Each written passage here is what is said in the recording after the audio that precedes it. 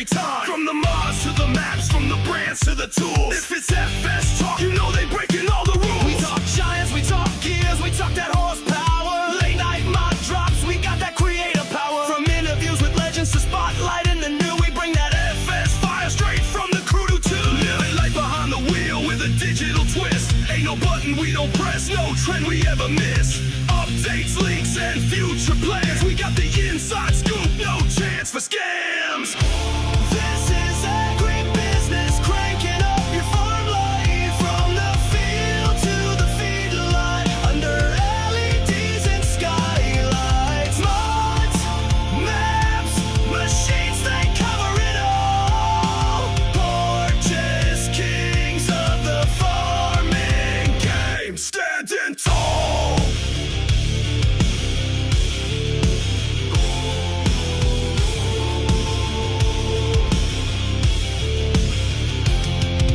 It's more than a game, it's a way of thinking. Talking shop while that diesel's drinking. From tractors to combines, dirt roads to drones, they build empires from screens and microphones. With every guest that drops in for a chat, you get the real talk, no filters, just facts. A spotlight on the builders and players who grind. They got love for the fans and the farm in mind. This is AgriBusiness, cranking up your farm life. From the field to the feedlot, under LEDs and skylights. Mods, maps, machines, they cover it all. Portex, kings of the farming game, standing tall. So plug in the pod and hit that sub. Roll out in style with your farming club. No fluff, just dirt, diesel, and truth. Straight from the FS underground on coast. AgriBusiness, rocking every ride with BDD, LT side by side. Whether you plow, seed, harvest, or buy, this is the voice of the farm life.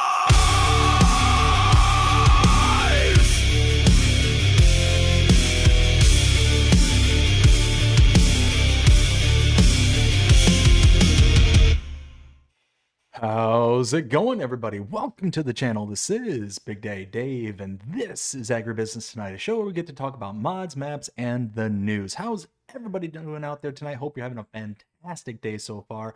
I already see several of you out there today, and I see Jonah coming in with the stream snipe saying, well, it looks like I have to accept that 1.3. Never, ever accept that 1.3, good sir. Never accept it. Munchies Plays, how's it going? Hope you're having a fantastic day so far. Says howdy y'all. Howdy Munchies. We got Ken. How's it going, Ken? Hope you're having a great one as well. Says 1.3. No. Munchie says it's just a number. Size doesn't matter. Easy out there. Easy. Go. Let's see. Ken says, we all know that it's just a running gag. Ghost Tech Gaming, how's it going? Hope you're having a great one as well. Says, evening, everyone. Samuel Wilkinson, how's it going? Hope you're having a great one. Says, hi, y'all. Great night, y'all. Oh, yeah, it's a good night. Good night. Munchie says, evening, BDD, and Will. Well, Will is not here with us right now. He will be joining us here later on tonight, so keep an eye out for him. He will be here. Speaking of which, because I completely forgot, I should probably, do something like that so he has the ability to join us. There we go. So, yeah. Later on, about 11 o'clock is when he will hop in. Dust Bunny, how's it going? Hope you're having a great day so far. It says evening BDD, evening Mr. Ken and Mr. Ghosty. Hello to Samuel and Mr. Munchie. Awesome, awesome. So what do y'all think? Should we all get right into the mods that we had for this past week? We got quite a bit of them, actually. I'm a little surprised, actually. I was expecting, because it was FarmCon and all the stuff that was going on this week, I was kind of expecting kind of a dull week. But no, we didn't get a dull week. We actually had quite a bit of stuff happen this week. So let's go ahead and check it out. Let's go ahead and pop that on real quick. All right, so let's get my face off of there, and here, let me just confirm. Yes, we're looking at the right screen now. Perfect. All right, so first things first, we have from Saturday. We actually had a release on Saturday. It's the Lindner GeoTrack 134 EP. This is a small tractor and it was created by Giants. It is 22.59 megabytes and yeah, $125,000 to purchase, 144 horsepower. Not too shabby, but if we take a look at our, close comparables and all that stuff, again, looking under our small tractors, we do have, let's see, what's the closest one for 144? Ooh, that's going to be the Kloss Arion 570, 530. That one there is $153,000 and a minimum horsepower of 145. So you're talking for one extra horsepower, you have to spend about $28,000 more than the Lindner here. I mean, if you don't mind Lindner, this would be kind of a good one to do. And 22.59 megabytes to install. That's not that bad. I mean, it's up towards the upper end of the kind of cutoff that I look for, but I mean, really, that's not too bad. And you're going to save $28,000 and 1 horsepower less. Meh, I think that's all right. I think that's okay. Let's take a look at our next one here. We got the Kloss Lexion 410 480. This is by EED123 and it's 121.26 megabytes to install. This thing is a beast of a file. We have the Kloss Lexion Harvester for $195,000. Power starting out as 196, and it has a capacity of 9,600 liters. We also have the Kloss Lexion 470 480. This one is $230,000 and is 320 to 420 horsepower and a capacity of 11,500. And then we have several headers here. We have the grain header that's 6 meters, that's 6.6 meters, and 6.5 meters, $22,000 each respectively. And then we have a header trailer that's also in this pack. So we've got a bunch of stuff that's actually kind of rocking and rolling. We got 2 harvesters, 3 headers, and a trailer. This is a pretty big one. So let's take a look at some of our comparables here. We've got, let's see, for our 410 460, capacity of 9,600 liters, that's going to put us somewhere in the New Holland CH770 territory. Now, taking a look at the prices here, the Kloss is $195,000. The New Holland is $281,000. So you're spending over almost $100,000 just to get the New Holland as opposed to this. And then capacities, the New Holland is 9,300. This is 9,600. So you're spending $100,000 less almost, and you're getting a 300 liter capacity increase. That is really nice. And then let's take a look at this 470 just for, the thrill of it. So for that one, we're talking 11,500 liters. It's going to put us somewhere, looks like the Case Axle Flow 7150. That one there has a capacity of 10,570. Again, this one has 11,500. So you're already talking about, what is that, about 1,000? Yeah, about 1,000 more capacity just for this one. And then the prices. This is where things really go off the rails. $230,000 for the Kloss as opposed to $301,500. So you're, again, talking an extra $70,000 just to have that case as opposed to this one. So both of these are cheaper and have bigger capacities compared to their comparables here in game. So that's really nice. And then their headers, all that stuff is going to kind of come along with the pie. So let's talk about file size, because that's where things are going to really kind of get thrown out of whack here. 121 megabytes is massive. That's huge. That is a map right there. That is a small map. I mean, I can't. Me personally, yeah, $100,000 savings here, nearly $70,000 savings here. Yeah, that's all fine and dandy, but you're taking up the space of a map. I just can't. That, me personally, is going to be a hard pass because that file size is absolutely massive. But I will say, I will totally understand if somebody comes around and says, no, BDD, no, this is huge savings. 100K here and 70K here. I mean, yeah, I can hear the argument for this one. Absolutely. And then again, looking at the headers here, I mean, you're going to be saving money because I think the 6 meter header is actually $30,000 base game, which is the Massey Ferguson 85, 70 header. So you're already saving, what, $8,000 here plus, $100,000 here. So all in, you're saving well over 100K. So yeah, I can hear it. I can totally hear it. And who doesn't like Kloss? Why not? It looks good. Absolutely. EED123. Yeah, they did a good job here. Just the file size is a bit much for me. That's it. Moving on, we've got the Fiat Agri 11090. This is by Edomon CR82 and we'll say Bafo Farming. Sure, close enough. 76.16 megabytes to install. We have a small tractor here for $45,000 and 110 horsepower. Again, if we take a look under our small tractors, we're looking for something with the 110 range. Is that what we're looking for? Let's see. Ooh, that's going to put us in the Fendt 300 Vario territory. So the base mod has 110 horsepower. The Fendt has 113. So you're losing out on 3 horsepower. $45,000 a purchase, and the Fendt is $134,500. You're saving almost $100,000 for 3 less horsepower. Oh man, sign me up. Except 76 megabytes. That's a lot for a tractor. But where you see all that detail and stuff coming in is right here. This picture here perfectly shows it.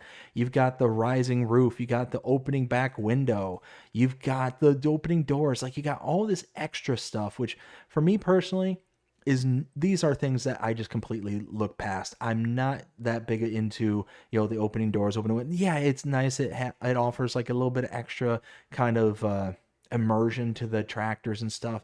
But for 76 megabytes, no, sorry. This one I'm going to pass on. But it is a nice one. Definitely going to save you a bit of coin. Next one we have is the John Deere 437D. This is a knuckle boom by Kenny456 and JDL Logging. 31.24 megabytes to install. The actual trailer excavator itself is $230,000, has a horsepower of 280, and then it has all sorts of different attachments, like the couple of log headers. You can see in this picture right here, one of the log headers and another one right there. And then it has a separate attachment right here. This is a delimiter that, let's see, right here for $25,000.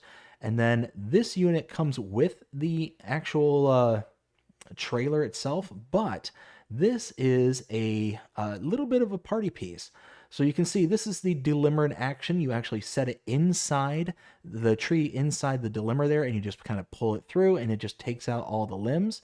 And then this little thing that was on the actual trailer here, this has a built-in saw, so you can load up several chunks of wood right onto this yellow bunker here, and then as you're loading it up, you eventually just hit the slice button, and this little chamber right here has a saw, and all of a sudden, zoom, just cuts through several logs all at once. So after you delimit, you can zip through and cut it to length, and you're good to go. It's really nice. It is a really, really nice. And again, I mean, Kenny456, gotta love the reference to South Park. There's nothing wrong with that in my mind. 31.24 is a bit excessive, not accepted, a bit much for my taste. But I will say this is something that is so unique that I will overlook the extra file size, and I would install this. I absolutely would. Now, one thing I'm going to do here real quick is go ahead and show this off. I'm going to fast forward just a bit on the video so you can see when they get in. Let's see. You can see all this stuff does come separate. So you got the trailer, you got the actual cutter that's built in that is detachable, and then you got the delimiter. So you can actually take the delimiter and attach it up here in the front of the trailer. And then later on in the video, I'm trying to find it here real quick. After they get it there, you can see they take it out and they actually set it onto the ground. But this is where they actually take it and place a couple of logs on the actual cutter bar right here. And then, let's go ahead and just watch this real quick. But you can see that cutter just zip right on down, and you can just pick the logs back up. Now, what's really cool about this is that this actual pickup head right here, it has its own built-in straps. So earlier in the video, let me see if I can find that real quick. As he's getting ready to hover across, you'll see a pair of straps just kind of boop, and look at that. So if you don't even want to use the clamp there, you could use those straps on any of your logs and stuff. You'll be able to pick it up with no problem. Or you can kind of use both in tandem kind of thing to just offer a bit of stability. It is really nice. If you are not big into doing logs or anything like that, this might be a nice little option for you. So let's go ahead and move on to our next one. Let me catch up to the chat here just real quick. Let's see. We've got, I think I left off with Dust Bunny saying hello to Samuel and Mr. Munchie. And Munchie says, hiya, Miss Dust Bunny. Let's see. I think that's everything. Let's go ahead and move on. We've got the Mag Culti Rapid Pro. This is by SMI Modding Team. It is 20.92 megabytes to install. We basically have two different setups as best as I can tell with this. First off, we have a multi-purpose tiller. It allows you to chop residue via the front disc, get the benefits of plowing via the rear anchors, and have a good seedbed thanks to the NXT Final module. That is $91,420, and it requires 340 horsepower and is 4 meter working width. Now, this thing, if I'm reading that little section correctly right here, is not only a disc harrow that's going to do kind of shallow cultivating, it's going to do plowing via this section right here. So I think this will take care of a plowed state, and it'll give you that kind of nice little rolled seed bed. So you're not going to get the kind of rough furrows from the plowing action. You're just going to get a nice little looking seed bed ready to, be planted in, which is nice. I think that's a really nice thing. But there's also this secondary thing, which is just the NXT disc harrow, which is 15,690 and only requires 130 horsepower. So where I think that 340 horsepower is coming from is specifically because of the plows, the plowing mechanism that's on this. So it's going to require far more horsepower. Again, still 4 meters. If we take a look at our disc harrows, let's see, and in 4 meter working width, ooh, we're going to have kind of an in-betweensy situation here. We got the Notch Crossmax 300 and the Vetterstat Carrier XL 625. So again, this mod is 4 meters. The Crossmax 300 is 3 meters. The Vetterstat is 6.3 meters. So it's quite a big jump. Now, one thing to kind of notice is that the price is really big, but you're getting multiple kind of passes all at once. You're getting a cultivating, basically you're getting a cultivating, actually possibly even a mulching. If I'm kind of reading this, it says allows you to chop, which might mean mulching. So this might be kind of a 3-in-1 situation, a chop, a plow, and a kind of cultivator kind of thing to create your seed bed. So maybe, or it might be even a roller seed bed. This is one I'm going to have to do a little bit of extra research into, because this might be kind of a 3-in-1 kind of passing tool, but $91,420. The carrier is, the Vetterstat Carrier is $75,000, and it's 6.3 meters. But that one there, I don't think has all the bells and whistles that I think this one has. And yeah, that's going to be really nice being able to, spend about, what is that? About 15 grand extra. And you get, something with the potential of a 3-in-1 pass. That's really cool. But you need that 340 horsepower, which is a lot of horses. But then again, if we just look at our, what should be just our cultivator, or our disc harrow, I should say, you're going to be saving a lot of money just by doing that, because $15,690 at 130 horsepower. I mean, the carrier there is, $6.3, $75,000 and 6.3 meter working width. That's, it's a pretty big jump. So depending on what you're going to, kind of set yourself up with, this is kind of a good thing to kind of work yourself out. Next thing we have is the K-Brand Performer 4000. This is by Puzzcap and is 12.44 megabytes to... Oh, wait, and I didn't even... 20.92 megabytes. It's also within a good file size, that Mag Culti Rapid. So yeah, this is a pretty good one. I would definitely install this with the understanding that there may be, kind of a hidden gem within this. That 3-in-1, that multi-pass, that might be pretty cool. Again, the K-Brand Performer 4000 by PuzzCap, 12.44 megabytes to install, $30,000 to buy, and 240 horsepower is required, working with 4 meters. So we got here is a cultivator. Again, taking a look at our cultivators. This is a 4 meter, so we're going to be looking at the, well, one of two really, the John Deere 980 or the Amazon Senio 4000 Super. So taking a look at the prices here, we got a price of $30,000, and yeah, we'll take a look at the Amazon because that's going to be, you know, a little bit fairer than the John Deere. The Amazon is a 4 meter pile or a cultivator, so that one there it's like for like, same size. And the prices is where it's going to stand out. This one is $30,000 even. The base game Amazon is $24,500. So you're saving about $5,500 going with base game as opposed to this one. And yeah, I mean, 12.44 megabytes is not that bad all in all. So this one is going to be, I'd probably skip this one personally because I could just go with the Senio, the Amazon, and be good to go there with the same working width and all that. So, and I don't have to invest 13 megabytes to my hard drive. Next one we have is the Farmet Compactomat 1570 Max. This is a cultivator that is made by Hispano, 26.95 megabytes to install, $129,000 to buy, 15.7 meter working width, 500 horsepower is required for this one. So if we take a look at, let's see, we've got one that's, it looks like we're going to have the closest one be the Vaderstad NZ Extreme 1425. That one there is, let's see, okay. So working width for the Vaderstad is 14.3 meters compared to the 15.7 that is this one. So already you're getting a bigger working width. The purchasing price for the Vaderstad is $128,000 as opposed to $129,000. So for an extra $1,000 for this Farmet here, you can get an extra 1.5 meters.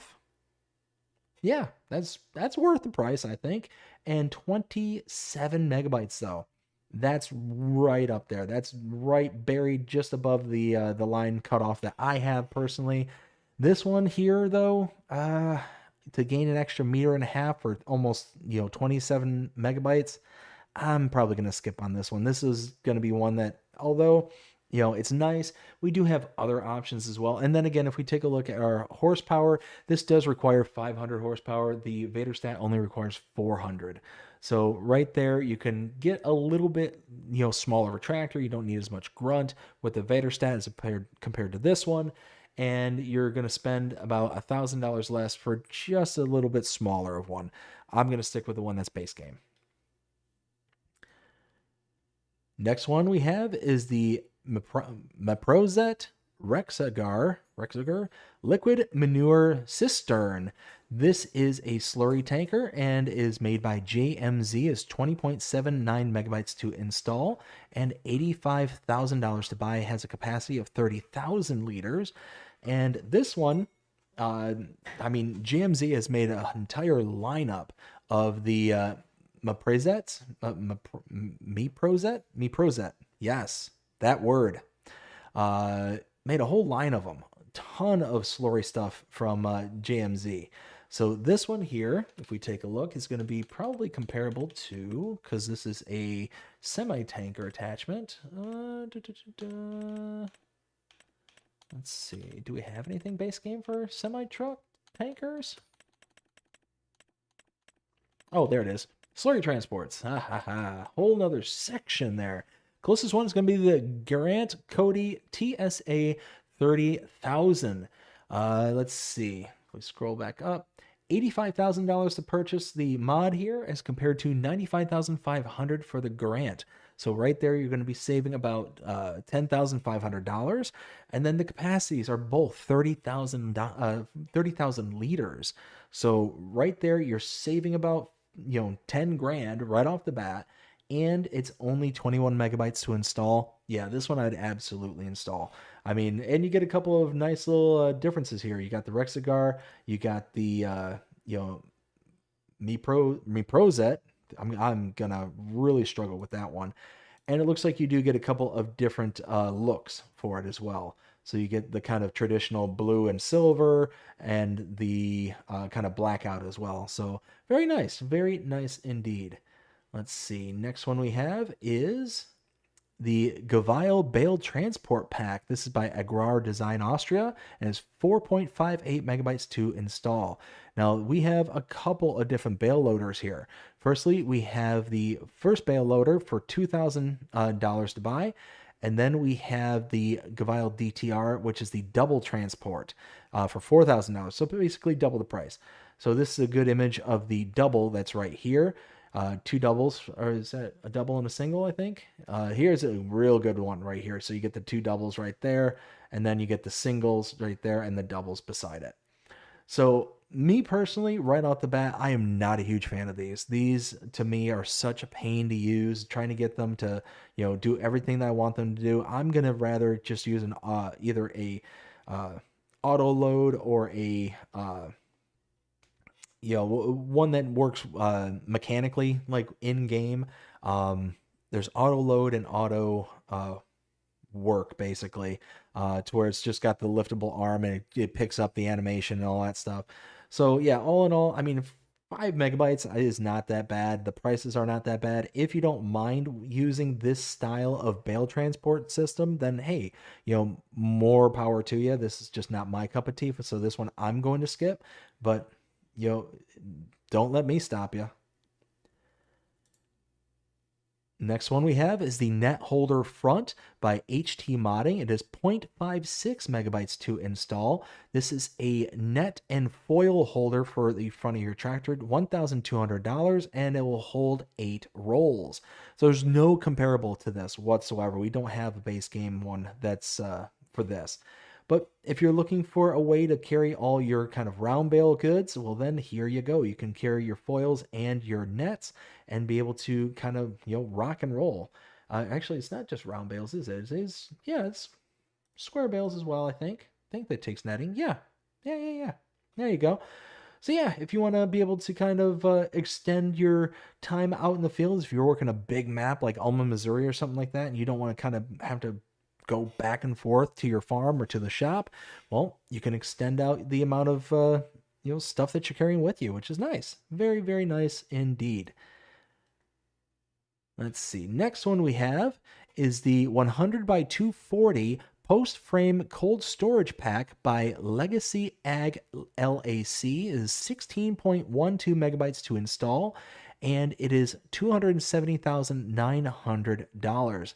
This is really nice. Legacy Ag makes really good looking mods, and we got quite a bit from them here on Friday, I believe this was. Quite a bit of stuff, and you can see this thing is cavernous. You got a big Steiger right here off to the left here. You got another, I think that's an older Steiger right there. You got the big Fendt harvester, a big semi truck. I mean, look how big this, all these, every single one of these are massive sets of equipment. You got a massive draper header there in the back. You got a couple of flexi coils way in the back. This thing is huge. Wow. That's awesome. Really nice. It looks really good. I would absolutely install this for only 17 megabytes. If you're looking for a ton of storage, this is going to be right up your alley. Let's see. The next one we have is the 72 by 126 American Workshop. This is also by Legacy Ag LAC and is 30.69 megabytes to install, $229,900 to buy. This is a nice little shop area with a repair trigger in it. Very nice. And again, looks absolutely massive. You got not one, but 2 semi-trucks, pulled in side by side, a massive harvester with the header fully extended out. So that should give you kind of a nice little blueprint of how wide this door is. What else we got here? Oh, it's got a nice little pressure washer on the side.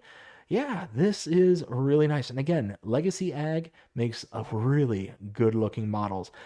This very much reminds me of the, oh goodness, who's the other buildings? ICUS.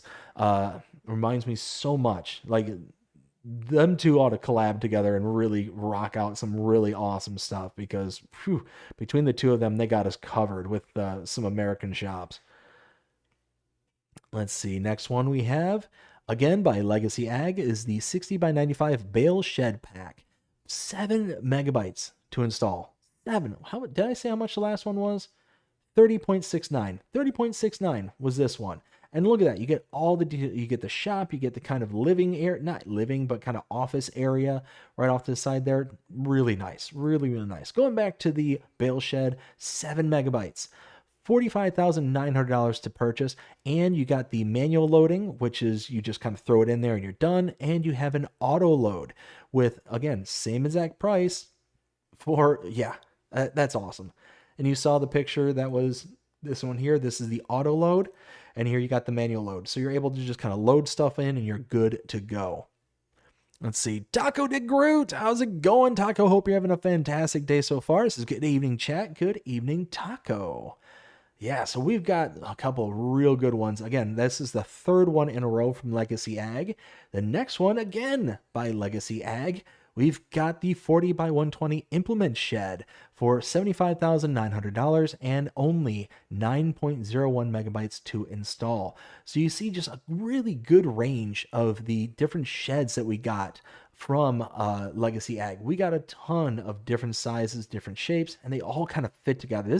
The 4 that we just covered here, this one being the 4th, would make a really awesome farm build all by itself. All 4 of these sheds would be really, really sharp together. But again, you got just a nice range. Got a little bit of pallet racking there in the side compartment off there. It looks good. Looks really, really good.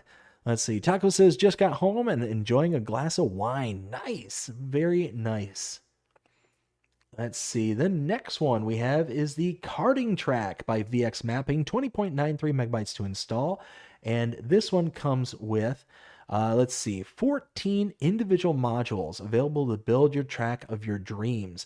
So we've got a building with tools, $800. We got the decorations, $500 and 20-meter length.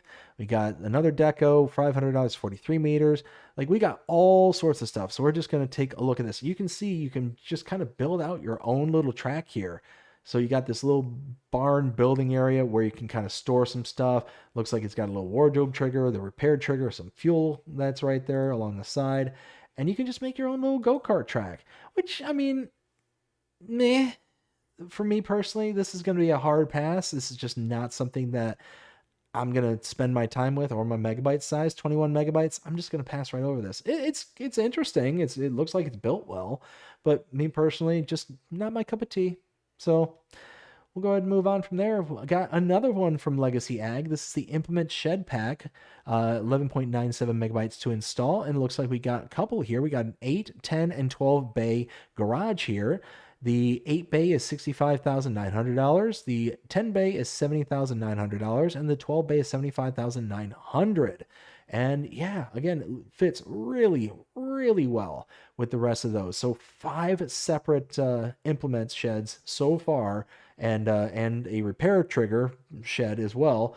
I mean, you can fit a ton of tools in here that's all really large. To kind of give you scale, in the background there is one of the Volvo wheel loaders in the back there, and you also have the excavator, the Volvo excavator. If that gives you any kind of scale as to what sizes you're dealing with these sheds, it's nice.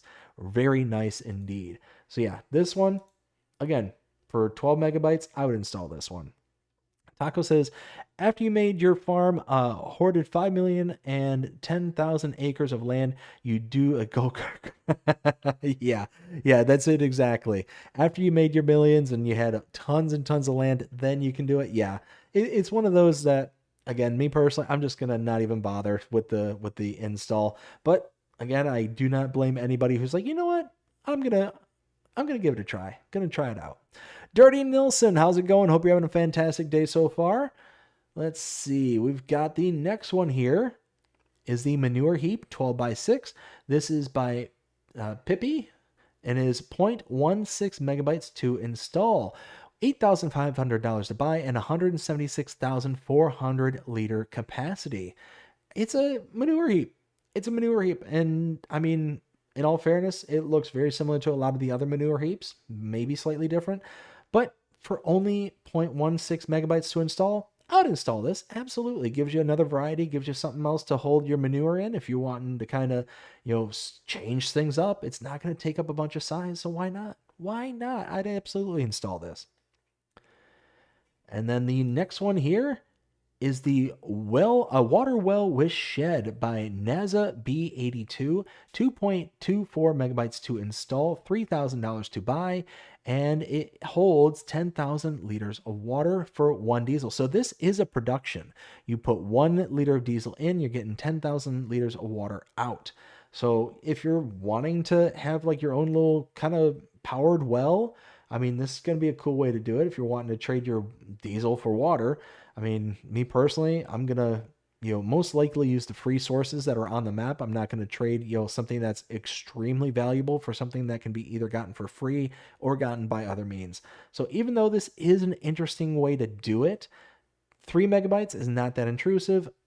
I'm going to be okay with skipping over this one, me personally. And then the last mod for the 7th of July, we have Elm Creek's update. This is for changelog 1.0.0.1. It says, added the ability to sell static farms, added sell points, fast food restaurant, added all missing collisions, moved the character Walter to a different location, fixed the collection of collectible items, fixed BGA, and fixed visual bugs.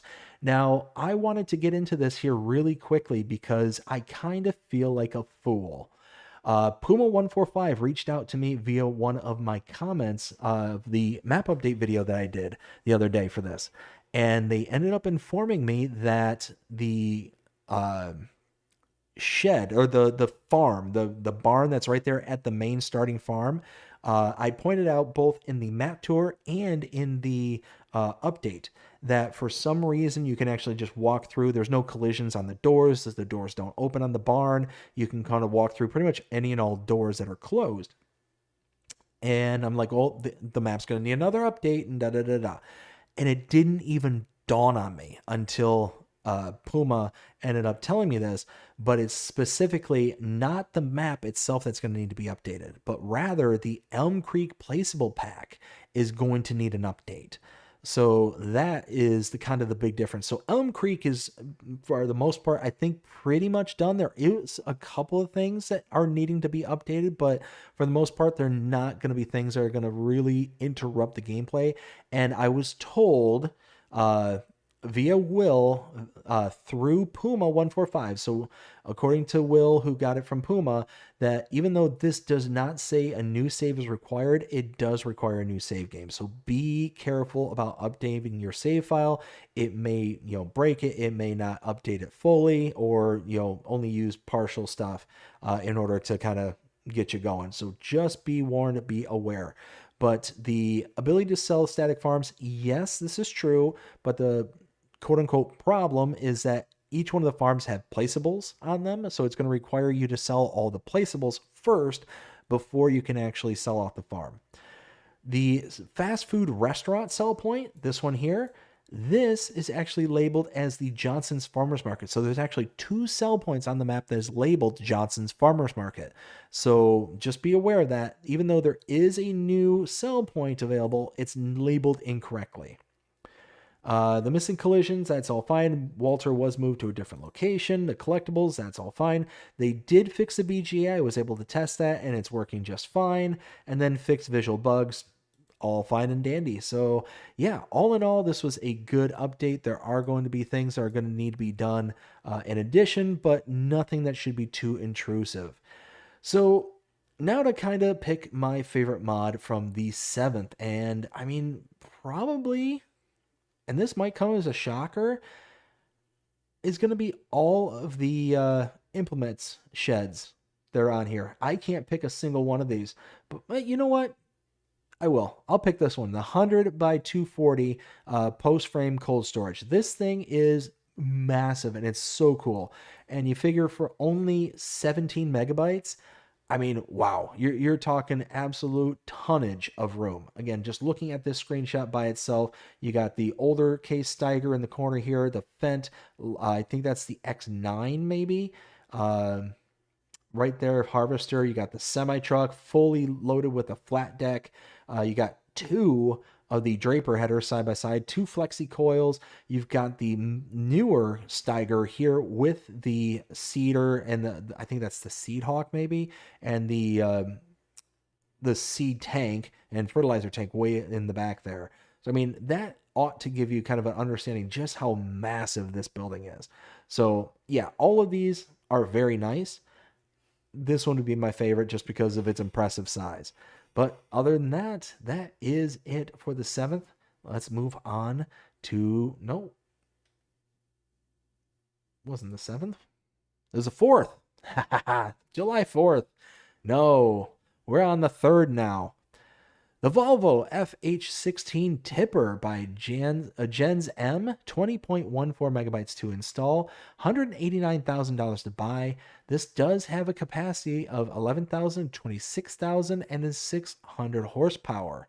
So you can see we do have a couple of built-in tippers. And if we take a look at our... Oh, do we have a decent comparable? Probably not. 11,000. Yeah. I mean, really, the only thing that we have kind of base game that's going to be anywhere compared to this is going to be the International CV Series.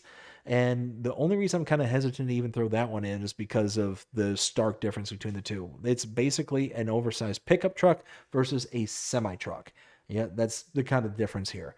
So the International CV is $67,500 and it's $3,500 or 3,500 liter capacity compared to the $189,000 and 11,000 capacity. So all in all, again, it's really not a good comparable, but if you basically double the price of the CV, you're talking 7,140 at 7,000 liters, and double it again, you're talking, so really you could probably purchase, what is that, like about 2.5 of the internationals, and you're not going to get up to the capacity here. So it is in line. You're actually going to save a little bit of money, price per liter for this specific Volvo tipper, rather than going with the base game. If you can build up the extra cash and put in the upfront cost, it is going to be a better price per thousand. Let's see. Taco says, still wait for the extra update for Elm Creek. I don't blame you. I do not blame you whatsoever. Again, the previous one did require a new save game. I don't know if the new one will require a new save game as well. And again, getting that second hand directly from Puma. But it's one of those where, still getting that second hand. Brady, how's it going? Hope you're having a fantastic day so far. Says hello, everyone. Hello, Brady. Taco says hello to Brady as well. So moving on, we got the Valtra A Series SA, that's South America. So we've got a small tractor by Holtz FS, 54.06 megabytes to install. A purchasing price, is there a purchasing price? There is not a purchasing price. Power of 114. Series A 50,000. Oh, I think that is the purchasing price. 50,000 for the Series A and the high tech for 75,000. And power of 114. So we're going to use the 114 and 50,000 for the purchasing. So again, looking at our small tractors, 114 horses for a comparable. Let's see. Again, that's going to put us at the Fendt 300 Vario territory. We used that one a little bit earlier. Now this is very nice. 113 horses for the Fendt. That's bare. And then we've got compared to the 114. So we get one extra horse for the Valtra here, the South America version. And then looking at the prices, that's where we're going to see a huge difference. 50,000 for the purchasing price as compared to 134,500. You're going to save nearly $84,000, over $84,000 for the South American version here. But 54.606 megabytes to install. That's a lot of megabytes. And Again, it's in the doors and windows and stuff like that. Like you're getting all those kind of moving mechanisms that's going to increase and inflate the file sizes, which is a real shame if you ask me, because it's a nice little tractor. If you're working on a South American map like Matopiba or something like that, this would fit in really, really nicely. But this one is going to be a pass for me. Next one we have is the Taylor Attachments 3-point headstock adapter. This is by Ross N Mods. It's 3.02 megabytes to install, and this is a 3-point attachment tool for your telehandlers and front loaders and things like that. So basically, you're able to take your lifting implements and be able to attach it to a 3-point linked implement. So you can see right here, you got the wheel loader that's lugging around this cultivator. So this is just a kind of adapter tool for it, which is nice. You can also hook up to trailers and stuff. You can see it's got a ball hitch and a pin hitch adapter to it. So you're able to just kind of generally move things around your farm and get them into places where you might not be able to do, especially if you're working on a really tight UK style map. You're going to be really looking forward to having this thing, having the ability of turning all 4 wheels with your implements. You can stack them into a corner somewhere and really get yourself out in and out of some tight spots, as compared to if you got a tractor or something like that. You're going to be kind of really making those wider turns. Yeah, this is a really nice tool, and for only $2,200, I'd absolutely get this. Absolutely. And I think I did, actually. Next one we have is the Polish Bard by Radx Games, 19.505 megabytes to install, and you have a shed for $25,000 and a potato barn, again, for $25,000 and a capacity of 50 tons.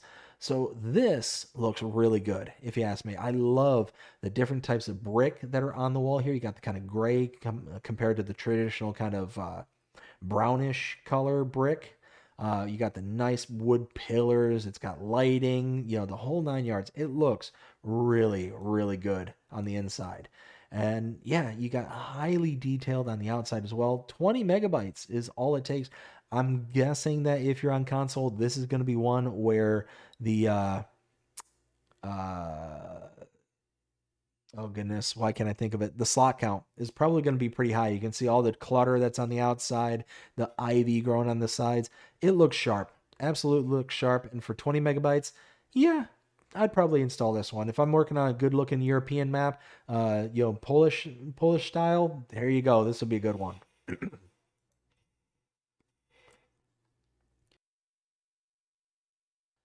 Oh, sorry about that. I had to cough real quick. Actually, I'm going to take a drink really fast too. Much better. All right. Now let's go to our next page here.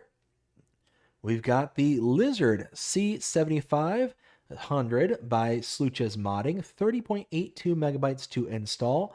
And we have several things in this, if I remember it correctly. So we do have the actual truck itself, the C7500. Price of $15,000. Wow, that seems really cheap. Really cheap. Am I reading that right? The trailers that come with... No? Okay, no. Have different options and designs. Perfect to leave them to your liking. Is it saying that $15,000 is just for the attachables? I think that might be the case, because you do see you get different things that you can have for your pickup. So you can have a tipper, just a normal pickup bed, kind of a workman's end on there, a water tanker, as well as a flat deck. So you get all these different things for 31 megabytes. That's not too bad. I'm not seeing a actual price for like it in total. 300 horsepower. So it might be that it's $15,000. I would have a really hard time believing that it's only 15 grand for this truck.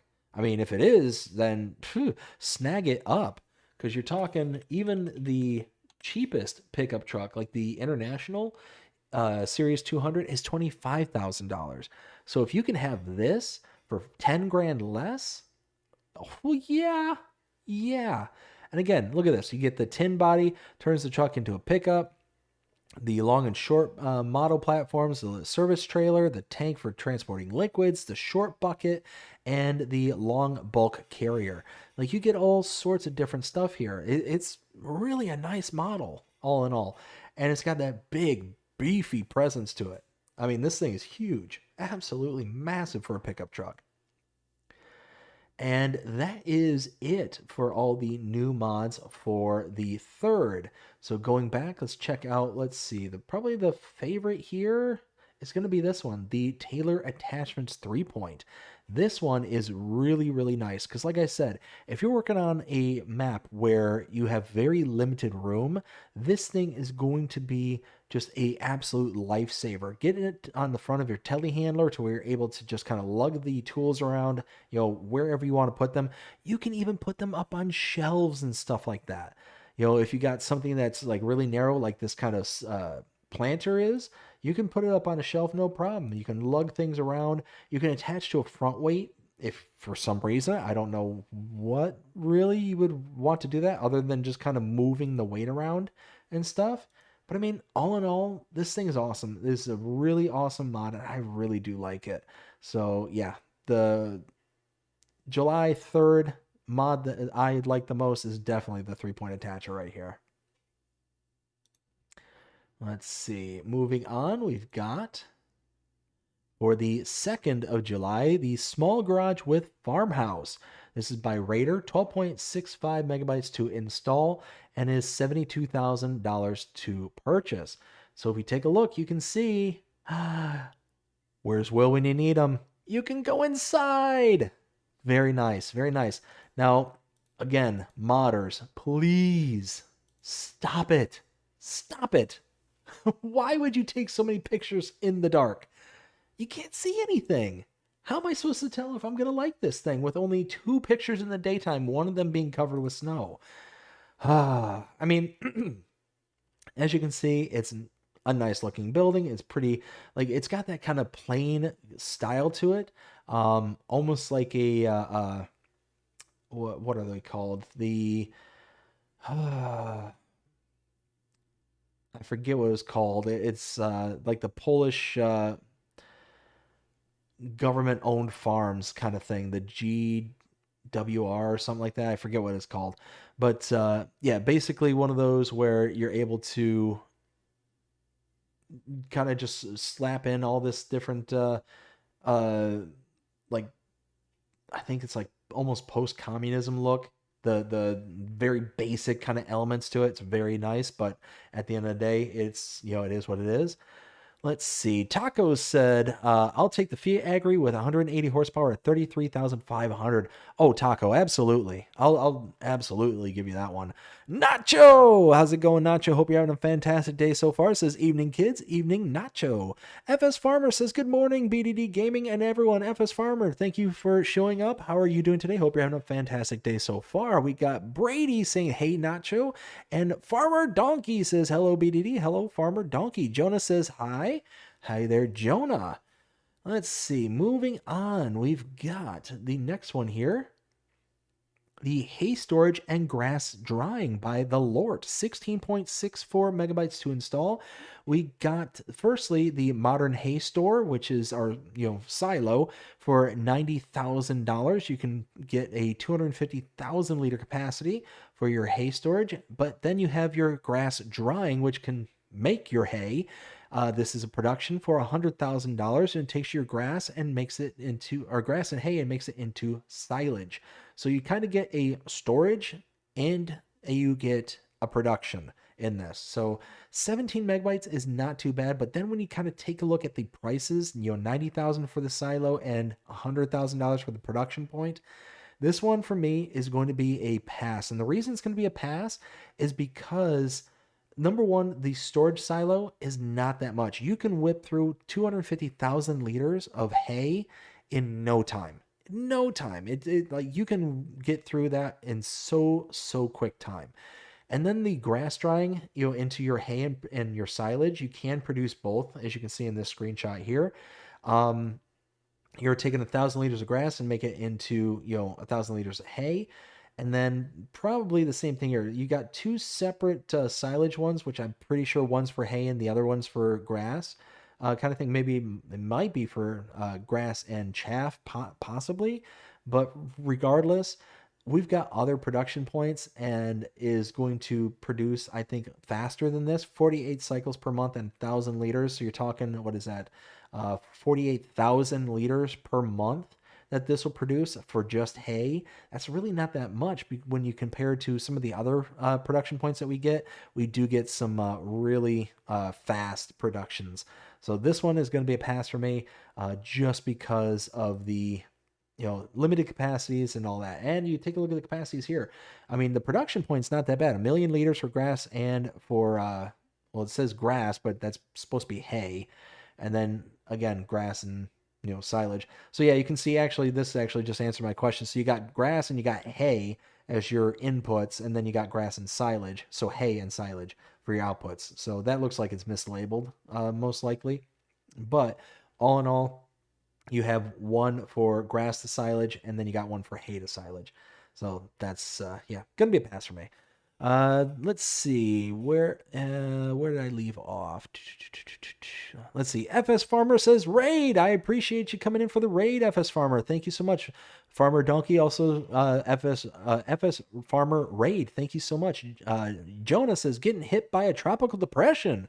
Ooh, that's no good. You stay safe up there, Jonah. FS Farmer says, Raiders, try to remember to remember the like button. I appreciate that, FS Farmer. Thank you so very much. Nacho says, give it a completion, Jonah. Give it a compliment. Nice.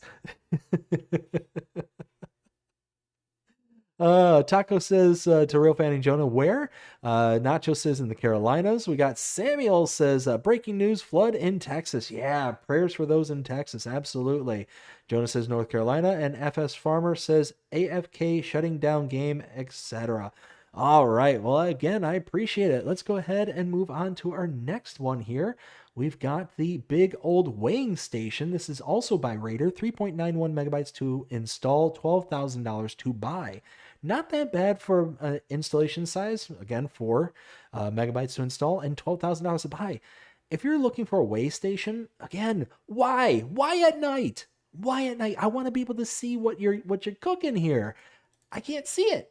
And look at this. 1, 2, 3. You got 2 in the day and 3 at night. Why? I understand like one of these being a nighttime picture, but come on. We need 3 of them. Anyways, good looking building. It does have that nice kind of brick texture on the outside. The weigh station there. I mean, if you're looking for realism, or if you're looking for kind of something to round out your farm build here, this is going to be a good one, I think. And for 4 megabytes, normally I don't get all hot to trot about a weigh station at all, because again, it's just going to be one of those things that you just kind of add and take up space. That's really it. But for $12,000 to buy and 4 megabytes, I'd consider this. Absolutely.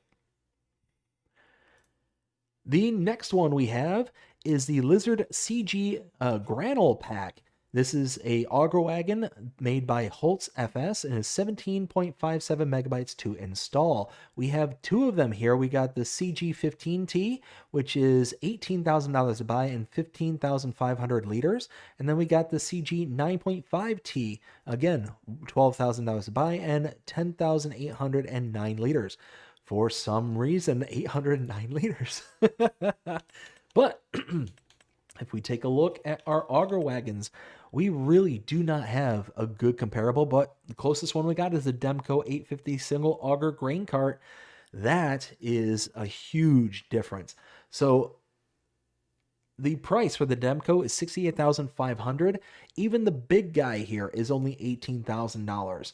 So you're talking, a significant difference. Almost, what is that? $50,000? Yeah, $50,000 in savings by using the CG15T.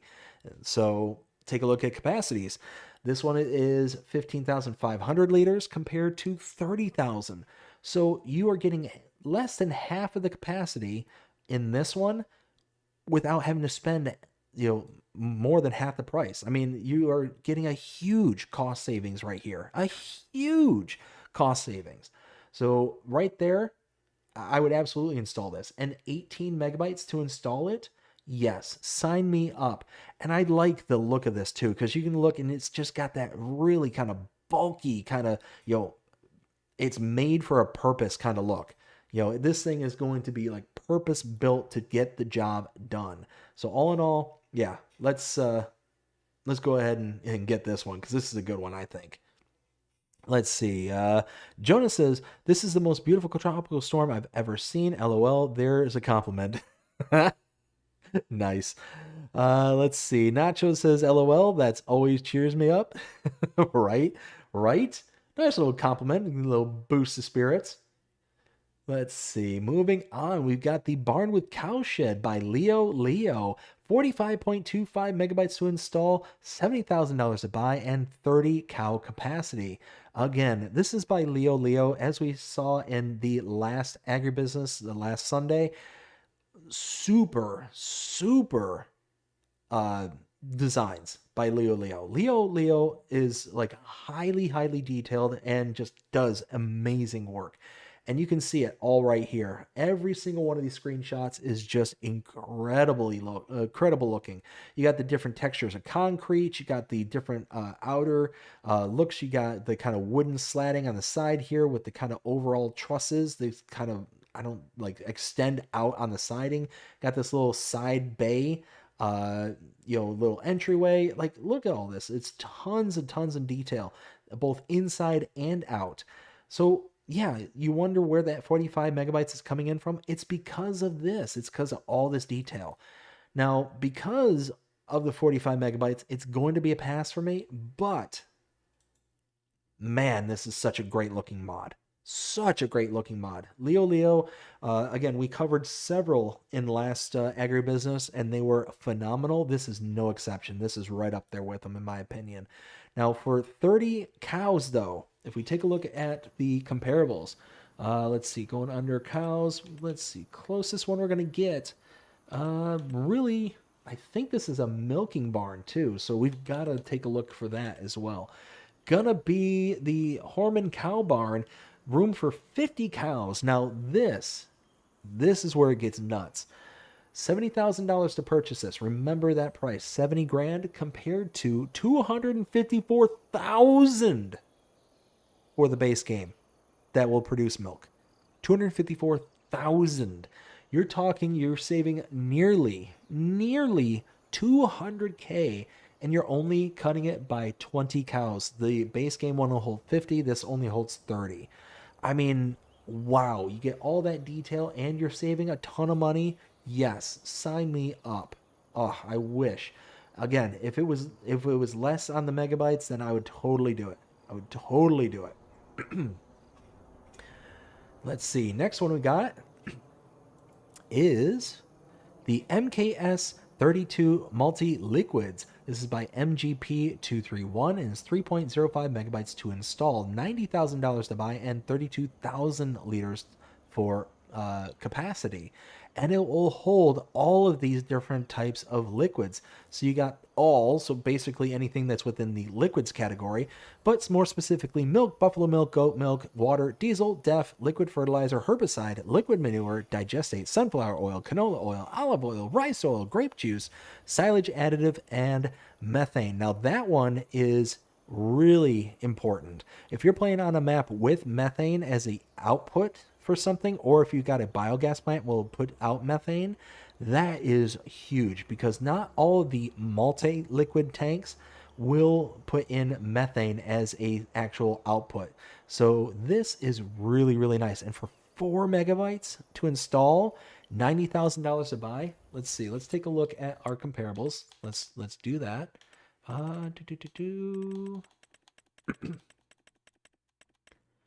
Let's see.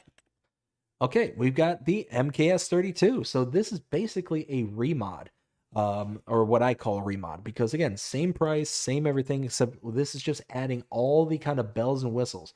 So that's why they're able to keep the megabyte size down so far, is that it's basically already in base game, except this is adding a nice little bells and whistles to it.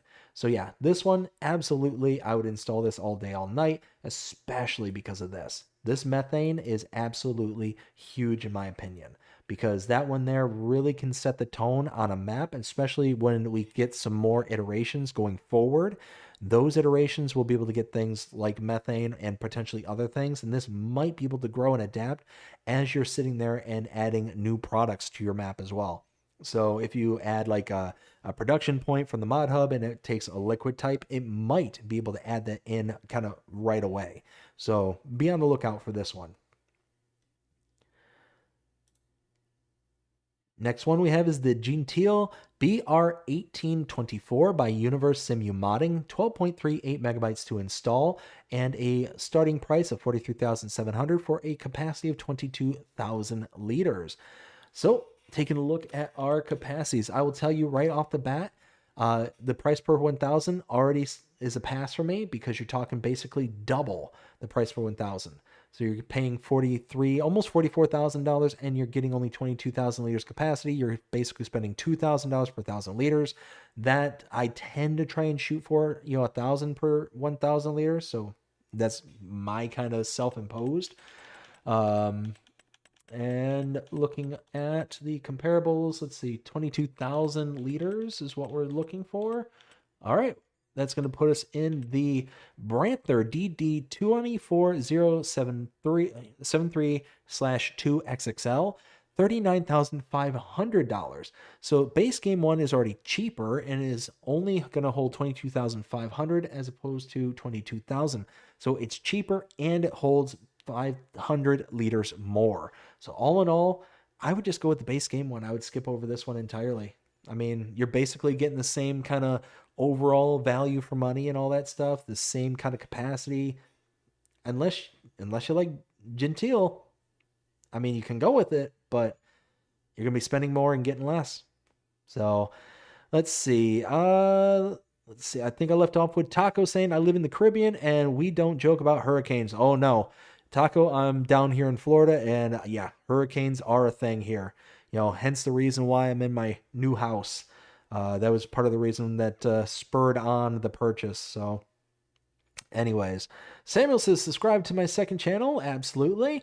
And the first channel. Awesome. Nacho says, my sense of humor definitely isn't for everyone. That's all good there, bud. That's all good.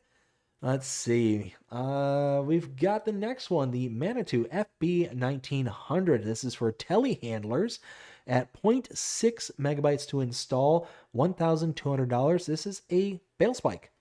Straight, simple bale spike for your telehandler. Let's take a look at our telehandler tools and bale spikes.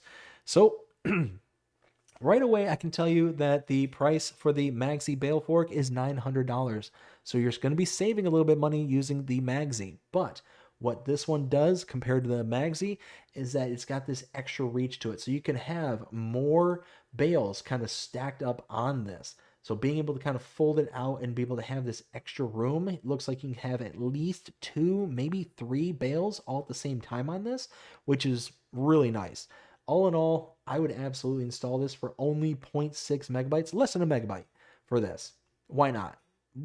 And if you use it every once in a blue moon, there you go. If you like to do things manually, this is going to be a good one for you. Let's see. Luke's Gaming 33. How's it going, Luke? Hope you're having a fantastic day so far. It says, hello, Dave and chat. Hello, Luke. Nacho says, anyone? Welcome in, Luke. Let's see. Moving on, we've got the John Deere 6M Large Series by DB Modding, 32.16 megabytes to install. And we have a minimum horsepower of 185 horsepower and $130,000 to purchase. So this is going to be under medium tractors. Let's scroll down just a bit so we can get some pretty screenshots. Hopefully none at night. All right, so we were looking at how much was the 185 horses is what we're looking for. So that's going to put us at the Kubota M8 series level. And we're talking $153,500 to purchase and 180 horsepower. So right off the bat, the 6M John Deere here, 185 horsepower. So you're getting 5 extra horses and only going to spend $130,000 for that. So you're getting 5 extra horses and you're saving $23,500. So yeah, you're getting little bit more horsepower for quite a bit of savings, and is only 32.16 megabytes, so 33 megabytes. That's a little on the high side for me personally, but all in all, it's not that bad. You can save a good amount of money and get a decently powered tractor. So all in all, this is going to be a push for me. I could be talked into installing it, and I can kind of see myself walking away from it as well. But what's also nice is you can get it up to 215 horsepower, which isn't a big increase. You're talking only an extra, what is that, 20, 30 extra horses? I mean, yeah, I mean, not that big, but it is what it is. Next thing we have is the Unheinrich ERE120 pallet mover. You got this by Pascal Kutz? 2.5 megabytes to install and a whopping $5,225 to buy a horsepower of 47 horses.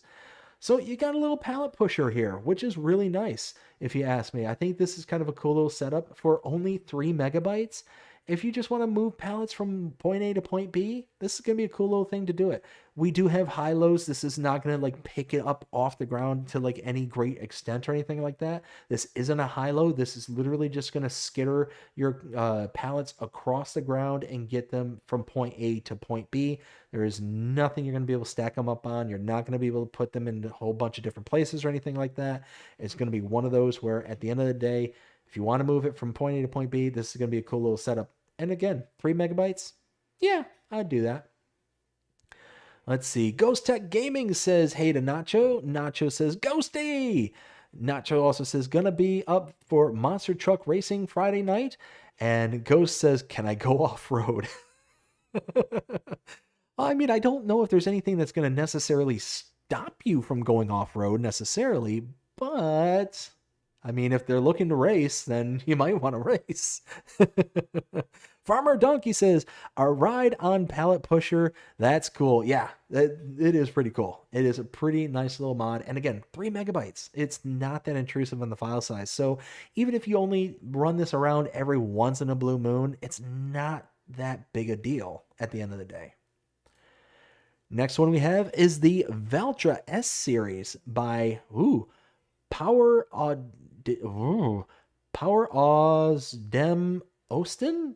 Wow, an 820 Power S, 18.96 megabytes to download. Starting price of $254,000 for 280 horsepower. Now, I will kind of point this one out. Oh wait, am I a liar? Wait a minute, I might be a liar. Hold please. Nope, I'm not a liar. Okay. We already have this.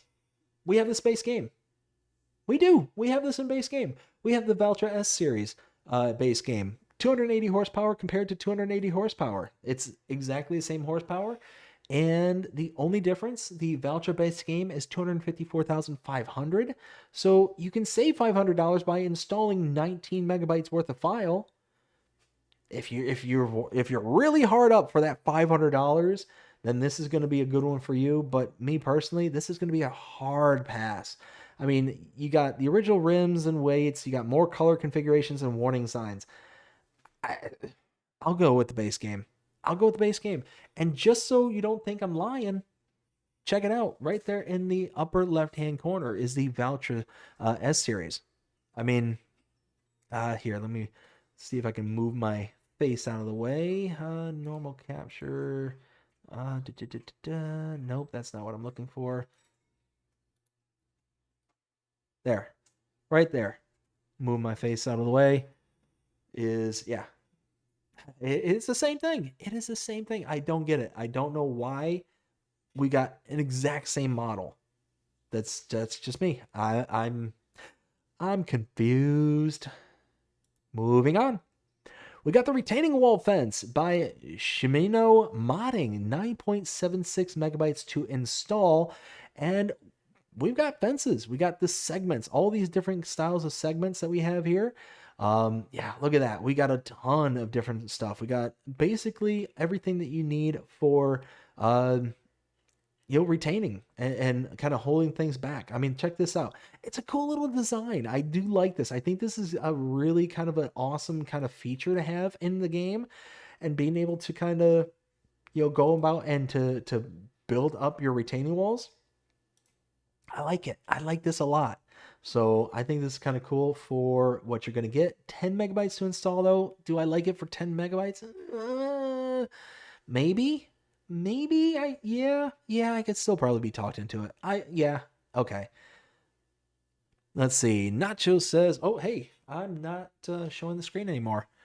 Ha, there we go. Yeah, here's what I'm talking about. You can see we got various kind of retaining walls. So yeah, all in all, I think this is kind of cool. 10 megabytes. Yeah, I think I talked myself into it. You could design something pretty cool with this, I think. So all in all, I would be fine with this. Let's see, where was I? Ghost Tech Gaming says, Nacho Cast, yes, should be ready. Nacho says, Dave, can you move your face out of the way? Oh, out of the way of the dog. Oh yeah. Here, I'll give you a little. There he is, Jackie boy. Jack. You just gonna lay there like a slug? Is that your plan for the rest of the evening? Yeah, I figured. Anyways, there he is. Going back to what we're here for, the retaining wall. I would say go ahead for this. Absolutely. Let's see. FS Farmer says BK. Ghost Tech Gaming says, hey, FS Farmer. Nacho says, I've been asking for a retaining wall for months. Hopefully we get some more textures. Oh, good boy. Yeah, he is a good boy. He is a good boy. He's just going to hang out there for the rest of the evening. Hopefully the neighbors aren't going to be popping off any more fireworks and not going to send him into a tizzy. Him and his sister. His sister is actually out with my wife at the moment.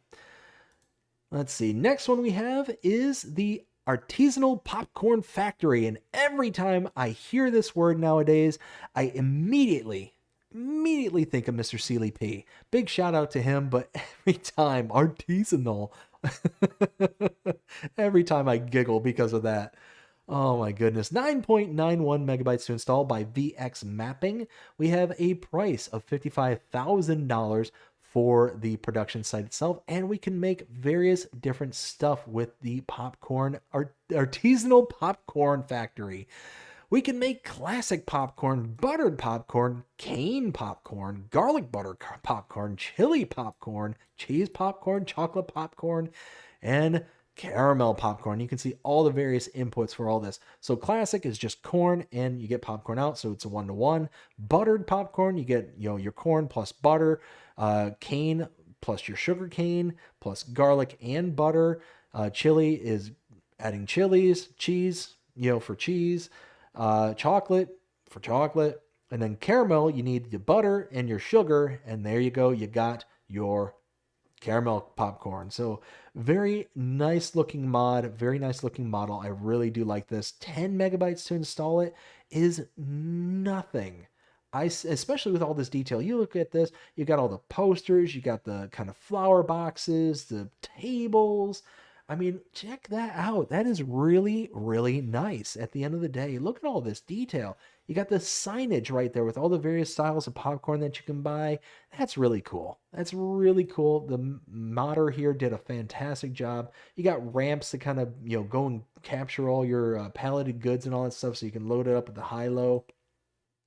That's really cool. That's really cool. Really awesome. I like it. I would install this. Absolutely. Absolutely.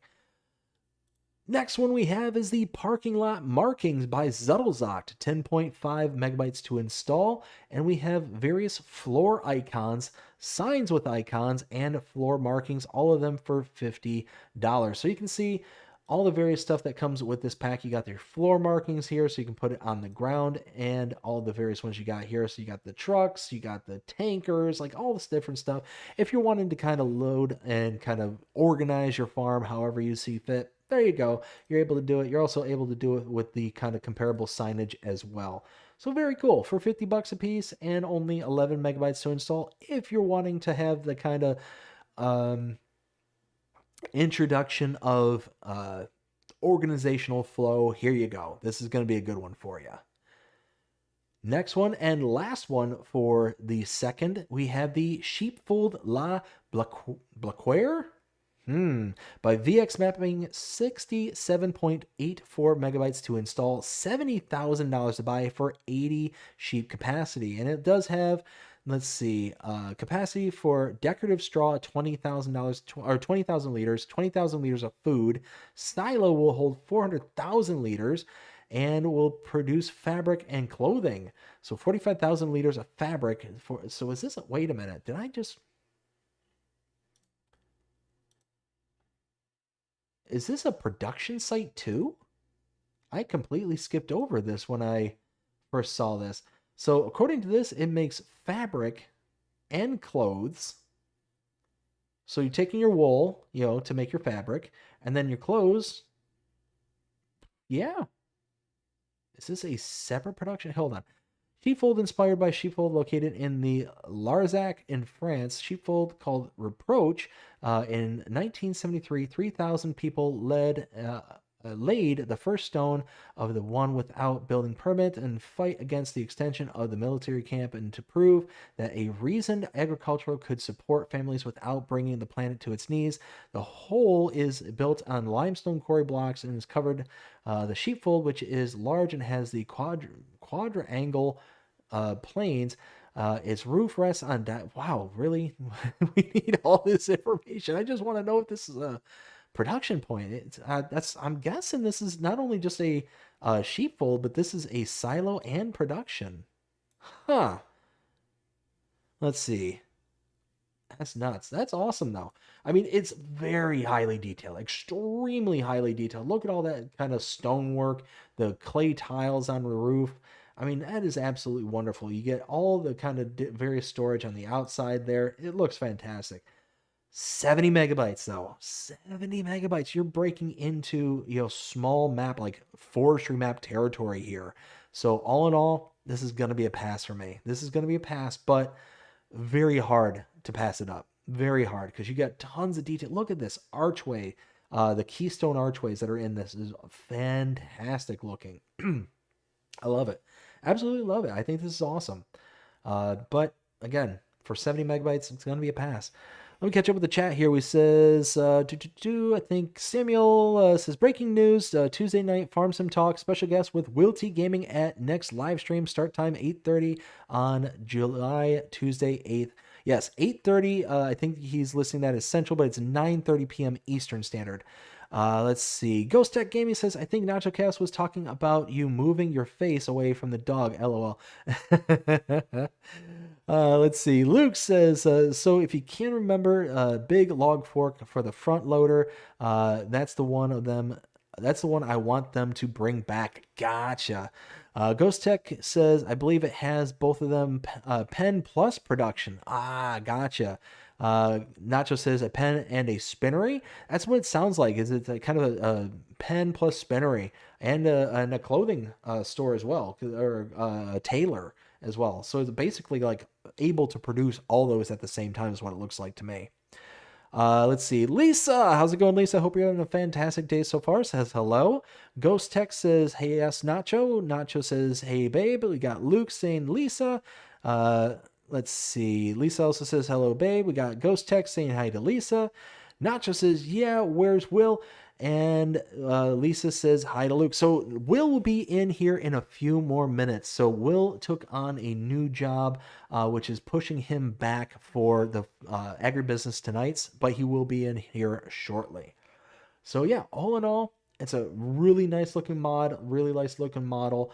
And the fact that you get not only just the sheepfold, but it sounds like you're getting the production points that can produce the fabric and clothes, do pretty much everything from start to finish. Yeah, this is awesome, but for 70 megabytes is going to be a pass for me because, again, I'm on console. That's, the unfortunate truth is, we got to pay attention to stuff like that. Now, moving on to the last remnants here for the second, we've got the update to Maypole Farm. This is for changelog 1.1.0.0 and says save game compatible. Fix missing collisions on the few items at the supermarket. Fix manure loading trigger on manure clamp. Adjusted ground triggers for BGA so tipping from trailer works. Adjusted dairy tip trigger for tipper trailer. Water at the pond updated. Had a graphical glitch when you interacted with the water. Added all capacities at production points to work better in multiplayer. So I did do an update video for Maypole Farms for this changelog. If you want to see more details about this changelog, go ahead and check that out. But yeah, safe to say it all worked and looked really, really good. Again, thank you to Cavalier Roy and Monkey Show for coming out with this update. It is absolutely fantastic. And that is it for that was the 2nd of July. 2nd of July. No more updates. So let's take a look at what my favorite mod is for the 2nd. And it's probably going to be... probably going to be... I'm going to have to go with that sheepfold. I love it. I think it's fantastic. I won't install it onto my PC or onto my console just because of the 70 megabyte file. But that's amazing. It is just so highly detailed. It's got so much going on in it. One of these days I'm gonna get off console because of this. This is exactly the reason. I see things like this and it's like, I see where you PC players are coming in at. Anyways, moving on, we've got the mods for the first, I do believe, starting right here. The RTK station by VX Mapping, 3.68 megabytes to install. We have various different RTK stations. So if you don't know what an RTK station is, basically, if you don't play on precision farming, don't worry about it. This has nothing to do with you whatsoever. But if you play with precision farming, the RTK stations are invaluable.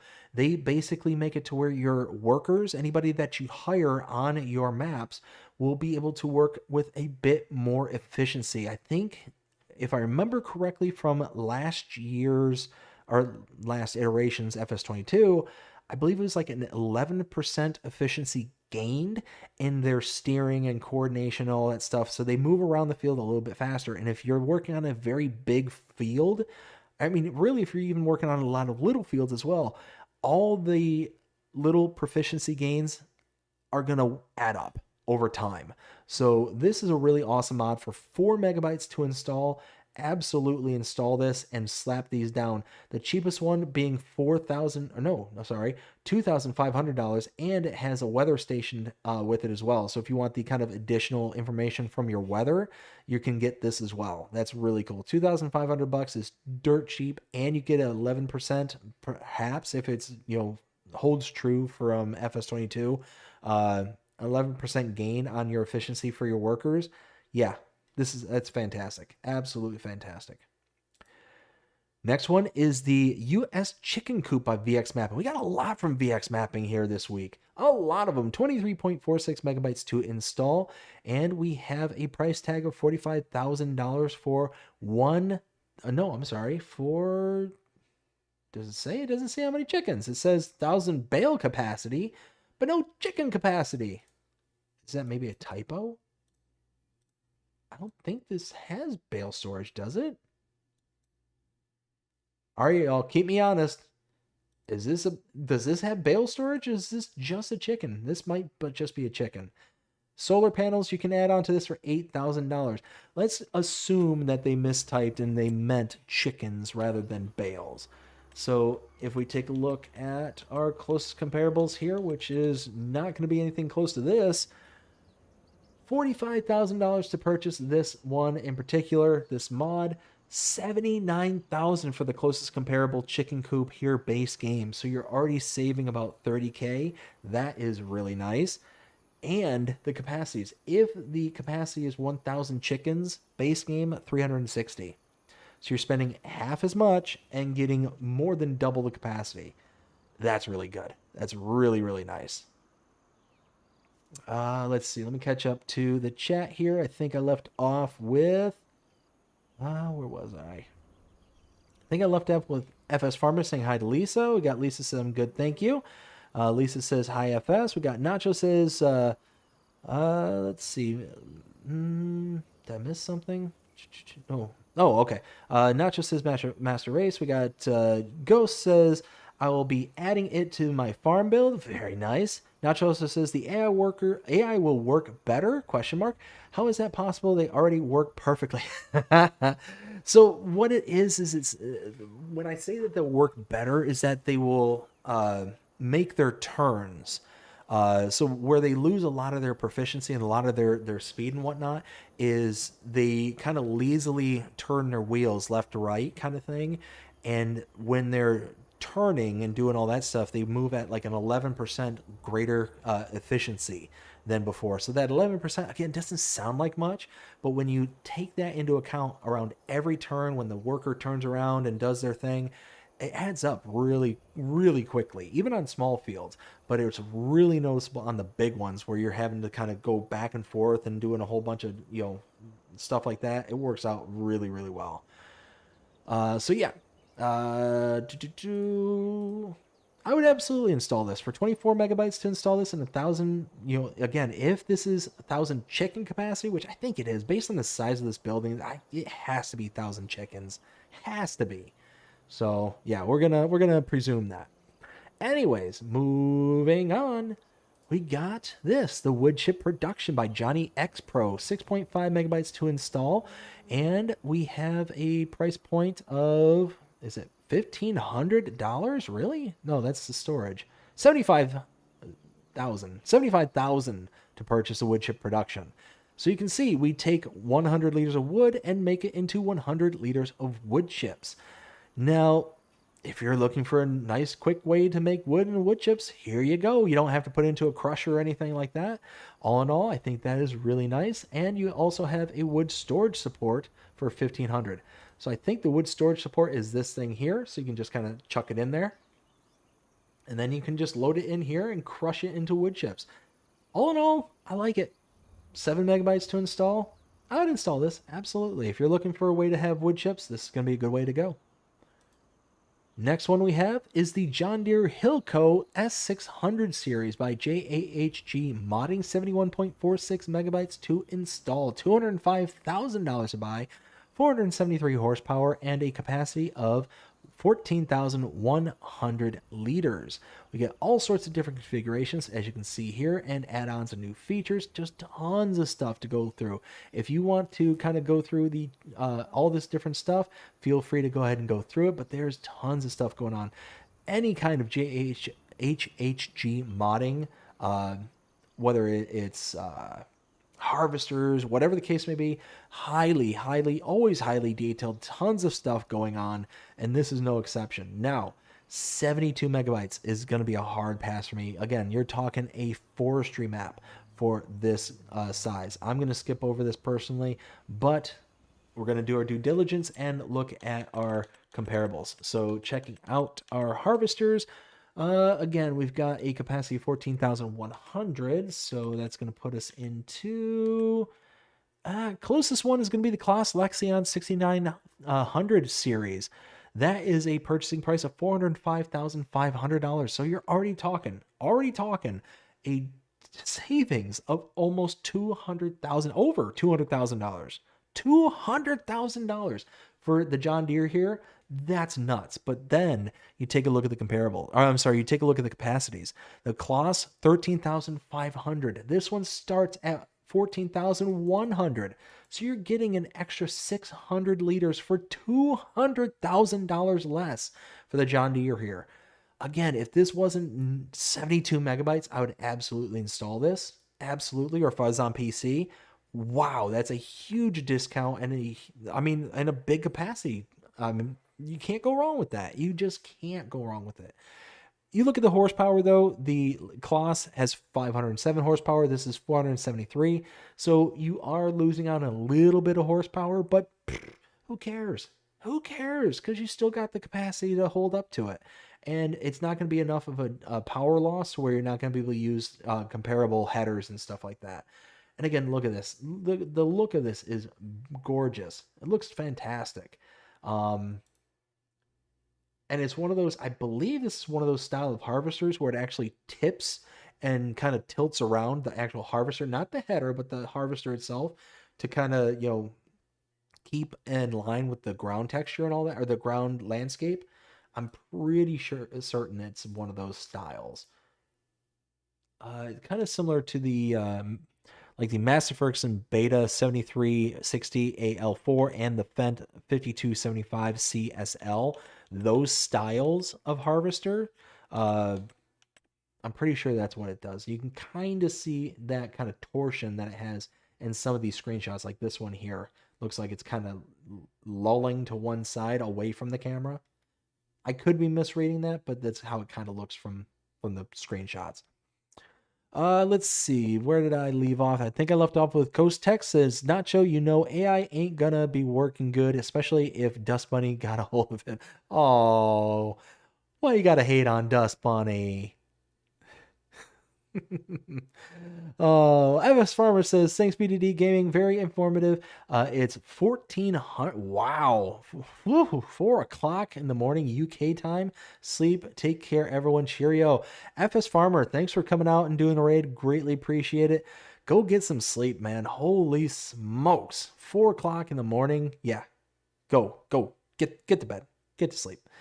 Lisa with the LMAO to Ghost. We got Samuel saying, hey BDD, look, new truck, 3 Volvo FH16 tipper, Man GTX semi-truck pack by Lizard C 7500 at Mod Farming Simulator. Yeah, so we did get a couple of extra trucks. We covered those ones already earlier. Nacho says, so instead of a 7-point turn, it's a 5-point turn. So it's the same number of points, but it's just, quicker at doing them. Nacho says LOL to Ghost. Nacho also says later FS. Lisa says good night to FS. Ghost says later FS. And Lisa says good night. Ghost says, I don't see Samuel anywhere. Samuel's there. Yeah, he's in there. I seen him. I saw him right there. Moving on, we got the Case IH 7150 SA by Holtz FS. 52.65 megabytes to install, and we got a price point of $201,500 and a capacity of 13,500 liters. So yeah, we got something to look at here. I believe it's going to be closest one. It's going to be the Colossus again. Yeah, exactly, the Colossus again. And the capacities are push 13,500 for both the Colossus and the Case here. Now again, the prices is where it's at. Holy smokes. The Colossus, $405,500. Again, $201,500. Wow. $200,000 cheaper for the Case here at 52 megabytes. So it's a little bit smaller than the previous one we looked at. I believe it was the John Deere, for around the same price, and it's the same capacity as the Colossus.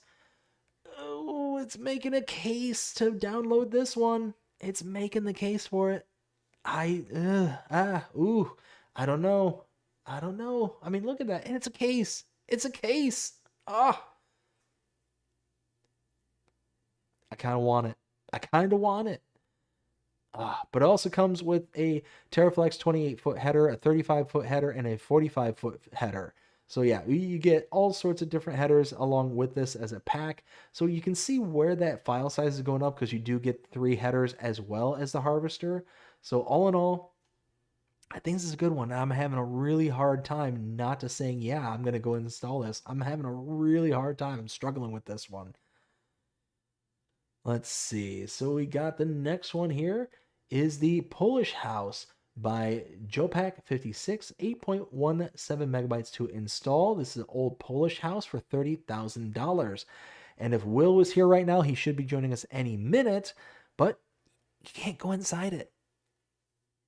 So automatically a point in the negative for this one. But for 9 megabytes to install and $30,000 to buy, I would put this one in. I would absolutely, if I was on a Polish map and this would kind of fit in, it's got the nice kind of bricking on the outside, so it's got that nice look to it. The slatting rooftop, the nice chimneys. It's got some details. You can see the tables and the bikes and the benches and all that stuff. It's nice. It is a nice looking model. So all in all, I would install this, especially if I was on a Polish map, something that would kind of fit in. Let's see. Nacho says, I don't either, Ghost. Ghost also says, not in my chat. Samuel says, hey, Gold Gaming. Oh, did Gold stop in? Did I miss him? Huh. I must have missed him. Nacho says, I don't see him either, Ghost. He has one of these accounts hidden from people. Lisa says he blocked us. And Nacho says, or no, Ghost says, Nacho, it must be.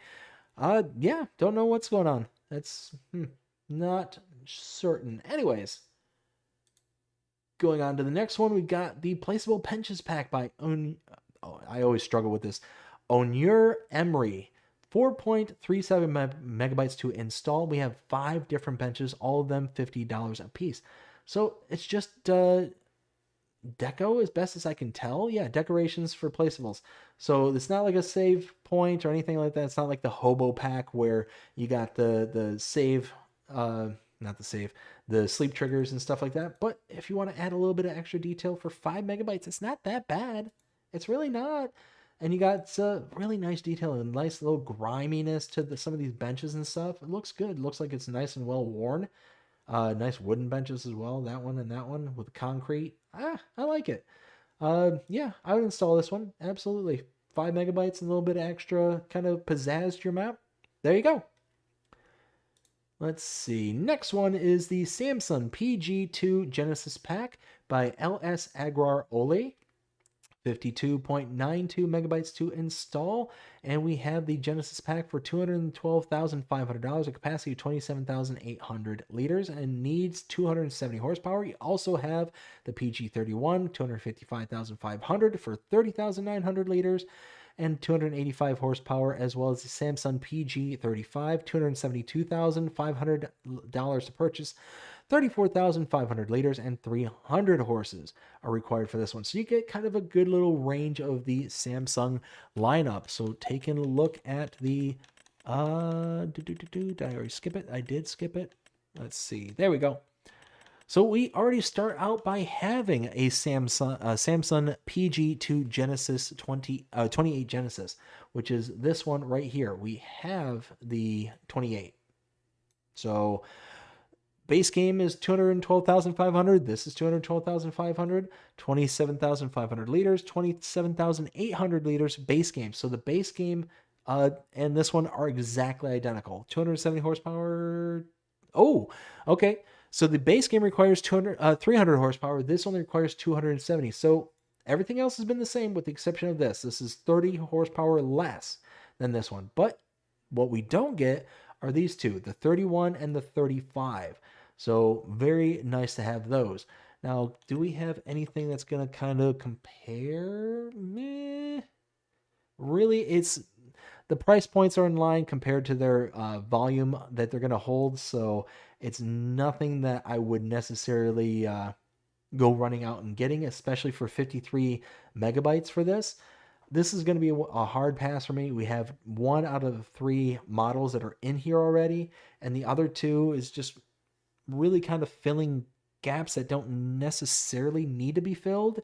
Let's see. Yeah, this one's just gonna be a pass for me. Just a pass, unfortunately.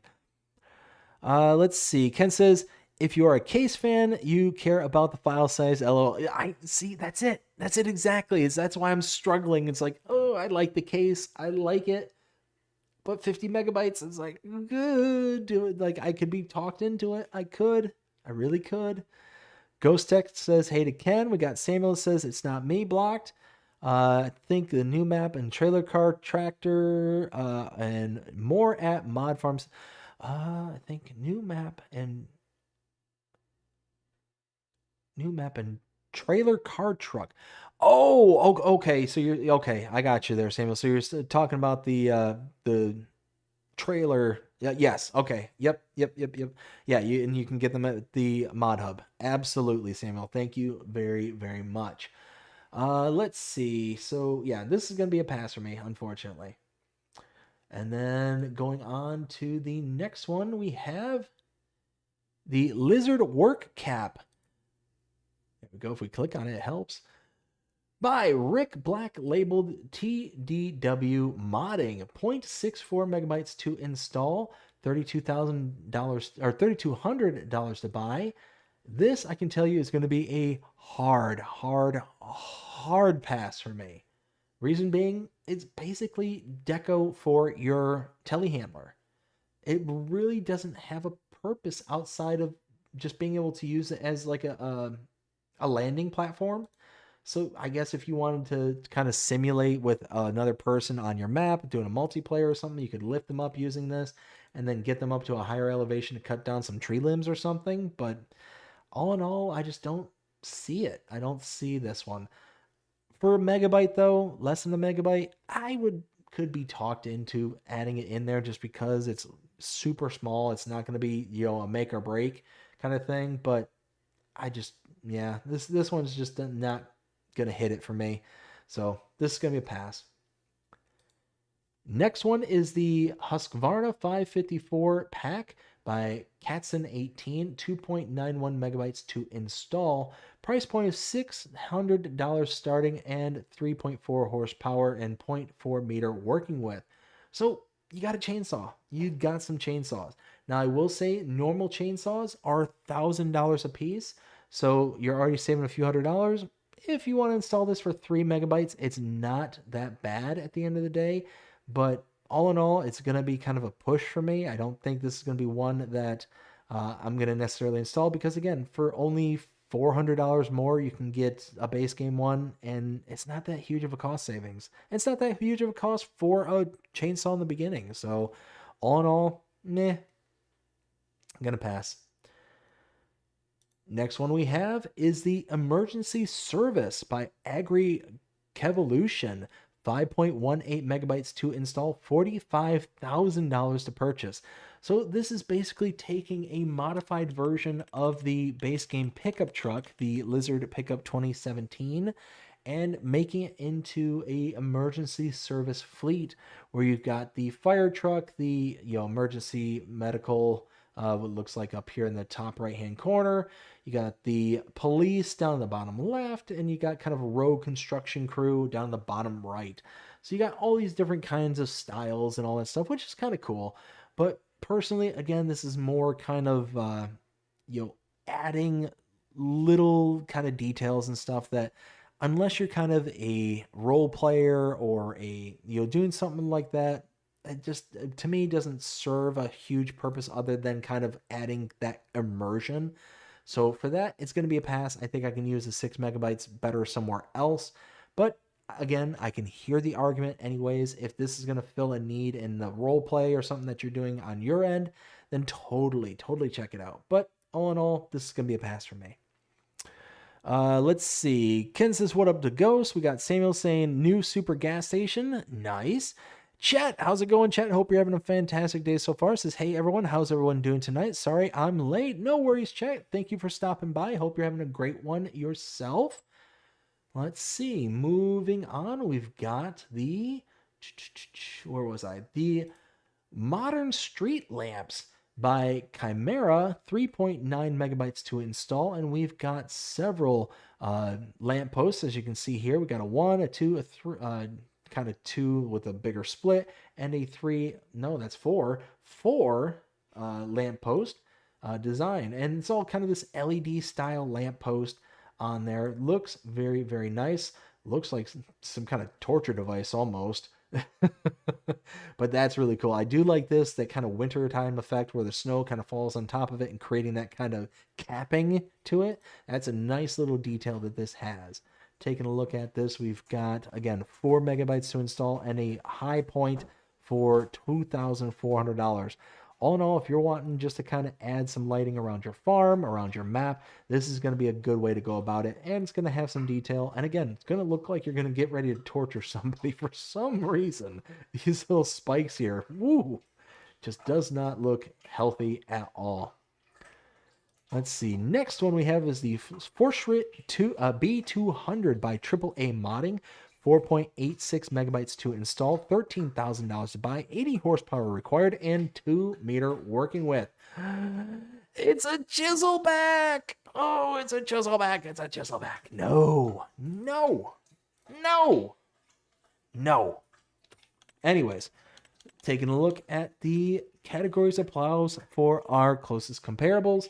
Again, what was this? 2-meter? 2-meter, 2-meter, and chiselback. Ugh. Ugh.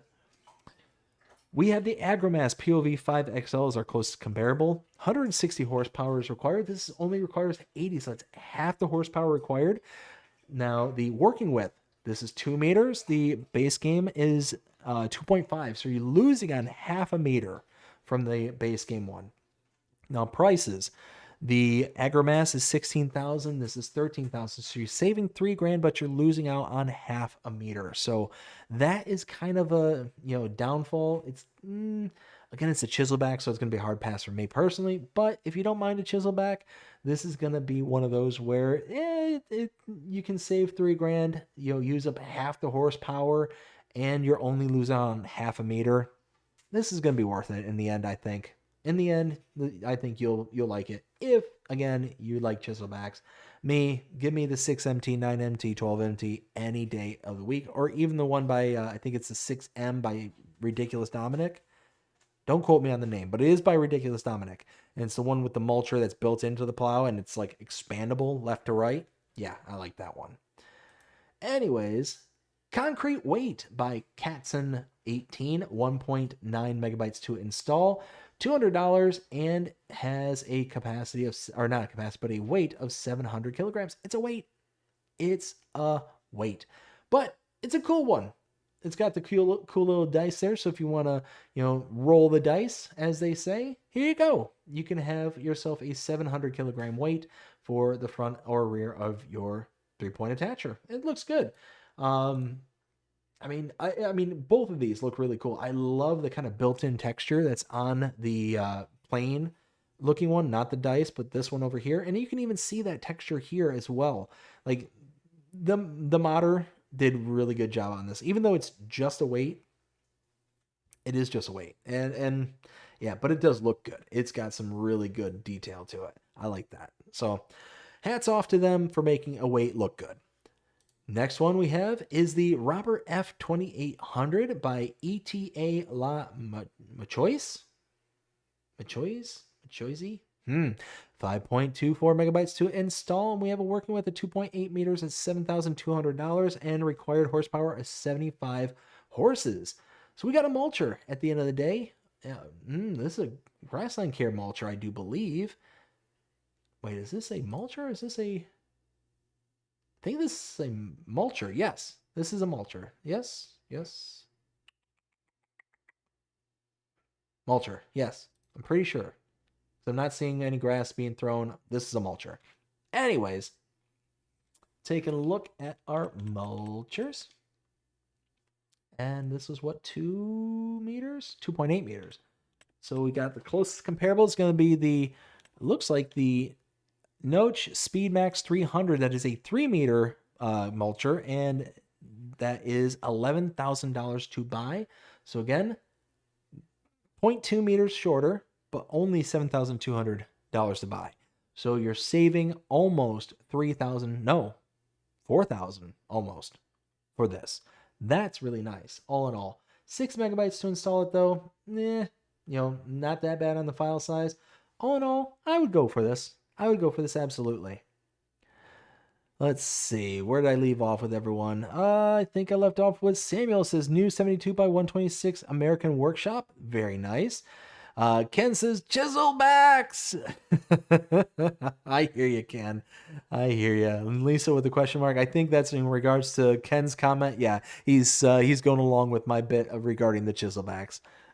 Nothing to be worried about. All right, moving on. We got the Case Service Workshop. This is by ICUS. Of course it's by ICUS because this thing's amazing. Look at this, the Case Service Workshop for 4.56 megabytes. This is, at the end of the day, this is a repair trigger.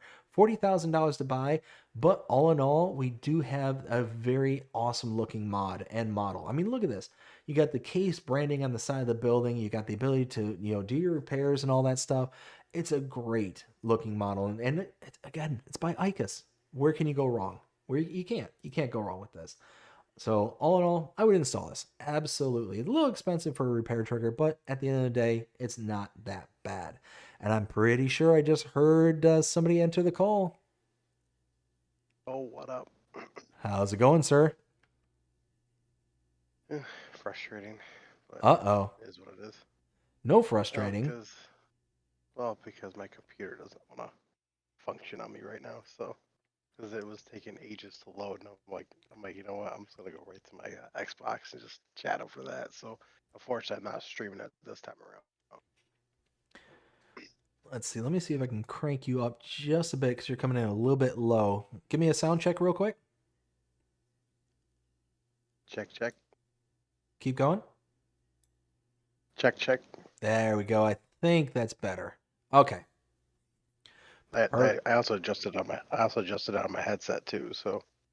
Beauty. All right. So moving on. Let's see. What day are we on? We are on the 1st. So we are just chugging away. So we got a couple more days left here. We got the Modern Woodshed by Fracasses Modding. Sure. 14 megabytes to install, 13.94 to be exact, $20,000 to buy.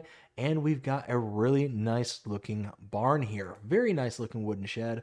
Yeah, it's got really cool details. You got the kind of cementing posts on the bottom of each of the runners there. Nice little lighting on the inside there. All in all, I think this is a nice looking building. For 20 grand is not that bad. And yeah, nice little storage bay for all your equipment. And look at that. You got some pretty good space in this as well, because you got the John Deere, the tracked version of the John Deere with the fertilizer spreader behind it. So yeah, it's pretty good looking. Pretty good on the size, and only 14 megabytes. Pretty good. What do you think there, Will? Well, I mean, for me, it would be a pass. But I mean, if you feel like the shed would fit your map, then absolutely, it's a great shed. But it's just not for me though. I would pass on it. Gotcha. Next one we have is the RAW Polymag 300 by Haste R.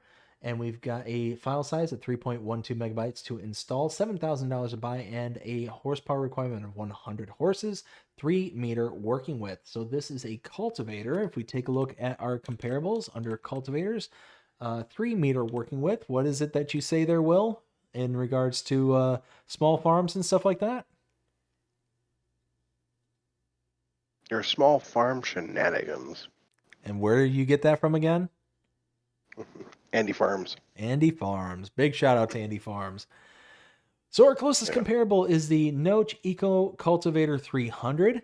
And that is, again, a working width of 3 meters. So it's a like for like. And a power requirement of 110 base game for the Eco Cultivator compared to the 100 horsepower requirement here for that one. And yeah, so you're saving you're saving 10 horses. And then the prices. The mod, $7,000 compared to $16,000. So you're saving more than half of the amount for this as compared to the base game one. So all in all, this is absolutely worth an install. Less than 4 megabytes to install. There you go. I would definitely install it. Will, what do you think? Well, it personally for me would be a pass. A, it's 3 meters. B, the only 3-meter implements I would ever install are like anything from John Deere. But to be on a serious note, we already have one of these that came out on the Mod Hub as a mod already. So I don't know if so. And this one got pretty horrible reviews, 3.2 by 5 people. Oh, that's definitely something to take note of. I wonder why it's got such poor reviews. No idea. I didn't even bother looking at it. Moving on. we got the New Holland 655 TL front loader by Jolly Farms Modding, 1.42 megabytes to install, price point of $7,500. So we've got a attacher for the T4 series here in game. So really, $7,500 is basically going to put it at the Quickie Q4M stage. My guess is that this is for the smaller of the New Hollands. Let's see, what is the T4? Is what it said? Do we even have a T4 base game? No. They seriously. But it's made for a smaller tractor, though. Yes, yeah. At the end of the day, it is made for a smaller tractor. We don't have anything base game. My guess is that we're either going to have a T4, possibly by the same modder, or we have one somewhere in the mod hub floating around. That's going to be my guess. Again, 75. I think What's that? No, I was gonna say I think there's one on the mod hub already. Ah, there you go. So yeah, so be able to use it with another mod and whatnot. 7,500 is in line with the front loaders that we have in base game. So all in all, if you want a branded New Holland front loader, here you go. And Will, we know what you think of New Holland. So do you want us to kind of move on? Move on. There you go. Next one we have is what's that? Real quick, my dad got a New Holland tractor. Oh, how sad were you? I walked in there and I saw it. At first it looked a lot like a Ford. I was like, "Oh, nice! He got a Ford tractor." I looked at it; it said New Holland. I mean, well, New Holland is a Ford. Ford's better though. They're made at the same plants. Ford's better though. Found on road dead is better. Yes. And this is coming from a man who owns a Ford. Anyways. I'll have a Ford. You have a Ford? I did have a Ford. It's actually up for sale right now. So. Nice. Next one we have here is the Lizard Subsoiler Pack by Nico Pixis. 7.21 megabytes to install, and we have 3 separate subsoilers? The 3, 4, and 600 subsoilers. We got the 3 at 3 meters, 4 at 4 meters, and 600 at 6 meters. And okay. Sorry, I saw the transport width, and it's like, wait a minute, 6 meter, 3. Okay, so the 6 meter looks like it can adjust down to smaller size. Price points for the 3 meter of $9,980, 4 meter $11,230, and 6 meter $14,580. Horsepower requirements for the 3 meter is 70 to 100 horsepower. For some reason, there's a power difference. Not sure why. 4 meter 100 to 140, and 6 meter 140 to 200. So not sure why there's a power band difference on this. That doesn't make a lot of sense to me. For what? It's saying that there's a power range that you need for each one of these subsoilers. Yeah. Yeah, so the power differs. Based on what? Based on the size. No. So like the 3 meter has a needed power of 70 to 100 horses. Mm-hmm. That's just for the 3 meter is that power range. So I don't understand why it's not just saying, it just requires 70 horses. Oh, okay. I got you. Yeah, that I don't know. That's weird. Yeah, that is weird. Anyways, so all in all, we're talking subsoilers, and if we take a look at our comparables for the subsoilers, we'll start out with a 3 meter at 70 horsepower and $10,000 to purchase. 3 meter, closest one we have is the AgriSim Combi Plow Gold, $10,000 to purchase. So you're right ballpark with the subsoiler pack one here for 3 meters. So like for like, that's all in line. Horsepower requirement for the Combi Gold is 150. So even if it were taking the higher end of this one at 100 horses, you're still saving, 50 horses with this one. So all in all, you're going to save a little bit of money and you're going to actually use less horsepower. And then if you kind of jack it up to the larger size at 4 meters, which is going to put us in the medium range there, it's going to add another $2,000, so $1,200 as opposed to $11,230, and is also going to require the 150 horses. So again, even at the upper range here at 140, you're still saving 10 horsepower, and you're saving, what is that? About 200? No, $770. Yeah. So, yeah, that's pretty good savings. And then lastly here for the 5 meter, well, actually, we only have a 5 meter, so we don't even have a comparable here. So let's see, 31,500 for the Alpago K Extreme 11500, and this was 14,580. So, and you're talking 6 meters. So the Alpago 5 meters, the mod is 6 meters. I mean, yeah, you're going to be good on the 6 meter one. So all in all, you are getting a kind of a better bang for your buck for the kind of sizes that you have available here, and it's only 8 meters. So if you're looking for a good set of subsoilers, this is going to be a good one to take a look at. And it does have the front and rear 3-point links, so you can do that kind of pass-through connections with the various other implements if you have the horsepower necessary to be able to do it. What do you think? Oh, there, Will? yeah. I mean, if you're someone who loves using these kind of subsoilers, get this pack. The 3 meter, yeah, you just scratch that right off. But the other one and the 6 meter, the 6 meter is what really got me with this one, because we don't have many 6 meter subsoilers. We have an 8 meter, which came from a mod from Hispana, which was base game in 22 and 19. But anything base game only goes up to 4 meters. Oh, no, 5 meters. 5, yep. So, I mean, hands down, this is a way better pack. And I'm not going to lie, which I'm not going to say quite yet, because we're going to get to it later. BDD already knows what I'm talking about. I do. This will go great with that. Yes. Yep, 100%. Moving on.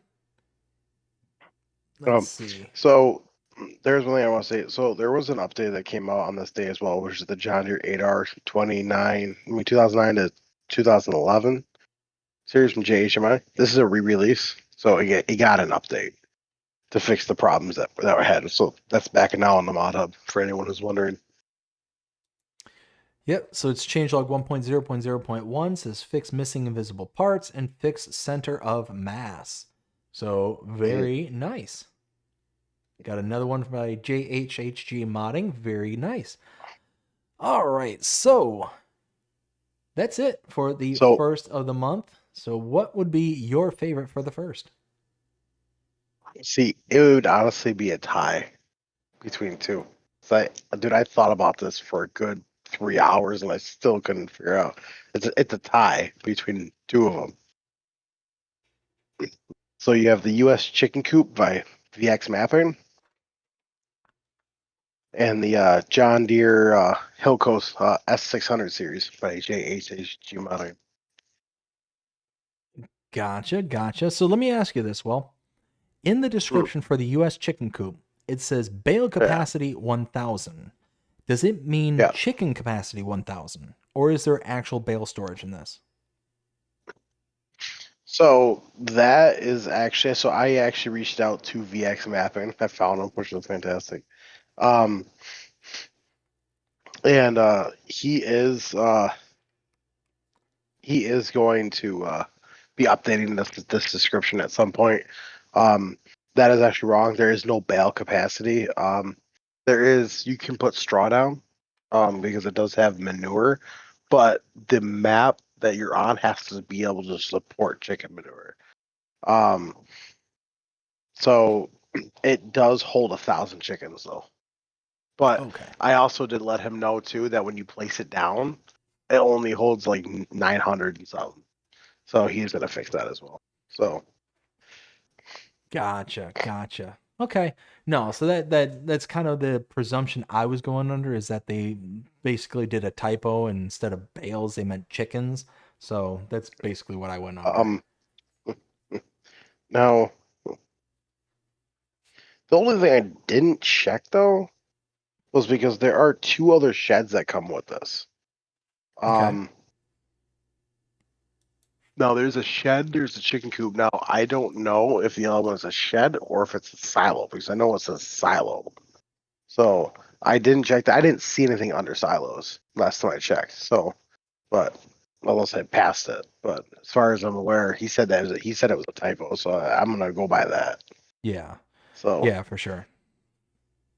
and the John Deere Hillco series, I mean, you can adjust it to any level you need it to be, which is fantastic. So over hills, it's fantastic. Yeah, so this one I said is very similar to the base game models that we have, the Massey Ferguson 7360 AL4 and the Fendt 5275 CSL. Those are the ones that Yeah, kind of, twist and turn and have the torsion to them to be able to kind of hug the different terrain angles and all that stuff. yeah. Yep. Perfect. Now, You? those are the tie for your two. Mine is gonna have to be, because I am such a fan of the precision farming, the RTK stations. Very simple but effective. Being able to add a bonus to your ability for your workers to get around the map and do what they need to do is incredible for me. Because whenever I'm setting workers off, if I can save that, I think based on FS22, if I remember correctly, it was around 11% gain in efficiency. That's 11% better, that I don't have to worry about them. So hey, I will take that any day of the week. The There's a bit of a problem with that though, because in FS19, you place a RTK station down, and you could tell the difference between the normal work and the other work because it helped. In 22, it did nothing. You could place it down and it's just there. It didn't really actually do anything. 'Cause I tested that out. It didn't do anything. Oh, really? So I'm kind of curious if they actually made this work with GPS, so it would actually work. I haven't tested it, so I couldn't tell you. Or if you just place it down and it's just there. So that I have no idea. So I didn't want to. I will refer to the description. It says these stations provide your vehicles with a better GPS signal, allowing your AI controlled workers to drive more accurately and work faster. So I'm going to presume that, yes, it's actually providing a bonus. Because I haven't used them, so I couldn't tell you. Yeah. all I know is I'm just going off what I know from 22 at least. So because this is the first mob we got for our RTK stations, so Yep. Exactly. Now, real quick, Samuel says, "Hey, you're late." Yes, he was, but it's I was at work. okay. He was at work. He has an excuse. Yeah. Ken says, Excuse. "Did he say John Deere? How did I know that?" He did. He did say it. And then Ken says, "Found on rubbish dump, Ford." That's a new one. I haven't heard that one before. No, that is definitely a new one, and I like it. Nacho says, "Dude, did you get a new mic, Will?" I think it's because he's talking on his Xbox, than yeah, I am so- on my PC. Yep. Yeah. Alrighty, so moving on, we're on the 30th. What's that? Real quick. Did you tell them about Friday, my favorite mods? I didn't. Go ahead and tell them what your Friday mod was. Anything from Legacy Egg. They're absolutely fantastic. Dude, that workshop is so nice. Oh yeah. I And was crowing about the 11 by 240 post frame cold storage. Oh yeah. It's And, insane. and It's huge.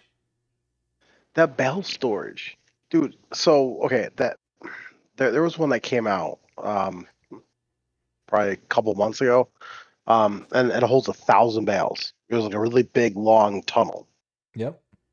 When I used a lot, and when I mean a lot, I mean a lot in 22. So I was super pumped when it came out. When this came out, when that one came out from Legacy Egg, it holds 1,008 bales when it's in game. Wow. And I'm like, the size comparison between it two is ridiculous. I'm like, yeah, buy tunnels. This is what I'm going. So, Awesome. and when we get to news, I have news about Legacy Egg for people. So when we get there. Beauty. All right. So moving on to the 30th. So last month, we got the JCB Construction Load All by Ross and Mods, 31.83 megabytes to install.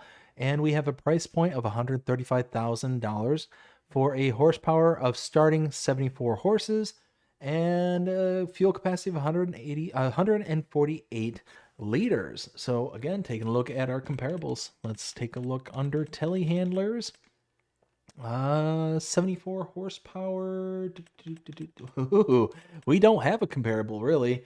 The smallest horsepower that we have is 141 horses. That's a Manitou MLT 841 145 PS Plus. That has a starting price of $139,000. Wow. So the JCB is 135 starting as only 74 horses. So you're talking half the horsepower and it's almost as expensive. Does this thing, I mean, the one thing I will say is this does have the feet that gives it the little extra support. So you're really able to kind of push out the boom to be able to have the stability.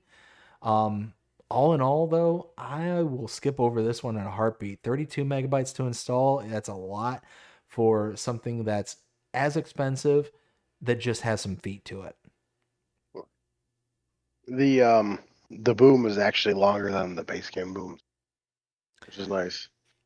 That is nice, but I mean, it's not enough for me. It's a pass because because the class Scorpion from Giant Software, when it was a base game, now it's as a mod for 25. That's less storage capacity than this, and it's cheaper, more horsepower, and the boom goes twice as long. Yeah. Yep. So, I mean, don't get me wrong, it's a nice looking model, and that feet stability structure is nice, but all in all, it's not worth the price for me. Having a couple extra feet, I would much rather invest in, base game like the Merlot with the 3-point link in the rear, or even the Cinnabogin or Fent that have the kind of extension cab to them. I mean, yeah, all in all, I'd much rather save up the extra, 10 grand or so and just go with them. I agree. Moving on, we got the Fiat 1300 DT by Hispano, 16.79 megabytes to install, 58,500 to buy, 150 horsepower. Now, if I do remember correctly, this is the one that we had base game back in FS19? 19 and 22. 19 and 22. There you go. So taking a look at our closest comparables, 150 horsepower is going to put us in the Claas Arion 570-530 territory. Now taking a look at our prices, 58,500 as compared to 153,000 for the Claas. So right there, you're saving almost 100K just on the prices. The horsepower, the Claas is 145 horses. This is 150, so you get an extra 5 horsepower, and you are able to get the front loader. There we go. Words are hard. Front loader on this, and yeah, the only thing that I will say the Claas beats it out on hands down is a front 3-point link. Now, before we rush to judgment, when we get the attachable front 3-point link, then this will be moot. When we get that as a separate mod, we'll be able to likely be able to hook up to a front 3-point link, and then this tractor will be awesome. Now, the only thing I will say is, if I remember correctly, this thing goes snail pace slow. I think it was like 15 miles an hour or something, like really incredibly slow. It's 25 kilometers per hour. Yeah. But are you wanting to spend an extra $100,000 to be able to go 31 miles an hour? I don't know if I do. So a whopping 25 kilometers per hour in mile per hour is 15. Whew. We're breaking records there. Yo, the Ford goes faster than this, the one we got in the Plains and Prairies DLC. Oh. But no, all in all, this is a great looking mod, great looking tractor. I do like this. I really did like this back in FS19. I didn't use it much in 22, but I remember using this a lot in 19 because of, what was that base game map?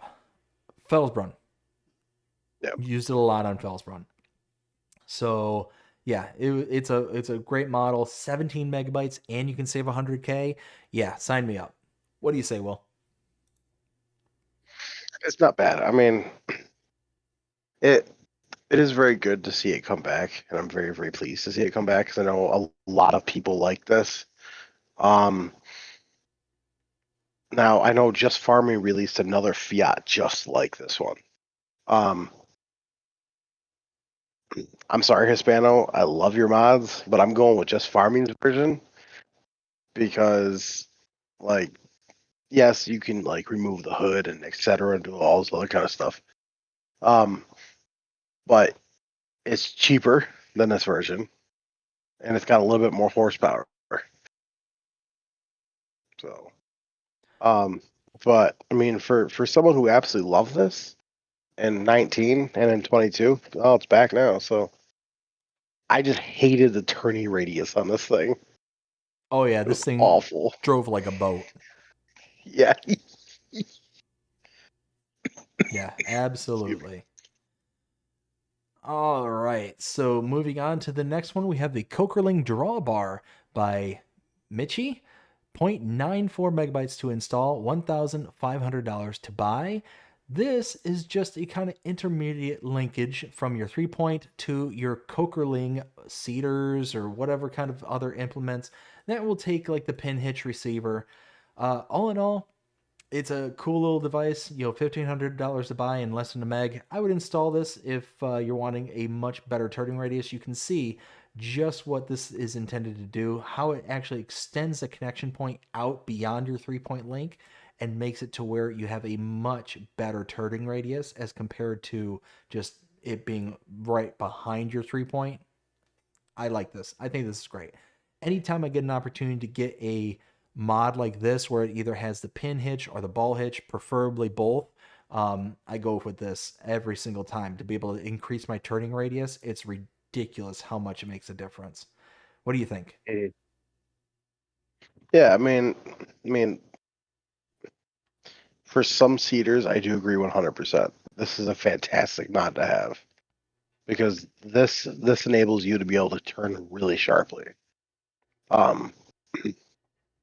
So basically, instead of having to do 2 headlands, you can just do 1 because for like let's say if you're planning, you got a certain planner, you can go right down the end, lift it up, and instead of having to do 2 headlands going around and be able to completely do a complete circle and then drive back again, you can just go up, pick it up, turn around, and go right back in. And to back up in sheds and everything, this makes it super easy. Yeah, exactly. 100%. Moving on to the next one, we have the Constructible Hut by Omatana, 3.47 megabytes to install, and a price point of $200. Now we do have the Constructible Hut and the Constructible Hut boards. Now you can see here, the Constructible Hut will be delivering, will be asking for wood as a deliverable, and then the boards is going to ask for boards, planks, and wood beams. So you do have the 2 different styles, but at the end of the day, this turns into a little sleep shack. And Will, what is it that you can do? You can go inside. But for some reason, you can sleep outside. I love it. Nonetheless, this is absolutely fantastic. You're talking 4 megabytes to install, and you can have yourself a nice little sleep trigger after you go through the efforts of building it up. I like it. I think this is fantastic. And again, Omatana knocks it out of the park. Yeah, and you know what the craziest part is? What's that? Is that it's only like 8 slots. Oh, wow. It's super low on the slot count compared to like some other houses that are out there. They're super low. Nice. Very nice. Now this, I can see someone doing from scratch.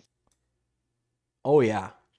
Yeah, no, this would make a perfect kind of like, hey, I just moved the area. I have nothing. I'm just kind of building it up and then like delivering wood or delivering like boards, whatever you have on hand, and be able to build it up from there. I think that's absolutely fantastic. Now, what I think would be really cool is that the house that requires just the wood to be delivered, I think it'd be cool if the building pace for that one was slower than the one that can take the boards, planks, and wood beams. The reason I say that is because you would imagine that in order to achieve the same effect, you'd have to take the wood and then kind of go through the milling process yourself. So, hence increasing steps and all that stuff. To where if you did the kind of boards, planks, and wood beams, that's already been milled and constructed for you. I would like to see that Right. one kind of constructed faster than the other one. I think that'd be kind of a cool little thing. Oh, it would be. Let's see. Catching up with the chat there real quick. Nacho says that your mic sounds better, which is awesome. Luke says, have a good night. I'm out. All right, Luke. Well, thank you for stopping by. Hope you had fun. Enjoy your evening. You take care, and we'll see you again next time. Ken also said, first on race day, Ford, at the other end of the racetrack, LOL.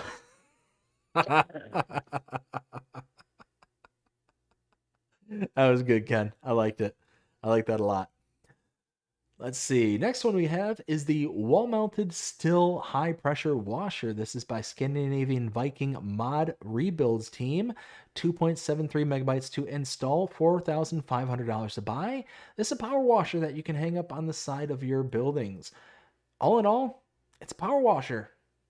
You can hang it up. You can spend money on it, and it'll clean your stuff. What's not to like about it? For 3 megabytes, sure. Sign me up. I'd do this one. Absolutely.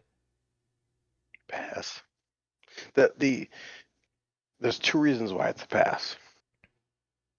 Number 1, because on console you can only zoom in so far. Yes. So to align this thing upright, you have to have such an accuracy eye. I mean, thankfully I do, but I'm just saying that you have to have like I could not see you using it because I could see you trying to place it and be like is it aligned? Is it aligned? Is it aligned? Place it, come out to it, and be like, no. Yeah. And then the second other reason is because the hose length for this is stupid small. Really? Stupid small. Okay. Yeah, that'd be annoying Like if you it's had to pull right up on top of it. like, for example, so because I watched Andy Farm's 2 mod videos. Basically, so he parked a tractor and he had it right next to it. He had the tractor right next to it, and he could only do the one side of it, and then it completely just went right back because it said that you went out of your reach. Oh, wow. So it's a stupid small length to it. That's another big reason why I said nope. I wonder if maybe that's going to be something that's adjusted later on with an update or something, you know? I have no idea. Maybe. Maybe not. We'll see.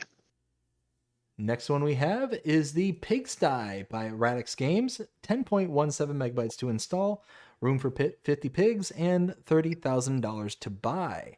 So if we take a look at our comparables, let's see. Whoops. Go into this. Go into pigs. Let's see. We got 50 pigs. That's what we can handle. Whoops. Let's see. Okay. So we have the Pigsty with room for 50 pigs. This is a $30,000 price point for the mod. The one here base game is $67,000. So you're going to save for the same exact pigs $37,000. I think that's pretty nice. And this is a highly detailed building, but it's only 11 megabytes to install. So you got the beautiful bricking, the ivy kind of creeping up the side of the building, the wooden slats on the one side, the metal like sheet pan roof. Looks absolutely fantastic. I think this is awesome. Now it does, I will say, this is going to fit on very specific maps. So it's going to have a very specific style to it. So be aware of that. But other than that, I think this looks fantastic. And if you got a map that'll fit in, go for it. Mhm. And I do want to warn everybody. I don't know exactly what the slot count is, but I know the slot count is over 30. So I would just be very mindful. I mean, it's a beautiful looking barn. I mean, Radx Games does a fantastic job. If you're playing on Zonwalka, I feel like this would fit pretty good.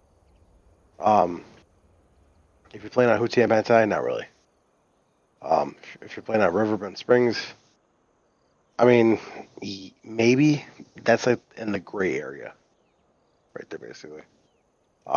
This is a pass for me. I don't really do pigs, but the only pig barn I ever would use is the one from Schultz Modding. So the hog confinement. So Gotcha.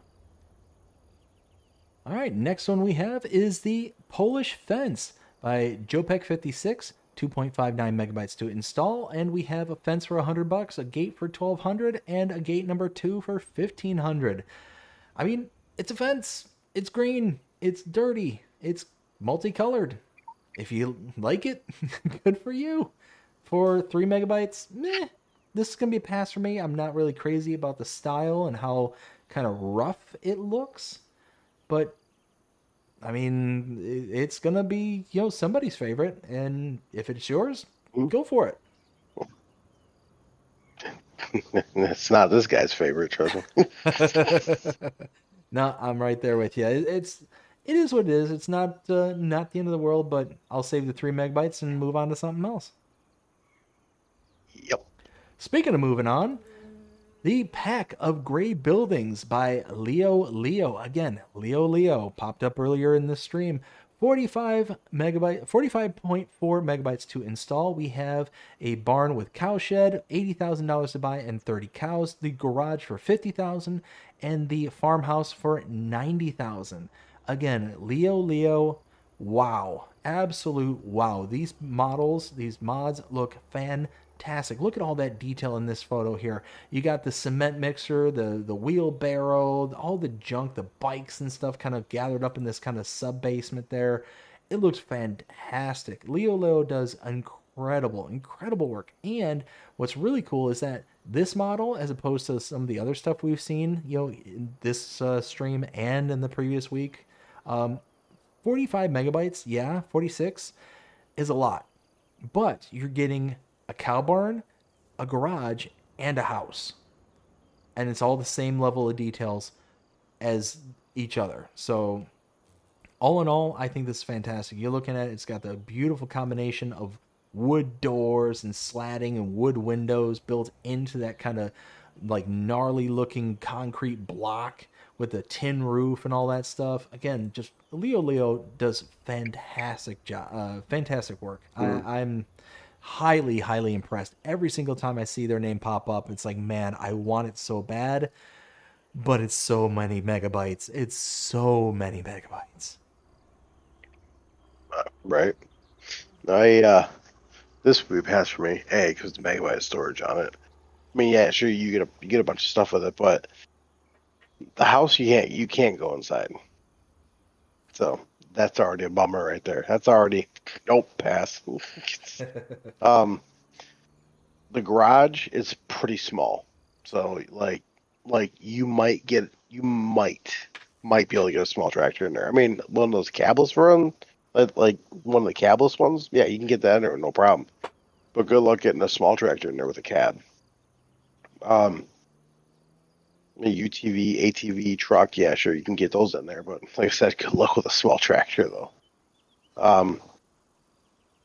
And the cow barn, I mean, absolutely fantastic.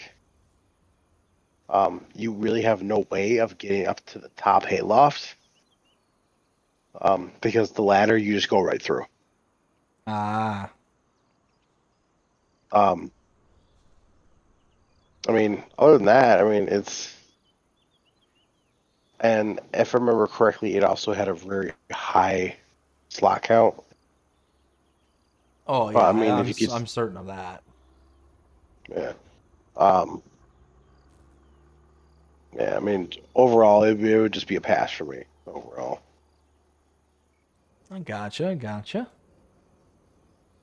See, next one we have is the Park Decor Pack by Flint Town Modding, 8.41 megabytes to install.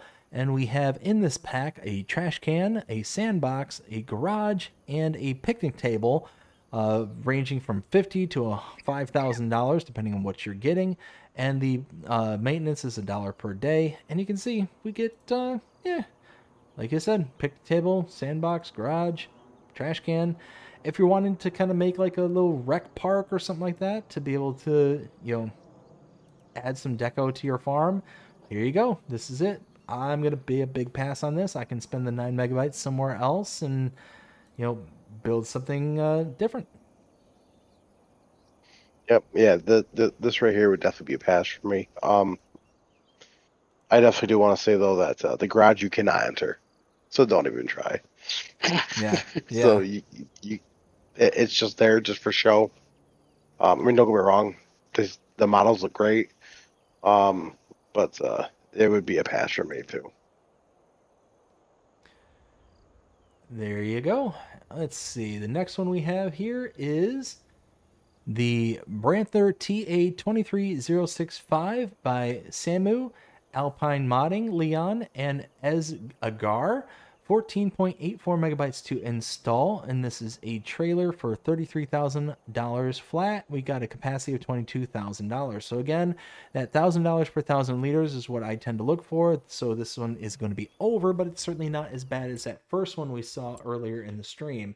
That one was almost double. This one's basically roughly about 1.5-ish.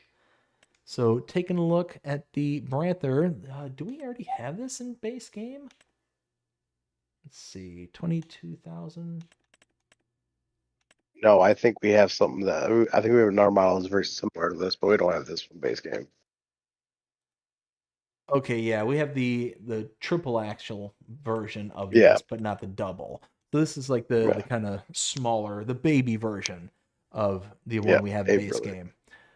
So yeah, taking a look at our closest comparables, we're gonna have, let's see, 22,000. Okay, so closest one we're gonna have is the Branther DD 24073/2XXL. The capacity for that is 22,500 compared to the 22,000 for the mod. So the base game has 500 liters more. And then the price of the base game is 39,500. This is 33. So for less than $500 or 500 liters lost, you are basically saving about 7-ish grand for it. So it's nice. It's not that bad. And you're getting the standard, tag axle as opposed to the swivel axle that the DD24073 has. So yeah, that's kind of a nicer setup, right from the get-go. So yeah, all in all, I like it. I think this is going to be a nice one for 15 megabytes. Again, it kind of misses that $1,000 per 1,000 liters that I look for, but not the end of the world. What do you think? For me, it's definitely a pass for me. It's very rare I'll ever use trailers like this. Because I mainly use like semi trailers. Sure. But yeah, I mean, if you like Brantner, there you go. That's all I gotta say. So let's see. Catching up with the chat here real quick. We got Ken says Fords often rust daily. Not all Kiwis are Ford fans. LOL. I trust me. Not all of us Americans are Ford fans either. Let's see. And Grave Reaper, how's it going? Hope you're having a fantastic day so far. Says hello, Grave. Let's go ahead and move on to our next one here. It's the Gavile G1F125 round baler. This is by SH Farming TV, 7.7 megabytes to install. and $60,500 to buy. 120 horsepower is required for a capacity of 3,500 liters. So again, taking a look at our base comparables, for some reason, we already have this. Mhm. This same exact thing. I'll bring this up. I'll move my camera out of the way because it's of course, it's right there. Right there. G1 F125. It's literally the identical thing. I'm not seeing any kind of mentions of different sizes of bales that this thing will produce. Now, what I am seeing, okay, so this is interesting. Hold on. The mod will take silage additive.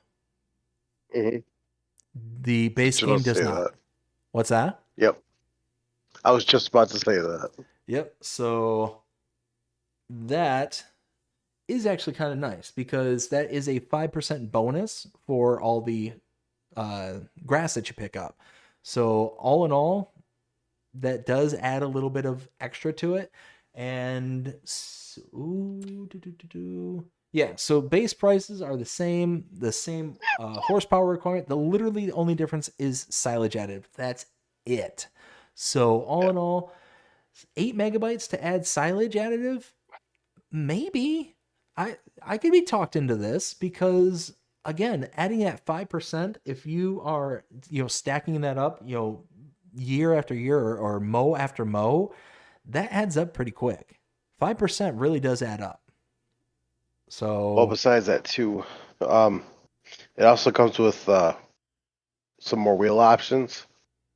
And it comes with some beefy tires on the back of them too on a couple of the options. nice. So it does have some little changes here and there, but for me, it'd be a pass. I don't really use the wheel stuff, anyways.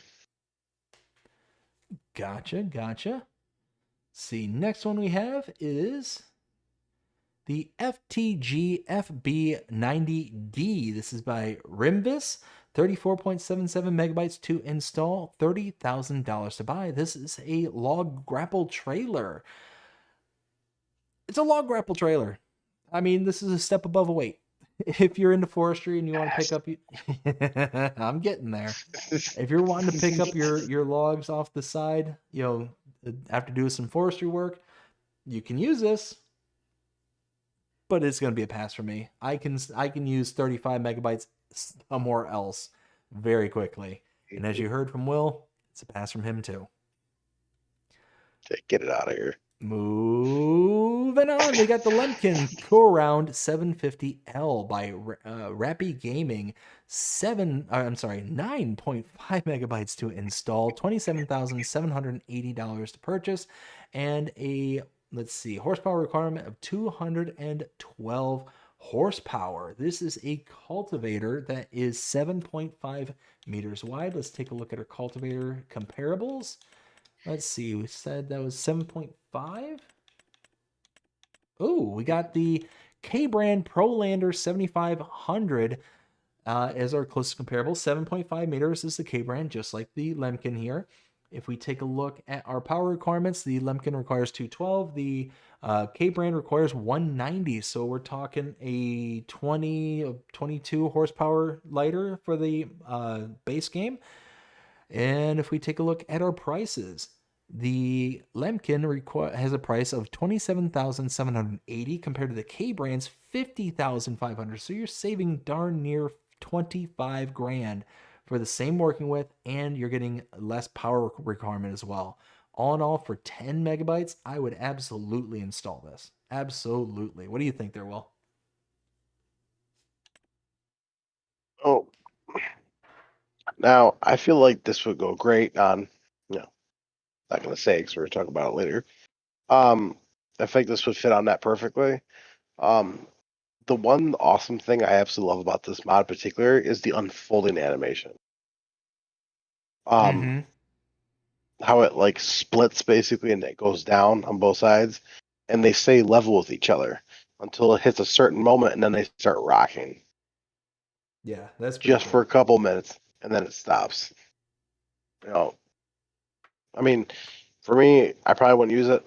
I mean, if I hopped on the other thing, then yeah, then I probably would. But other than that, it'd be a pass for me. Gotcha. Let's see. The next one here is the Kverneland Exacta EL pack by Byron Gamers and is 11.47 megabytes to install. Price point starting out at $4,000 for 700 liter capacity, working width of 9 to 21 meters. So taking a look at our comparables. Now what this doesn't tell me, is this just fertilizer? I'm going to presume it's just fertilizer. It does lime too. Oh, it does do lime. Oh, even better. Okay. Mhm. Well, maybe that's why it says 9 to 21 is lime is 9 meters and fertilizer is 21. Oh, no. So 9 to 21 meters, you can adjust it. Oh, even better. Yeah, you can adjust it, and the lime spreads at the exact same working width. Nice. As the fertilizer. So The closest kind of comparable is going to be the Amazon ZATS 3200, and the only reason I'm saying kind of comparable is that only does fertilizer, to where Will's saying that this does fertilizer and lime, so that kind of makes a big difference. But the ZATS 3200 is $25,000. This is only $4,000, so that's a huge savings right off the bat. Taking a look at the capacities, though, that's where things go off the rails. The Amazon 3,200 liters compared to the base of 700 liters for this one. So it's a huge drop off, But for $4,000, or sorry, $4,000, if you multiply that by what? 20, so that's four, we'll say 5 times.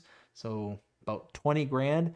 You're still like price per 1,000 liters that you're spending for this as compared to the Amazon, you're still better off price per 1,000 for the Kverneland than you are the Amazon. And you get lime, and you get the same exact working width that you can adjust it from 9 to 21 meters. Now the Amazon does throw out to 42 meters, so it's a huge bit bigger on the spread width. But again, only fertilizer. That's it. This for 12 megabytes, I would install this. To have a smaller option, especially if I'm on a small map or something. Yeah, I would install this, absolutely. I agree. If you're starting out small and trying to work your way up, this is definitely a one you should go get. Absolutely.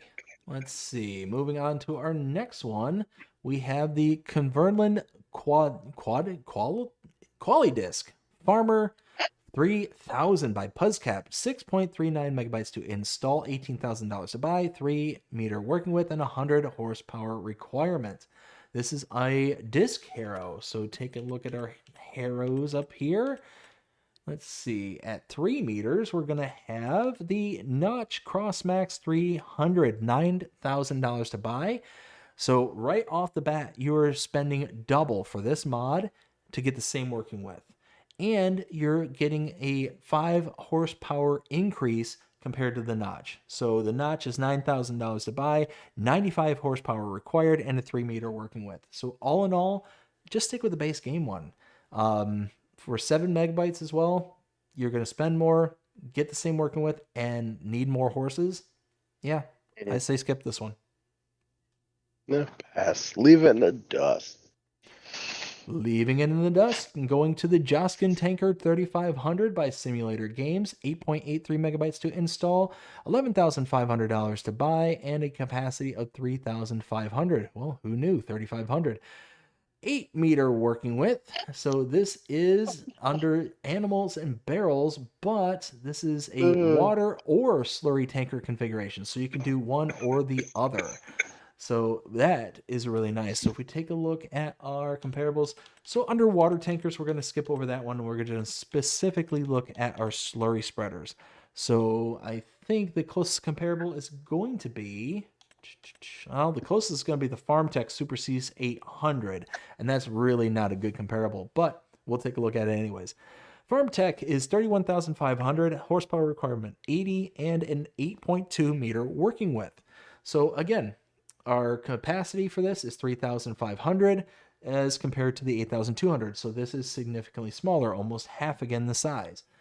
$11,500 to purchase as compared to $31,500 for the base game. So you're spending, a third of the price for this mod as opposed to the other one. And the working width of 8 meters, and the base game Farm Tech is 15 meters. So it's again half the size of the working width. So all in all, if you're looking for something smaller, cheaper, and less working with, is a kind of more starting out kind of slurry spreader, digestate spreader, this can be a good one.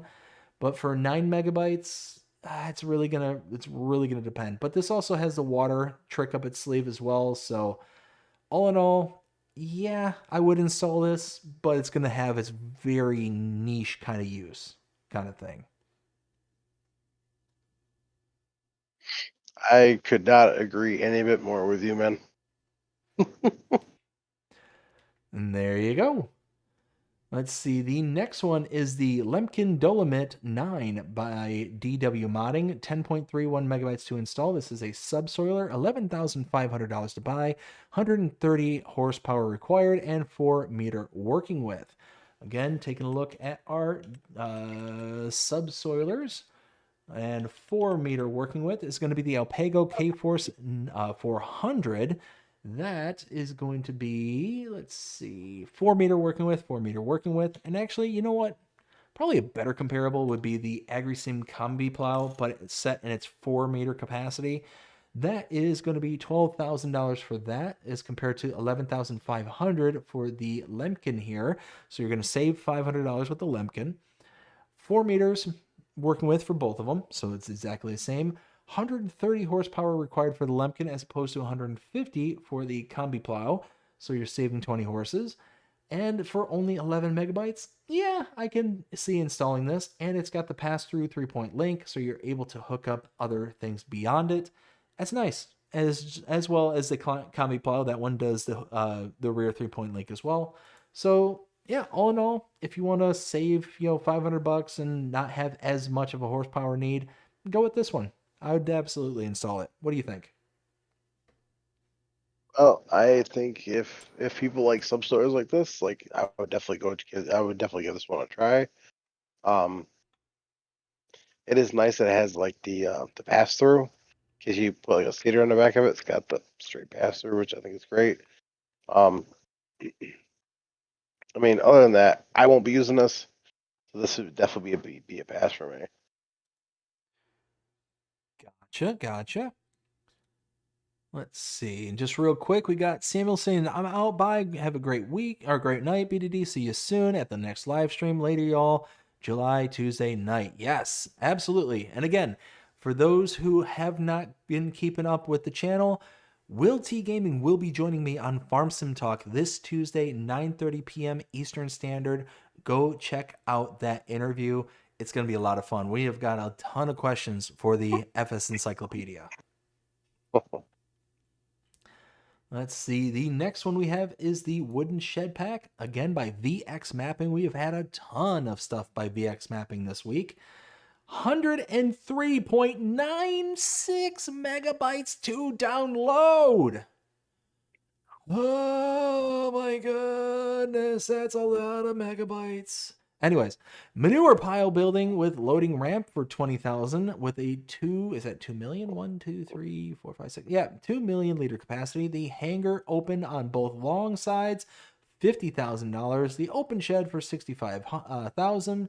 Got the hangar in 2 separate parts. You know what? That's a lot of stuff. We're gonna just skip right through all that stuff, and you can just see all the pretty pictures down here because VX Mapping does make really good models. And this one, again, is no exception. You can see all the various stuff. We got the auto loading racks there on one building. We got the wood storage racks in another.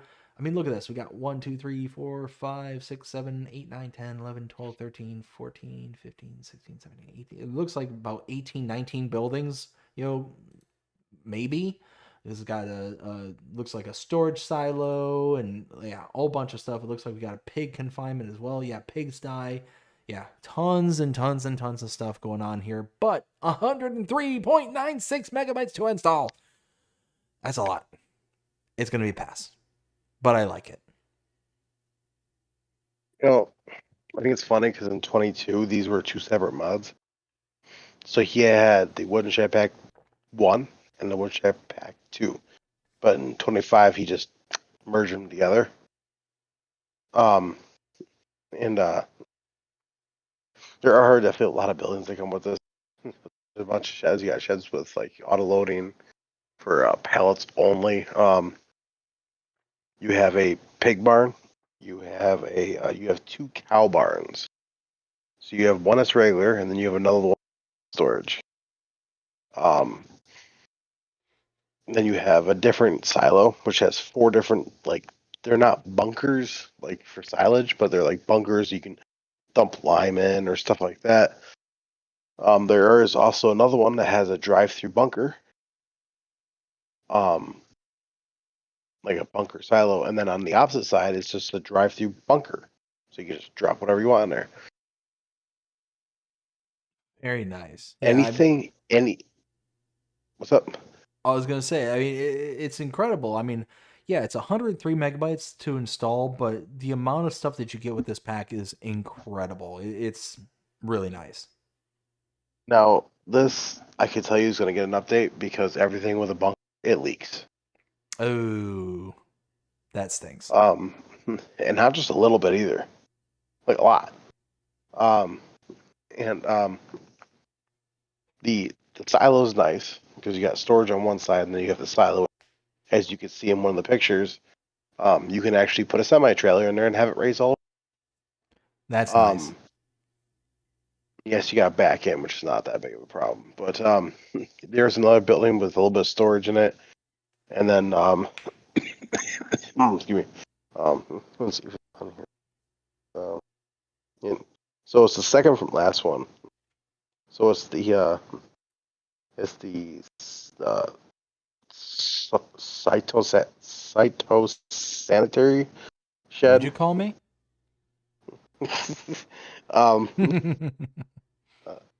So that does have this doesn't have auto loading pallets, but it does have racks on it that you can store stuff on. But it's got it's a double sided. So you have one side that has storage containers, like liquid containers, and then you drive around the opposite side, and you have other storage containers, but they're different. That's because one side holds herbicide and the other side holds liquid fertilizer. Oh, nice. So there's a bunch of different sheds that came with this. The one thing that I absolutely love, real quick, forget that, their workshop, it's got a complete open side. Of course, there's a back wall on it, but it's open, so you can back things in. You can park things in there, kind of like a shelter. And then on the enclosed side is where you have the repair trigger. It is just repair, no repair and repaint. The one thing I love out of this shed is the manure barn. That thing is so nifty. I love it. What's so nifty about it? So I know you're probably gonna go crazy with it. So it's all enclosed, with fans that actually spin. So it's got a really nice animation for that. And it builds up on the inside, which the manure does not leak out. The manure is contained in, which makes no sense to me compared to the other ones. But there's also a built-on ramp on the side of it.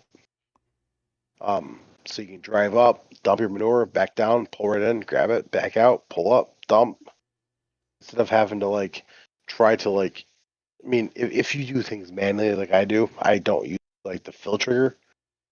Then yeah, but if you want to use the fill trigger on it, then you got to actually drive through it, fill up, and then drive out. I absolutely love it. I love this pack. I know people are gonna be like, it's 103 megabytes, but yeah, I absolutely love this. I used the manure. The manure barn is new. That was added in for the 25 version. There are some new buildings in here as well that were not in 22's version. Um, I like it. I like this pack. Sweet. All right, next one we have is, oh, where was it? There we go.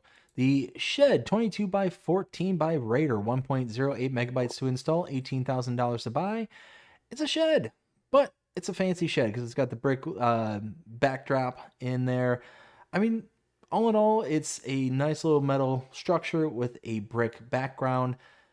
It's nice. For less than 2 megabytes to install, you got some big storage. It will hold the smaller of the harvesters. You can see the Massey Ferguson there, but it is tall enough to where it looks like it will fit some of the bigger equipment in there as well. So that is very nice. I would install that for less than 2 megabytes. Why not? I mean, for me, it would definitely be a pass. I mean, I guess it all depends on what kind of map you play on. So, I mean, this I feel like would fit Wu Tai and Zelonka pretty well, but I've never been. I couldn't see this, but like I said, that's just my preference. So, I mean, other people might love it, but for me, it'd be a pass. For sure, for sure. James, how's it going? Hope you're having a fantastic day so far. Says, hey guys, hey James. Next one. Oh, no, wait.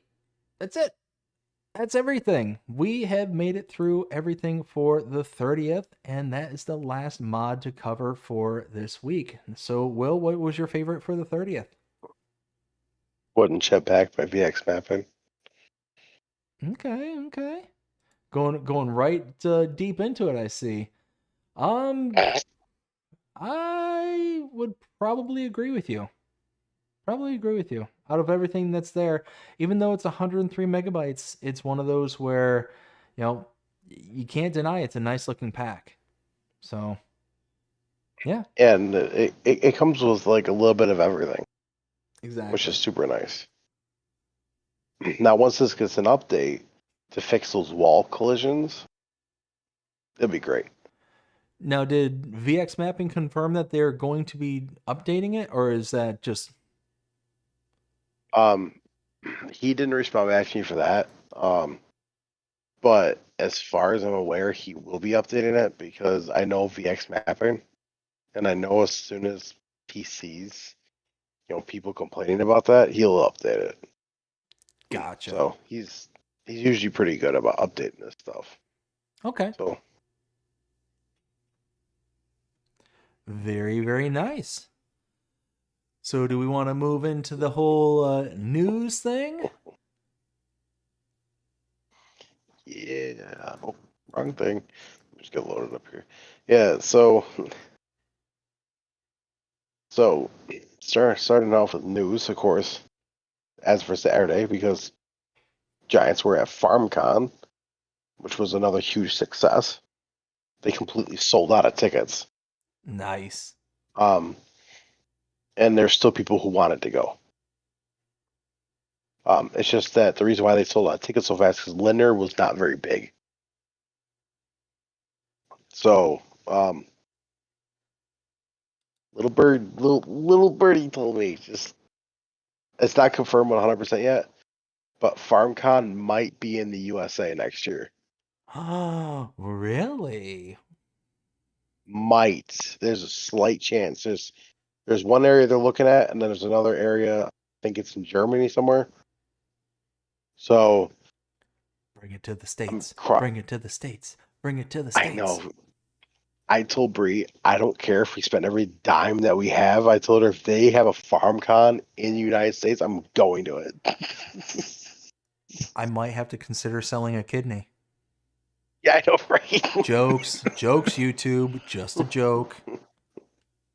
But because of that on Saturday, you probably went over, but we got a Linder mod from them.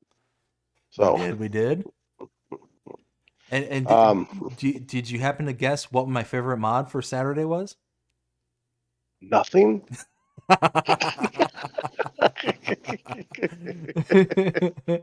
You know me so well. I do. That's why we're best friends. Yep. Um. Okay. Next thing is from Creative Mesh. Straw Harvest is coming back. I was told that it wasn't, unless someone was just pulling my leg, or unless they changed their mind. But I was told before that it was not coming back. So, but look at that. It is now confirmed it is coming back. I did ask about pumps and hoses. I had some rude dude that decided to answer it. I don't know if it was some dude or some dude that worked for Creative Mesh because after I commented on it, he ended up commenting on it. And then I ended up commenting back and said, sorry, I asked Creative Mesh, not you. And then Creative Mesh ended up commenting on mine on that comment, basically stating, "Stay tuned, more info coming soon." Nice. So I guarantee you, pumps and hoses will be coming back. Keep our fingers crossed. Now, now, if it's going to be a paid DLC or if it's going to be a free DLC, I don't know. It could be like Straw Harvest. Straw Harvest will be free for everybody. Yeah. And it will be a downloadable mod like it was. So don't be surprised if it's going to be like 200, 300 megabytes like it was last time. Mm-hmm. That's one reason why I didn't like it. It's because I liked it back in 19 because you were able to download it right from the DLC page, not from the mod hub page. So it was a lot different. But that's what pumps and hoses.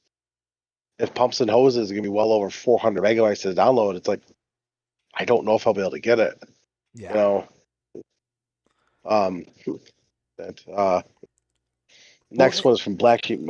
So before we move on, I'm super excited about this. I'm super excited about the Straw Harvest, but you're right, 100% is that the megabyte size on these specific, mods are so massive that, like you said, if the Pumps and Hoses comes out as its own kind of standalone and not a, quote unquote DLC or something like that, it's going to be ridiculous. It's going to be way too much. And again, what are you going to want? Are you going to want Straw Harvest / Pumps and Hoses, or a really nice looking map? Right, exactly. I mean, like Iowa Plain View, which Iowa Plains View is with Giants right now. So it is with Giants. It's in their hands. He said it's pending, so they haven't even started it yet. But it is with Giants though. He did tell me that the megabyte storage on that map is going to be as high or almost as high as Elma. okay. Which does not shock me, not even in the slightest. So no. it's gonna be. He said it's gonna range between 500 and 800 megabytes. The reason why he said it ranges is because he doesn't know if he's gonna have to tweak some more stuff or not. So he does know that the amount of detail he put into the map is absolutely ridiculous. Like he told me word for word, and the amount of stuff that I sent BDD that he knows I'm not lying to him when I say this. Is that he said word for word, you will not recognize Iowa Plains View from 22. I can't wait. I cannot wait. And I'm super excited because it has the built-in maple syrup production. Yes. And Celebuki did reach out to me yesterday.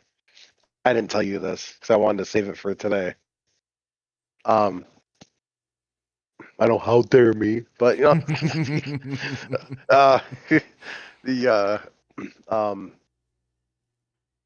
the next map on his list to convert is Ravenport. Oh, nice. Pippo would be super thrilled about that one. After that, it's gonna be his other map, Bosnia, something like that. Oh, Um, Vlashish. something like that. It's his last map that came out for 20. Mm-hmm. Um, Mm-hmm. while he's converting that over, he's going to start working on my map. Oh, nice. So he's gonna start working on it. Um, because of my PC right now, because I can't do anything with it. Because he's gonna be implementing the alfalfa. Mm-hmm. He's also gonna be helping it implement the bunkers for the alfalfa.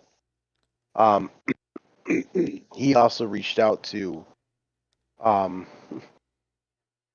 yeah, he also reached out to Taylor Farms, aka Michigan Farms. Yep. He got permission from him, and so did I, to make it so you can make alfalfa silage, so basically haylage that you Nice. could that you'll be able that you will take that, and there will be a special production on the map. There will be a required mod. Unfortunately, I didn't want to, but it is going to be the was it the ethanol plant? Something like that. It's on Trucker Matsy's map where you can make like the corn meal, soybean meal, stuff like that. Mm-hmm. Mm-hmm. Um, that's gonna be the only required mod though. Um, but we're gonna tweak it. We got permission to tweak it. Nice. Um, so we're basically adding a TMR mixer in there into a certain building that's gonna require that mod. Um, so basically, it's gonna require silage, haylage, mineral feed. It's gonna require straw. It's gonna require regular hay, cornmeal, and soybean meal to make TMR. Oh, wow. Do you know why? Uh, Because that's the way you do it. That's the way you do it in real life. yeah. So all that you're gonna need to make TMR. Now the TMR the TMR mixer is basically a production. So you'll be able to go over, just dump everything in there, and it will make it at a really fast rate, like really fast, like like as fast as like Omatana stuff is. So you'll Okay. just see it chugging along. The capacity for it is going to be super super high, which is nice too. It's going to be like 1,000,000 liters for each. Um,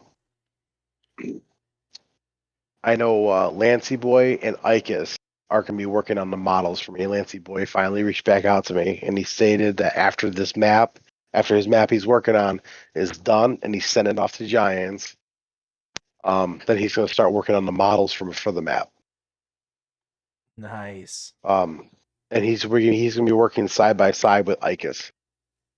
Oh, man, that's going to be cool. So to make it. Which I already sent screenshots of some of the buildings already to Lancey Boy and to Icus. So now we're just waiting. And I did have a special little talk with Icus and Lancey Boy.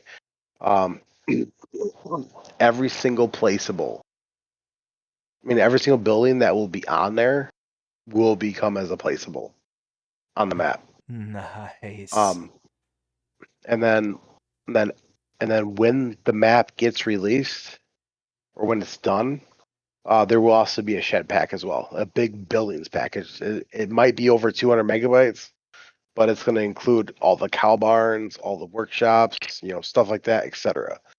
It's going to have everything. The best part is it will not be a required mod. Really? So, yeah, so you'll be able, because everything will be implemented right onto them. So Okay. basically, releasing that shed pack or that buildings package, so you can use it on any other map, but not have it as like a required mod. Very cool. That sounds awesome. So it's like I said, I don't know when it's going to be done. So I'm still waiting to hear back from everybody on when they want me to send it over to them, because I got the files set up, ready to go. All I got to send it over to them. So Now it's just a waiting game. So, Sure. and then JMZ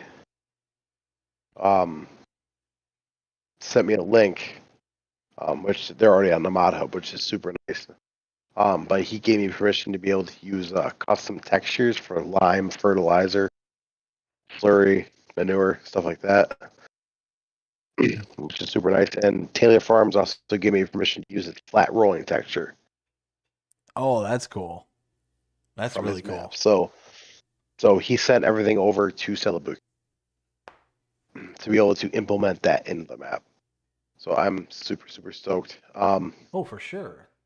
That'll And be then I reached out, and then I reached out to Antler22, who he only makes PC only mods. But right now he's working on a custom corn texture, kind of like the way it was on Celebuke's album Missouri, and back in 22, he kind of growing up in it, but there weren't really weeds.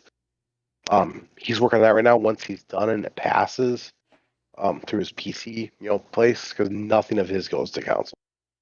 But once it's all done, bugs are all sorted, then he's gonna be sending that over to Celebuke to implement as the corn texture. Oh, nice. Overall, before I get to that, I did have a talk with Celebuke about this. He said the amount of coding and everything would have to go in making the maple production the way I wanted it was going to be absurd. And the amount of scripts that would have to be in it for it to be able to function, it would not come to council. So what he's going to do, is implement his maple syrup production into that, which is kind of cool. So basically, where the woodland is, where my parents' woodland is, where the maple syrup pipes are, it's basically giving me multiple of those plotted down. He's gonna try to make it like represent it as best as he can. But he is gonna have a pump house basically.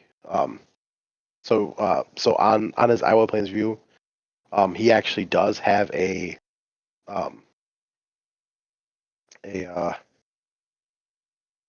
oh, now I forgot what the name of it was. Of course, I grew up in maple syrup. I don't remember what it was. The part where you make the maple syrup. Okay.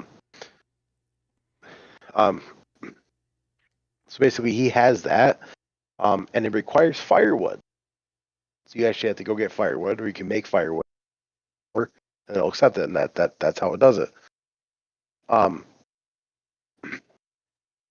Basically, so he's making a pump house where basically, so that's where all the maple syrup will go to. Which you'll have to, of course, go over to the production point and send it to the silo, to have it build up there, or you can send it directly to the evaporator. That's what it was, evaporator. Aha.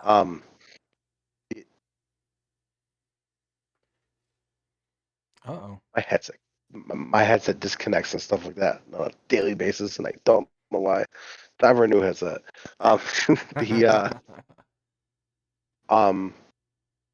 But he's gonna be sticking because the evaporator he has on his side of a little shack.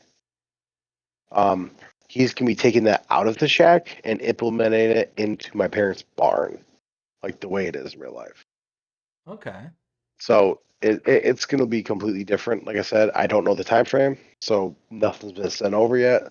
So I'll just keep everyone in the loop once I hear anything back. So yes, my map is still coming to FS20. For anyone wondering. That's awesome, man. That's fantastic. And really, really excited because of all the individuals that you have, kind of tagging in on this. I mean, you mentioned Lancey Boy, Celebuki, Icus. I mean, just a bunch of them are just incredible modders, and really looking forward to seeing what you all have in store. It's going to be awesome. And I didn't even tell you like the best part about it. Let's hear That it. Oxygen David gave me permission to use his lighting.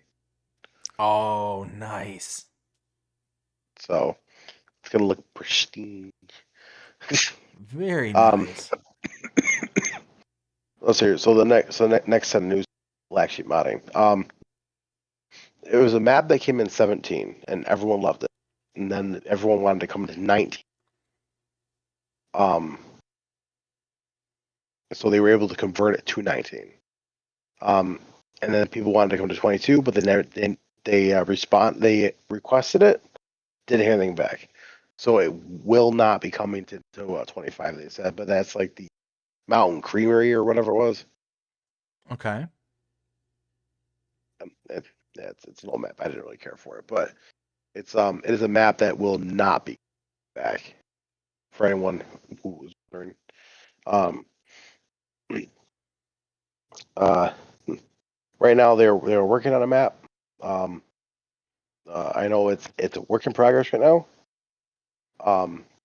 Yes, the old stream farm and the so you got the old stream farm, the old stream farm, the old stream farm expansion, and the Valley of the Old Farm will be converted over.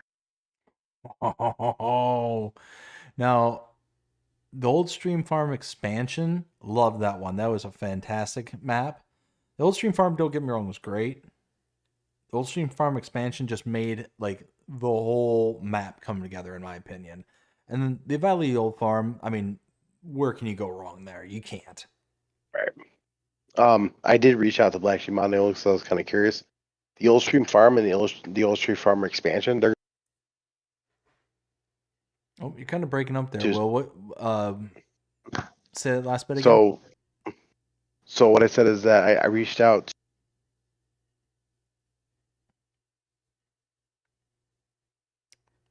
We're losing you there, Will. Can you hear me? Now I can. All right.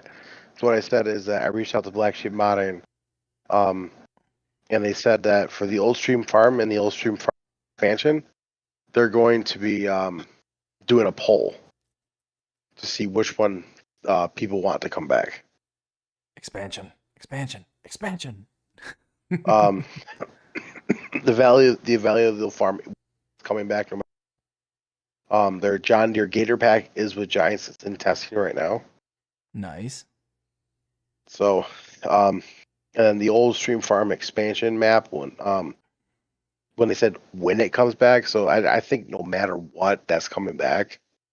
And it's 60 placeable buildings pack is coming back as well. Oh, nice. They have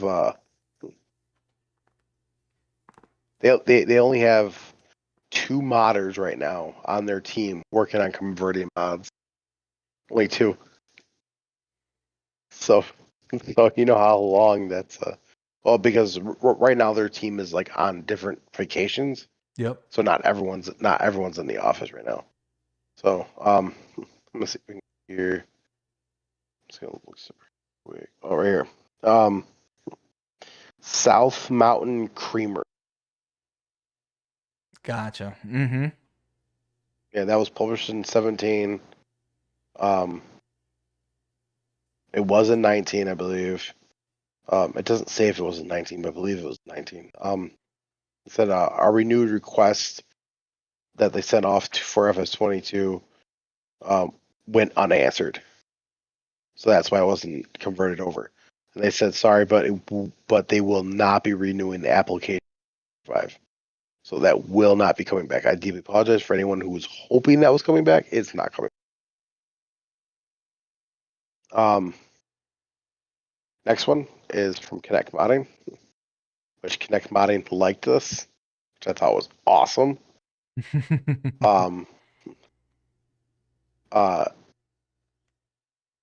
So on this actually has release date too. Available on August 25th. For calendars, August 25th. There will be 18 mods getting released from them. 18. Wow. And the thing I posted was kind of like fact sheets. So you got the Case IH Farmall 140 Max,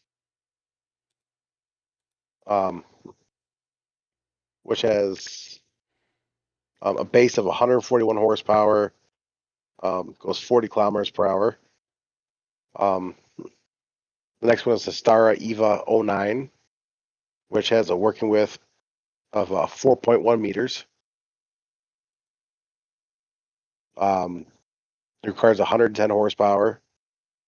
It holds 675 liters of seed and 1,350 liters of fertilizer. The next one is that Pekin? I want to say it's called Pekin.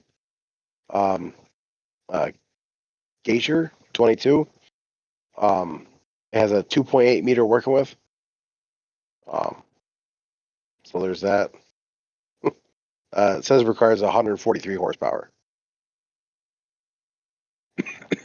The last one that's on this little fact sheet thing is their Vents Tudo Pambina 32,000. This has a 5.2 meter working width. It requires 160 horsepower. Will hold 1,500 liters of seed, 1,368 liters of fertilizer. So that's what, 1, 2, 3, 4. That's already 4 mods out of 18 coming from them. So I love it. next one's from Custom Modding. Their baler is with Giants. Their John Deere baler is with Giants. They did confirm that the accumulator will be detachable, so you don't have to have the accumulator on the back of there for the bales. See, I'm looking forward to that accumulator personally. I like the fact that you can kind of keep your round bales kind of together, like with each other, and then come by later with some kind of collector or whatever the case may be, and be able to just kind of scoop it up. I think that's pretty sweet.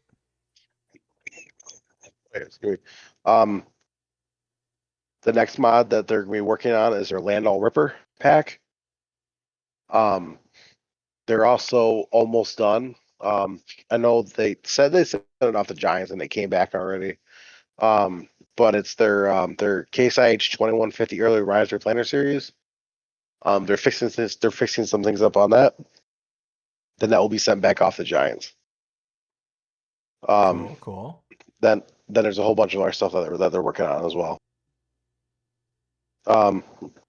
Now, before we move on, just real quick, Daniel says hi, and also BDD, how are you doing tonight? I am doing fantastic, Daniel. Thank you so much for asking. And that's it. Just need to catch up real quick. You're good. Then Hispano, as I stated before, Hispano had a lot of mods with testing with Giants. Isn't it funny that I knew that he had over 20 mods with Giants, and then a day later he posted mods that he has with Giants? Gotta love it. Yeah, so he's got a lot of conversions that he brought over. So that's gonna be kind of exciting. And there are some pretty good ones in there. So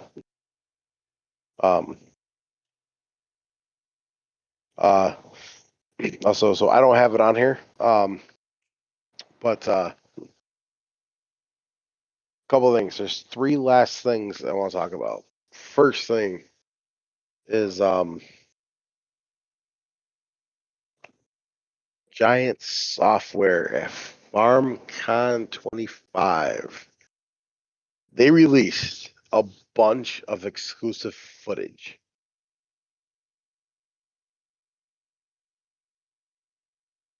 They released,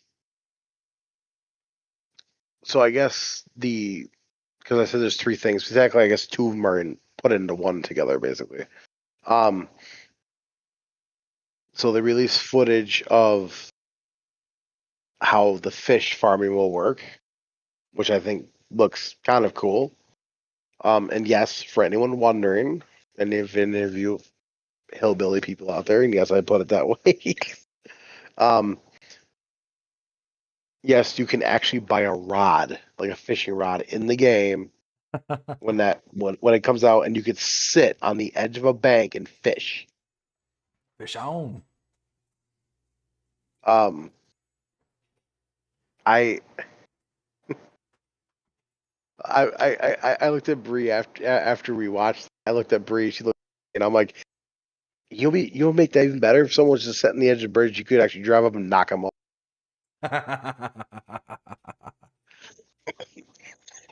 Um, she started to laugh. She goes, "That's not very nice." Um, the um, so there's two types of fish that will be in there. Bass and salmon, I believe they were. Ooh, I can make some sushi. um, so we actually had sushi for lunch.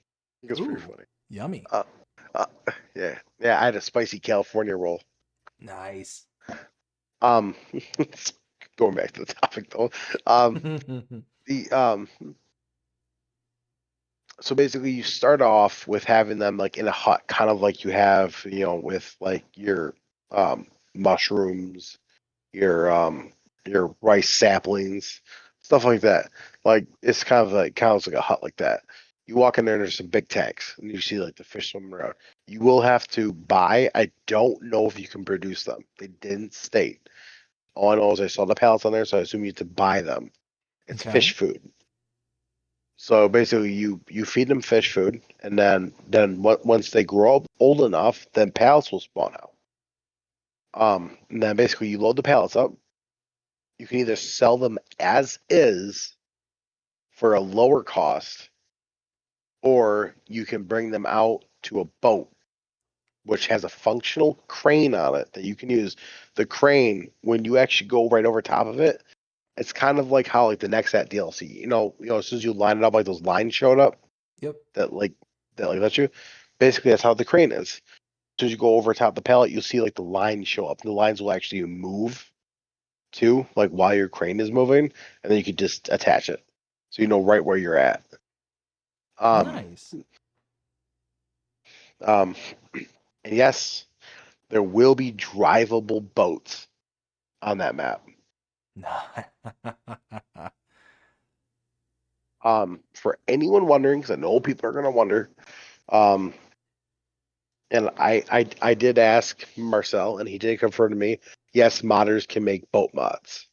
Nice.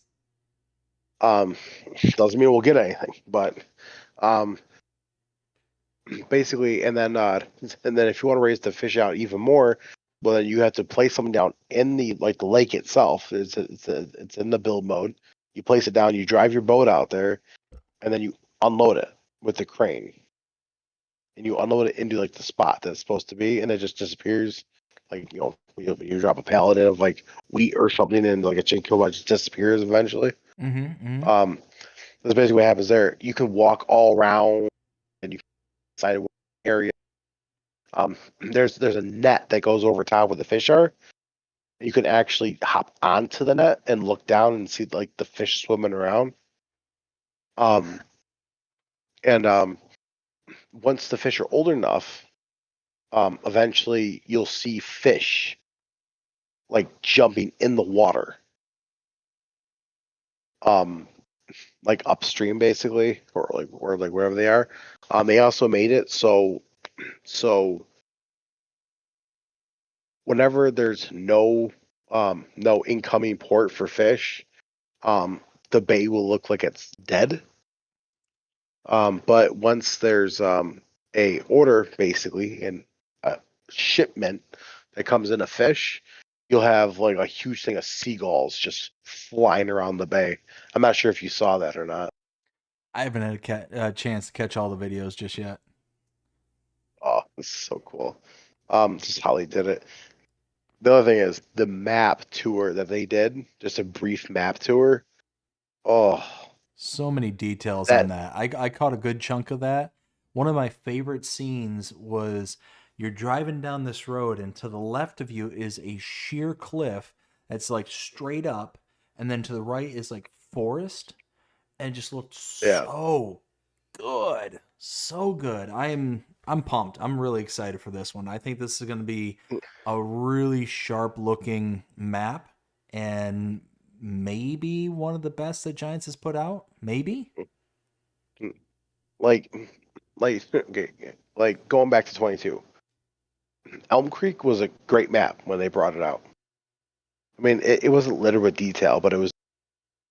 Haunt Belron was highly detailed Yep. for FS22. And of course, well, they also brought back Alengrad, which was a fantastic map.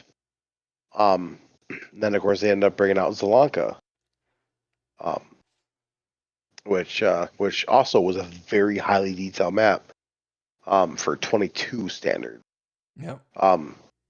And then they also brought out Silver Run Force, which back in 22, that was a big hit. Oh for yeah. 22. Did you know out of the 5 maps from Giant Software from 22, can you guess what the number 1 map played on was?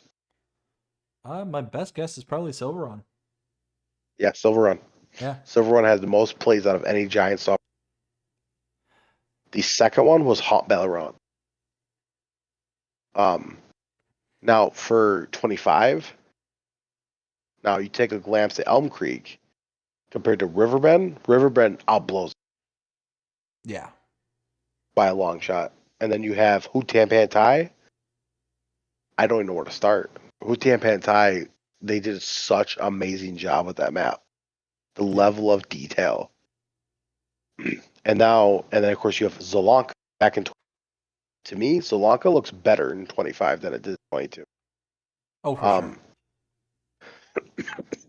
And of course, when they brought back Horse Aggravation, which was, I didn't really care for it that much. Now it looked good, but I didn't really care for it. And then they have 1.3,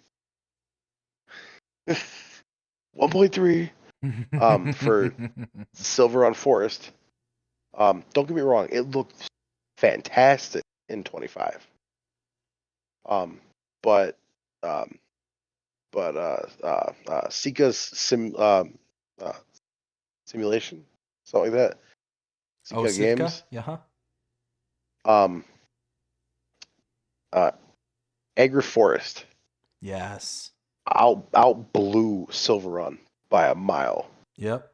I reached out to Giants and I talked. It was on their premiere. Did you catch the premiere for that or no? No, I For didn't. 25. I have to go back. I think it's Stefan. I have to go back and take. But I reached out to him, to this guy, and asked him on why they did such a good job with that. You would not believe the answer he gave me. Let's hear it. He said that they felt so ashamed from Silver Run that they had to step up their game. You broke up there again. What'd you say? I said that they felt so ashamed from being outdone by a modder Silver that they felt like they had to step up their game. Oh, for sure. Plus you have these other modders too as well, which actually David, Lancey Boy, Celebuki, like all these other people who make phenomenal maps. So they wanted to make some detail. So I think that this next one, there's it's like Highland Fishing. I think this map is going to be absolutely phenomenal, and I cannot wait. I think this is going to be one of their best maps they've put out. Oh yeah, and I forget the actual name of it because they had a name out for it. I know that they had a name for the DLC, but I don't remember the name of it. Let's see. Kinleg? The new map Kinleg, yep. Yeah. Yeah, but just Scottish. the severe amount of detail that was in that map was ridiculous. Oh yeah, no, it's the thing is that Giants, regardless of what it is they're doing, they make amazing maps. That's why I was so gutted when Silver Run came out here on 25 and realizing that it was 1.3 gigabytes. That's massive. It's absolutely massive. And that doesn't even include the required mods that were a part of it. Right. You know, it's like, man, I would love to have Silver Run, you know, and to be playing on it. But console, I mean, 1.3 gigabytes just for the map, A plus, lot. the required mods is A lot. you just can't on a console when it's eating into your mod space like that. Right. So yeah, no, Now, the Giants makes amazing maps all day, all night. Every single map that I've ever seen from Giants is an incredible map. You know, some are better than others, but they're still really, really good. now, I can't say this. Because I know someone asked me this the other day. Facebook group I'm part of, on Facebook, but for Farm Sim, someone asked me, would this new map coming with the expansion, would this come back in the next game as a base game map? And I said, more than likely, yes. I said, yes, it happened because Silver Run Forest was an expansion. It was the first expansion, the Platinum expansion. Yep. And that came back as a modded map, though. But then they have Zalanka, which came base game. So I said, maybe. I feel that if this new map came out as a modded map on the next Farm Sim game, I don't even want to get started how big that's going to be for the My file goodness. size. I mean, so I brought up the actual blog post for the announcement, and just looking at the photos on some of these, the details are absolutely nuts. Like, you can see just the town that's in the background, because you got that kind of little castle right on the shoreline. You know, the boats that's right there in the foreground. Like, just tons and tons and tons of detail just in this one picture by itself. But then you take a look at some of the other stuff that's going on. Again, so you got all the boats here with the ramp going into the docks. I mean, you got what looks like almost like a church, in the foreground there, a big spire in the background. Again, just tons of stuff, and you can see those seagulls that you were talking about earlier when things were happening. I mean, Yeah. just so much detail. And again, you got the new the Highland cows that are on there. You've got this I'm photo excited. here where it's got the waterfall that's leading into the creek going under the bridge. I mean, you got the double decker buses that are just running around the map. I mean, it's There's two. what's that? There are two buses that go. Yeah. So, sorry, you were saying why I cut you off. Sorry. Oh, it just you look at this and you just see all the detail that's all around this map. It is going to be absolutely incredible. And then when you the pictures don't even do it justice. That's the thing. No. Is when you watch that video from Giants, it is nuts. It is absolutely nuts. Let me see if I can actually. That's a free tractor. Good. I know. I know if anyone's watching, go check out DJ Goham. Check out Mr. Billy P. Yep. Go check out Virtual Farmer Cop. They all released these videos, even including Farm Sim Guy. Yep. They all released these videos on their page, and I can't even do justice on it without having it in front of me. The Also on top of that too, the train is a steam engine. Yep. Which is, and the level of detail that's Jonah, inside why are that you not chiming in? You're right, train. Yeah. Jonah? Like the sheer amount of detail that went into that steam engine. And this is what scares me, What's the slot count gonna be? Oh man, it's yeah, it's gonna be nuts.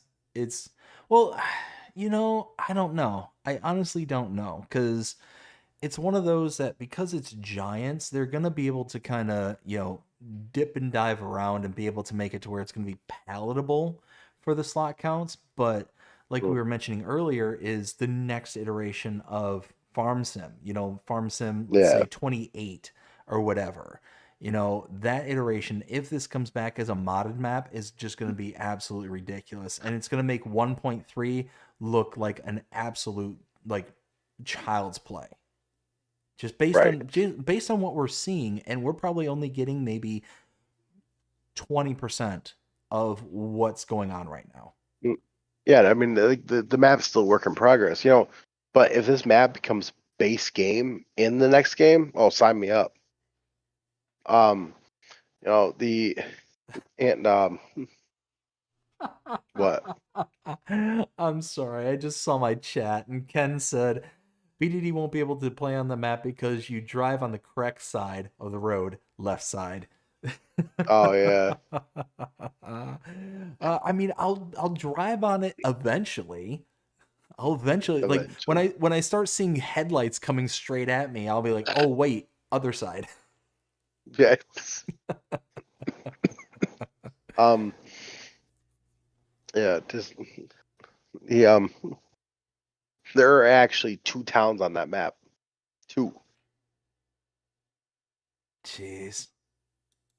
Uh, and I don't know if it's me, but when I was watching that video, like I said, I can't do justice without someone actually watching it.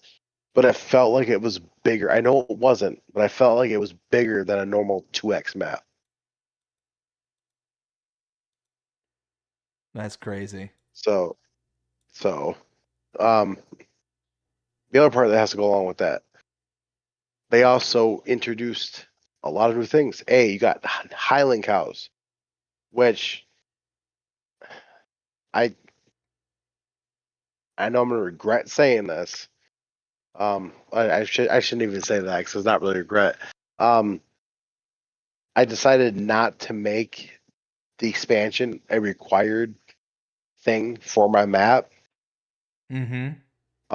Because I know a lot of people probably wouldn't download it at that point because of that. The only reason why I would is because my parents have Highland cows, and it would be more accurate. Mm-hmm. Mm-hmm. But I'm not going to sacrifice having a good map turn into a low rating map because of that. Well, and that's the thing though, is when we get the expansion though, like people who have the expansion will be able to put them in if they Yeah, so choose, and yeah, those who don't will just be a regular cow farm. yeah. So and well, they Giants also announced onions. Onions will be coming to the game. Yeah. I'm still waiting for alfalfa to come base game. One of these Um, years. right. It's very unique how the onions are done too. It's very unique. But the yeah, so you got Highland cows, you got onions, you got fish. You can go fishing. Um, you can drive boats. These are all really cool new features. Um, and the other big thing too is they also showed off some of the equipment too.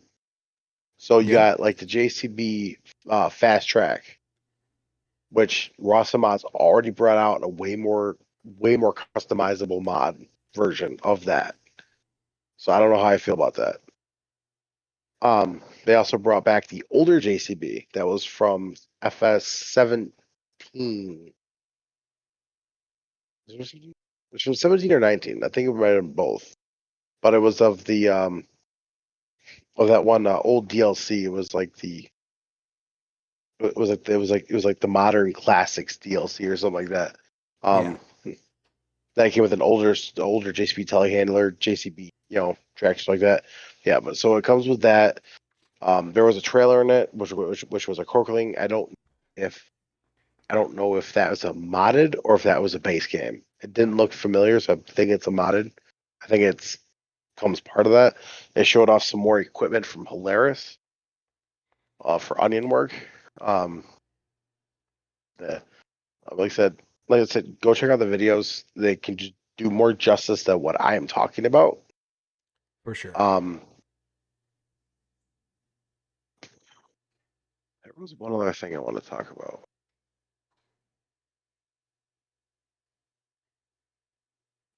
I guess it's not that important. Oh well. I do want to state though that I believe this month we might get some free mods from Giants. Because have you realized it that whenever we don't get, because every month they bring something out. Did you realize that? Mm-hmm. Every month they bring something out. I went back, I backtracked. Every single month they brought some out. So one month they and one day they brought out free mods. Another month they brought out free mods. Another month they brought out free mods. Another month they brought out a DLC with nothing. Like no free mods. Next month, free mods. Next month, a free DLC. Next month, mods. So I feel like in July we'll get some new mods. Oh, that was the third thing I wanted to talk about as I'm thinking of that. Now, if you watch the one video where he's going around um like some of the new equipment is coming, because we got two brands so far that we know are coming to Farm Sim. One is a European brand, the other one's an American brand, which I'm very excited for. Okay. And yes, they spread lime Nice. for the spreaders. So I did some research on them. That's how I know that they're American for the one. But during that video, you could see something in a shed, and they were trying to hide it as much as they possibly could. I saw it. I saw it. And I can tell you right now, confirmed, and I was right, and I stated this from the start, and I knew I was right, and I'm going to say I'm right because I am the FS Encyclopedia, and I am right. We're getting Mercedes-Benz for the next DLC. Now, I don't know if that is going to be Mercedes-Benz is like in the cars plus whatever we're getting, or if it's just going to be like the Unimogs and the Mercedes-Benz track. I don't know if it's just going to be the tractors or what the license deal is. I know because the exact same thing would happen with Ford. When Ford came to consoles, people were like, "Oh yeah, we can finally get Ford." VSR modding start ER Shaba end up sending their thing in and their Ford Ranger in to see if it would pass testing, and it got sent back. Ford is not a licensed brand. Ford Tractors is a licensed brand. Yep. But not Ford itself. So there's a difference. So if you make a Ford Tractor, yeah, you can bring that as. But if you send in like an update for like a Ford F-150, it's not gonna pass. Yep. So I don't know like the full extent for Mercedes, but I'm excited though. They actually have Mercedes in the game. I think that's pretty cool. My guess is set the sights low and just assume tractors, and then Yeah, be pleasantly surprised if anything beyond that. And I'll be honest, I highly doubt, highly oh, I highly doubt doubt it it's too. anything beyond. Now like I said, like I knew Ford trucks weren't coming. There's no way. Because getting the license for Ford, like GM Motors or General Motors, is super expensive. Like Forza Horizon 5 to keep Ford in a game, I think they had to pay well over $2 million Oh yeah. to Ford Yeah. to keep Expensive. them in the game. And I'm like, yeah, no.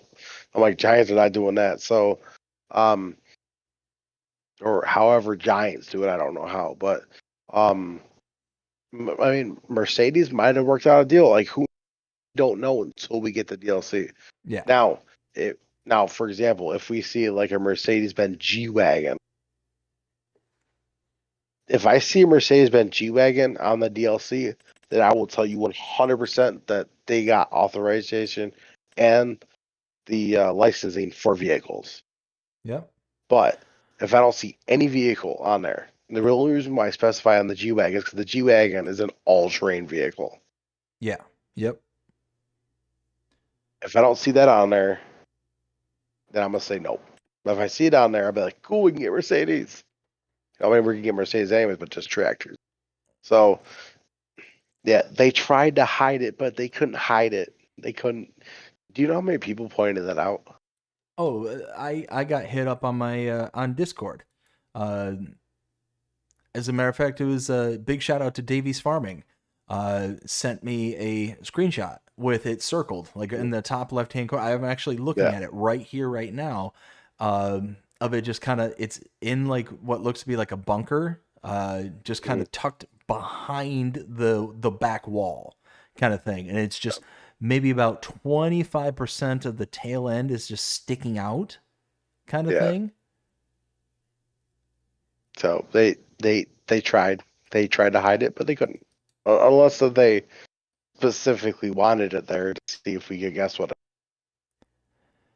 I mean, But you can if you zoom in on the photo, like it's you can almost start to see the star. Well, it's not just that either. It's because if you take the mod that came out and you align it with that, it aligns. Like you could tell the really close comparison to it. This is exactly what I did. I mean, I knew right off the bat. I basically aligned them both up, paired them, and I was like, yeah, it's Mercedes. You know, so and stars align. That's Mercedes-Benz Moto. That's what they put. Stars align. Yeah. So, we also have a release date too for the new expansion. Nice. Do you remember what it is? I don't off the top. I think this was like November 4th, I think. Oh, a couple days away from my birthday. Happy birthday to me. Let's see.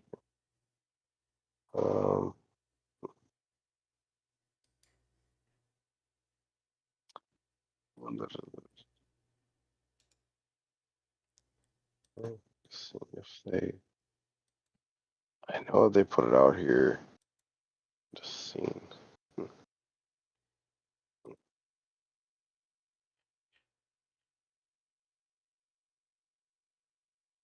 That was the wrong page. Oh no, that was the right page. Yeah, I know it's definitely coming out in November. I think it's November 4th, I believe. Yep, November 4th. Farming Simulator is getting its first major expansion. It is fun and fishy one. Highland fishing arriving November 4th for PC and consoles. Yep, November 4th. So, and I already was off for that. And it was why? Like, why not? That is 4 days away from my birthday. So, nice. You're at fun. Oh yeah. So, I mean, other than that right there, news birthday. You're breaking up again there, sir. I said, I mean, that right there is all the news pretty much. Yeah, there was some news, but there wasn't all. So, the only thing I want to say too, and I cannot emphasize on this enough. I know I say it every single agribusiness, but please be patient with Giants. Please be patient with the modders. They both work very hard, and right now Giants have a lot of mods in testing. Like their current average waiting time for the mods is almost 20 work days. Dang. So they still have a lot of mods, and That's for newly spent mods. And then for their updates, for their mod updates, it's a 2 working day. And for their failed and resubmitted, it's 1. Okay. So just please just be patient. Like, I was even surprised that we got mods 5 days in a row last week. Dude, that was literally the first thing I said when I started out the show here tonight is, I was shocked that, Yeah. because we were saying, hey, expect not to get a whole lot this week. Yeah. And we were 100% wrong. And see, and I'm proud to admit that I was wrong. And there's one thing I didn't even know because Legacy Egg did not say anything about it. But until he posted on his Facebook page, and I saw it when it was too late because I already saw him come out. But he stated he said Happy 4th of July. Apparently, he reached out to Giant Software, was trying to get his mods released on the 4th. They ended up releasing on the 4th. Nice. So see that I don't think people give Giants credit. I really don't. I really don't think because if a modder really wants to get something released, they'll work closely with Giants. Giants will work closely with them. Oh, for sure. So it's not favoritism. They do it with every single modder, and that was something. I didn't send it to you because I was having a bad day the other day. The last thing I want to do is the last thing I want to do is ruin someone else's day. I sent it to him, but somebody made a post on Custom Modding's page, which I reported it to Custom Modding. He took it down, thankfully. But he was bad talking about Giants, like horribly bad talking about Giants. Like to the point that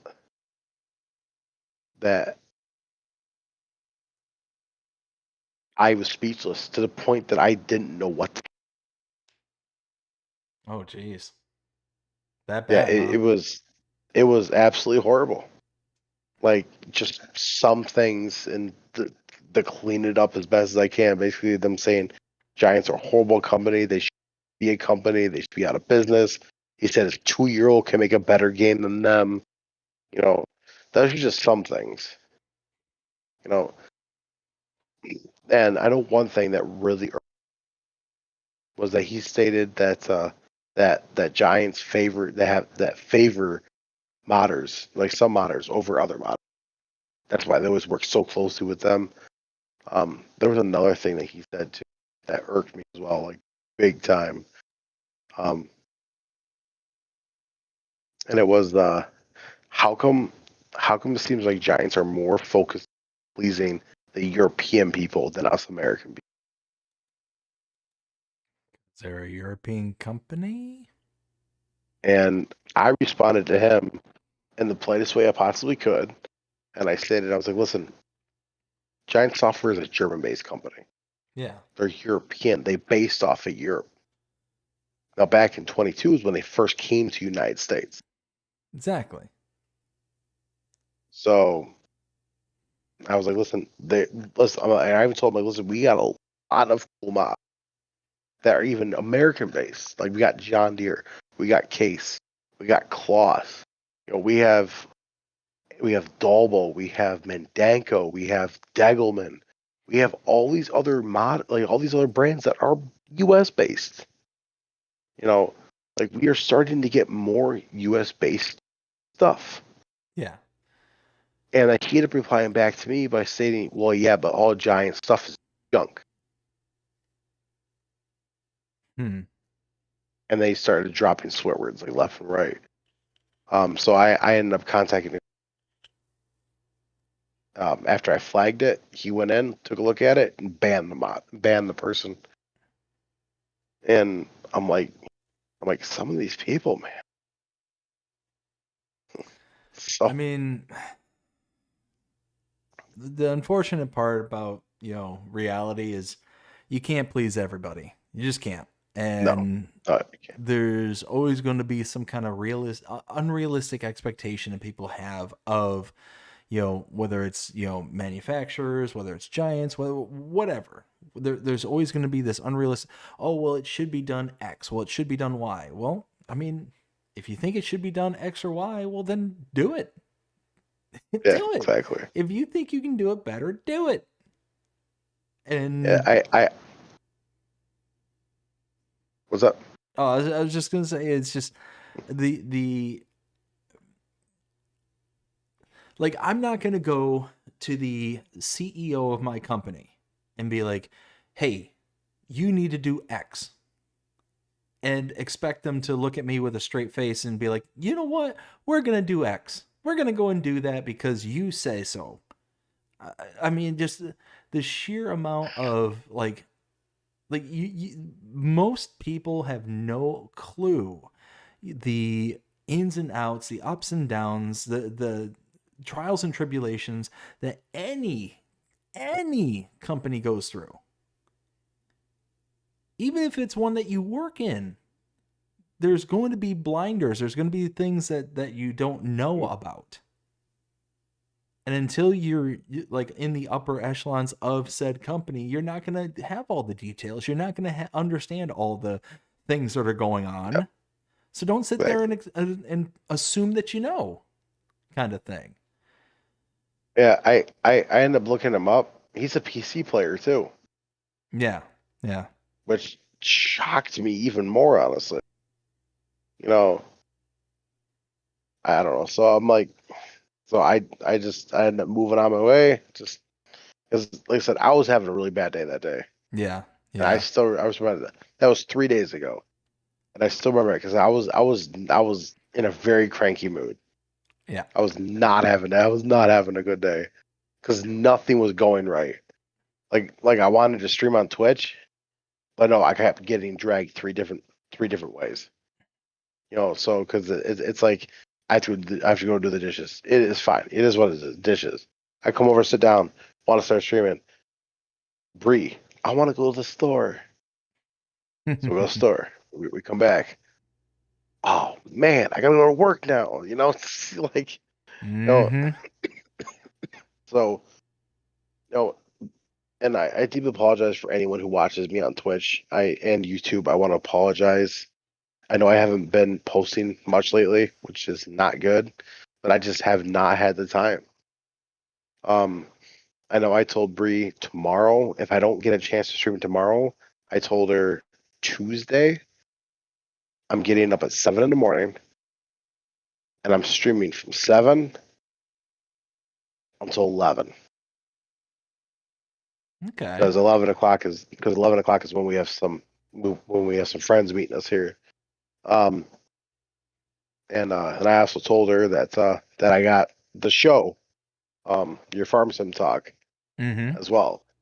I told her I'll be streaming that on YouTube as well at nighttime. 9:30 So p.m. Eastern Standard. so yeah. So it's Ken says, looks like FST stream started early today. Oh no. We haven't even gotten into the interview questions. This is just venting. yeah, right. Just venting. Oh, yeah. No, Bree actually tried to get into Farm Sim the other day. She really did. She tried because she knows that I try to be interested in a lot of things that she likes. Yeah. So to take different interests, see if, just to do some stuff that she likes doing. She never does that for me. Like she admires what I do, she supports it, but she just never really got into it. So the other day I was playing Farm Sim, and she asked if she could play because she wanted to learn how to play. Okay. She gave up within 10 minutes. I mean, She here's was the like, thing is, unless it's something that you're truly interested, like farming in general, if you're truly interested in it, then you're going to go through the paces of learning how to play the game. But if it's a game or a theme that you really don't have a passion for, there's so much to learn. There's so much to kind of take into account that the average person is just kind of like, okay, let me see what this is about, is not going to take a hold of it whatsoever. well, I mean, I think the funny part too is that she well, so we were playing on Riverbend because like I was set up with that map. She wanted to place down cows, so I was like, okay, fine. So I put some money in there so she could place some cows. She goes, well, which cow barn should I pick? And I'm like, I don't know. That's up to you.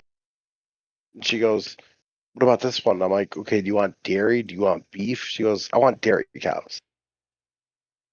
I was like, okay, well, so I showed her which ones are the best ones for that. She goes, oh, wait, no, I want calves instead.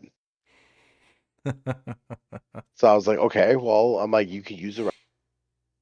So she ended up placing the cow barn down. She ended up buying the animals. After I showed her, she was so enthusiastic about the calves because she was sitting there. She goes, "Oh, they look so cute, blah blah blah." And then she has to, and she ended up putting down a big barn. And he goes, "Oh my goodness, all the piglets are so cute." Like she said everything for the chicks, everything else. 10 minutes into the game of trying to figure out what to do, she handed the controller. She goes, "I don't like this."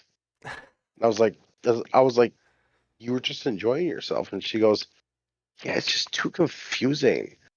Like you're over here playing it like you know what like you've been doing this for 15 years." And I'm like, "Well, I have been playing Farm Sim since FS15, so." And she looked at me with a face like, "Really? That long?" And I'm like, "I'm sorry. It's what I like playing."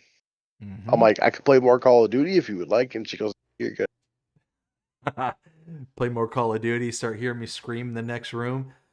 It's like, Yeah. oh, he got me again. No. Ah, why? Just throwing Why? controllers Why and is breaking this? stuff in the room. Yeah. So and I'm like here, let me show you. So I tried to show her again. She started to get it down, and within 2 minutes of her playing. She handed me back the controller, and she goes, I don't know what I'm doing. I think I went to the wrong field.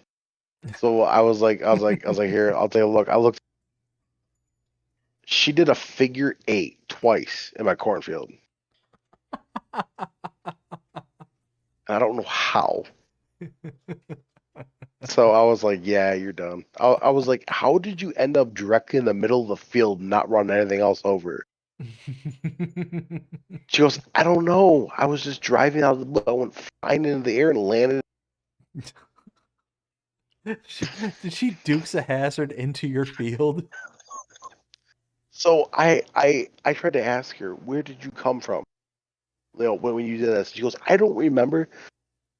To be fair, she didn't take her ADHD medicine, Okay. so she was kind of like all over the place. Um, so I end up thankfully me knowing how to play farm sim and knowing her how she plays, I end up figuring out where she came from to launch herself into that field. So she decided, okay, well, I guess I'm going to pick up these stones because I need to. She dumped the stones in the middle of the ground, and then she decided, oh, I think I'm going to chop down a tree. The tree landed right behind the stone pile, like like she put it there. She was Okay. driving so fast in the car, like in the Lizard F-150 that we have in there, Yep. driving so fast that she literally hit the rocks on the front wheels enough to get it off the ground, while also hitting the front bumper on the tree. Oh no. And then because I did a test run and I did exactly what she did, and yeah, I ended up in the cornfield. Whee! And and I'm like, I I I I look right at her and I'm like, you know what I'm gonna say to you? And she goes, uh-huh. I'm like, what? And then she ends up repeating it to me. I'm like, yep. She goes, really? So now you're gonna say that about real life, and now you're gonna say about a video game? I was like, yeah, I am. Oh my goodness. So I mean, I have to give her kudos. At least she tried. You know, Exactly. even though she failed so miserably, but she tried though. And then she made me laugh real hard to the point I started crying because she was like, "Oh, wait, was that the cornfield you were about to chaff for your cows? Sorry." Maybe. Dude, the size of the field after I was done chaffing it, I had half the field left. So literally, her figure eight took out probably 80% of the other half of the field. Wow. So I was like, "Great, you just shorted me on my feed for my cows." And let me She was guess, like, "It's just a game." you got auto save turned on, and that's when you click the save Yeah. button. hmm Oh. Well, not just that. Is she had the nerve to look at me, and she said, "Well, it's just a video game. Can't you go buy more?" And I was like, "You don't understand. I play realistically. You just shorted me on feed. That means I have to spend my own money in the game." Oh no. She goes, "You take this game way too serious." I love her Oh. to death, though. Oh, and for anyone, Bree test today. She took 3 tests. Two came back positive, one came back negative. So now she just wants to go to the doctor to get blood work done, just to confirm. But Bree might be pregnant. That's awesome, dude. That's awesome. Yeah. She's scared. Sure. Like, she's scared, nervous, and excited, all wrapped in one. Oh yeah. Yeah. It's so many different things going on at once. So congratulations. Here's hoping that everything works out for you. Because I know last time she got pregnant, and then she had a. I know that is one of her big fears right now too. Is Oh, of course. which I told her that that I said, listen, it doesn't matter if it's a girl or boy. She goes, "Don't you say it." I'm like, "I'm have a gaming buddy."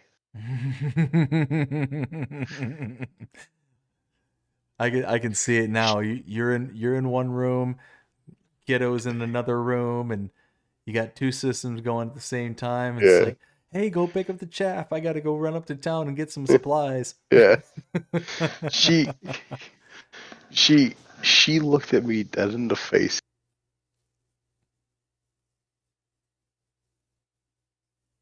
Oh, She looked at me dead in the face, and she goes, "Really, you're gaming, buddy?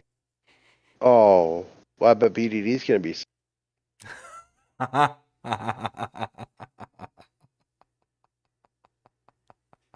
was like, and oh, I looked at her and I'm like, first of all, BDD are our best friends. Nothing's gonna change that. Second of all, I mean, we don't really play the game that often, but we talk about it a lot, especially in AgriBusiness Tonight, yeah. and different shows and whatever he streams. Sometimes I hop onto his stream and we talk about things. I mean, I don't really join his game that often, but we started to talk about it, and she goes, "Yeah, but." I'm like, "Don't you even think about saying that. I'm gonna have to, I'm gonna have to think about what I want." And she goes, "Well, I'm just saying." I'm like, "The show's still gonna continue." And she goes, "I knew you." The show must go on. Oh and my goodness. and then and, and then she ended up looking at me. She goes, "Listen, if we have a kid, I understand you still have your show. That's fine, okay. But you're gonna have to consider what's more important." And I'm like, "Come again?" And she goes, "What's be more important, sleep, your show, or the baby?"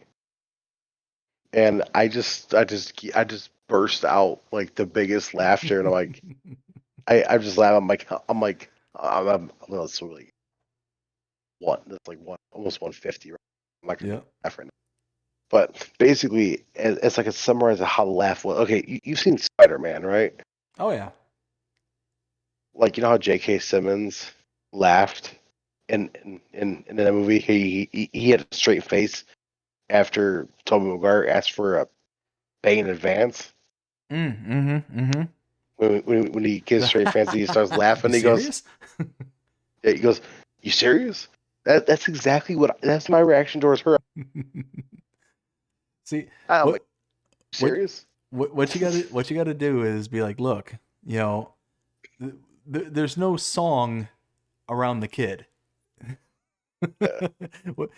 There's a song based around the show, but there's no song based around the kid. Once there's a song based around the kid, then we can talk. Oh, well, I mean, I and then as soon as I said, "Are you serious?" He goes, "Yeah, I'm being." I'm like, you know what? I'm pretty smart. I guarantee I can figure something out. And she goes, "Smart in what world?"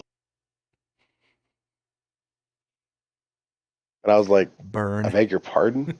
I was like, "Did you just call me dumb?" And she goes, "Well, I mean, you are a special needs child, so." I'm like, "Child?" She goes, "Half the time you act like a man." I'm like, "Why?" Because I love video games. And she goes, "She's just nothing but silence." And I'm like, "It's a video game. Grown adults play video games." Uh-huh. Oh my I'm goodness. like, I look at her and I'm like, I'm like, I'm like, I'm like, you own a Nintendo Switch and you play that, and you're gonna tell me right now that you're saying that to me? And she goes, "Truce."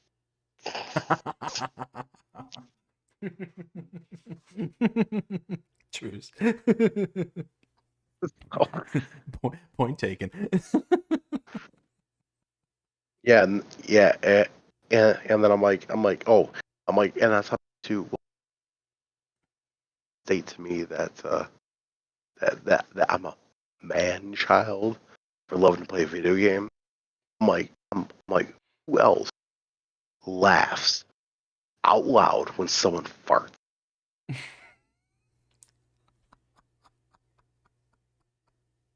Oh no. She goes, "Guilty as charged."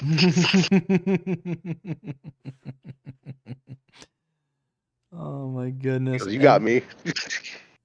And I think on that note, I think that's where we got to wrap things up here tonight. Yeah. You can't top that. You just can't. So why try? You good?